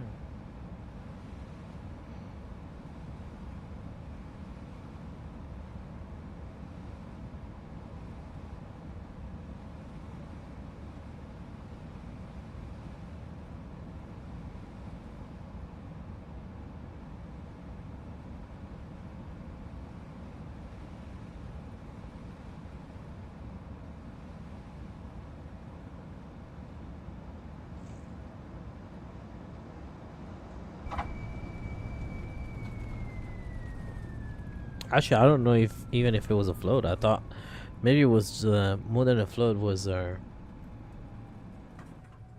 was just I came in a little bit high probably.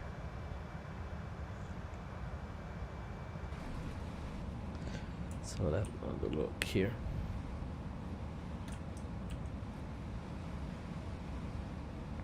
Oh, because I shut off the other engine, so it's not showing correctly on the replay.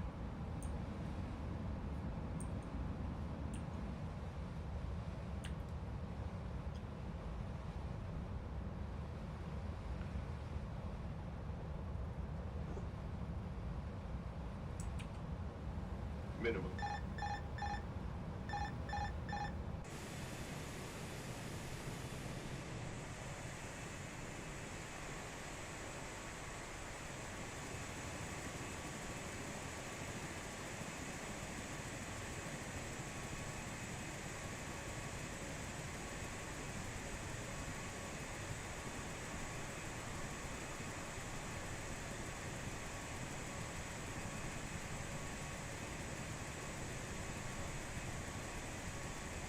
See, I came a little bit high because we ate quite a bit of runway there.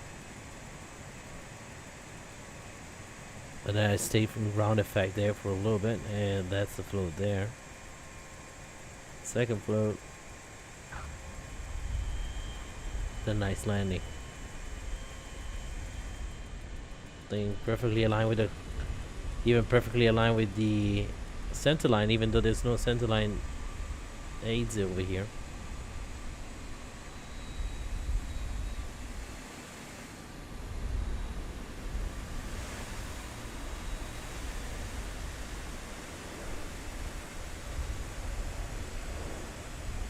Alright, ladies and gentlemen, it is time for us to say goodbye. I want to say thank you for joining us, all the likes, subscribe, donations, new members that joined us, the channel and Discord. Thank you for your support, and so we guarantee that we're going to be flying the 787-8 now on our next stream. Okay, so that's decided, and the poll 787-8 has been decided. Once again, I want to say thank you for tuning in and showing your love on this beautiful ATR42-600.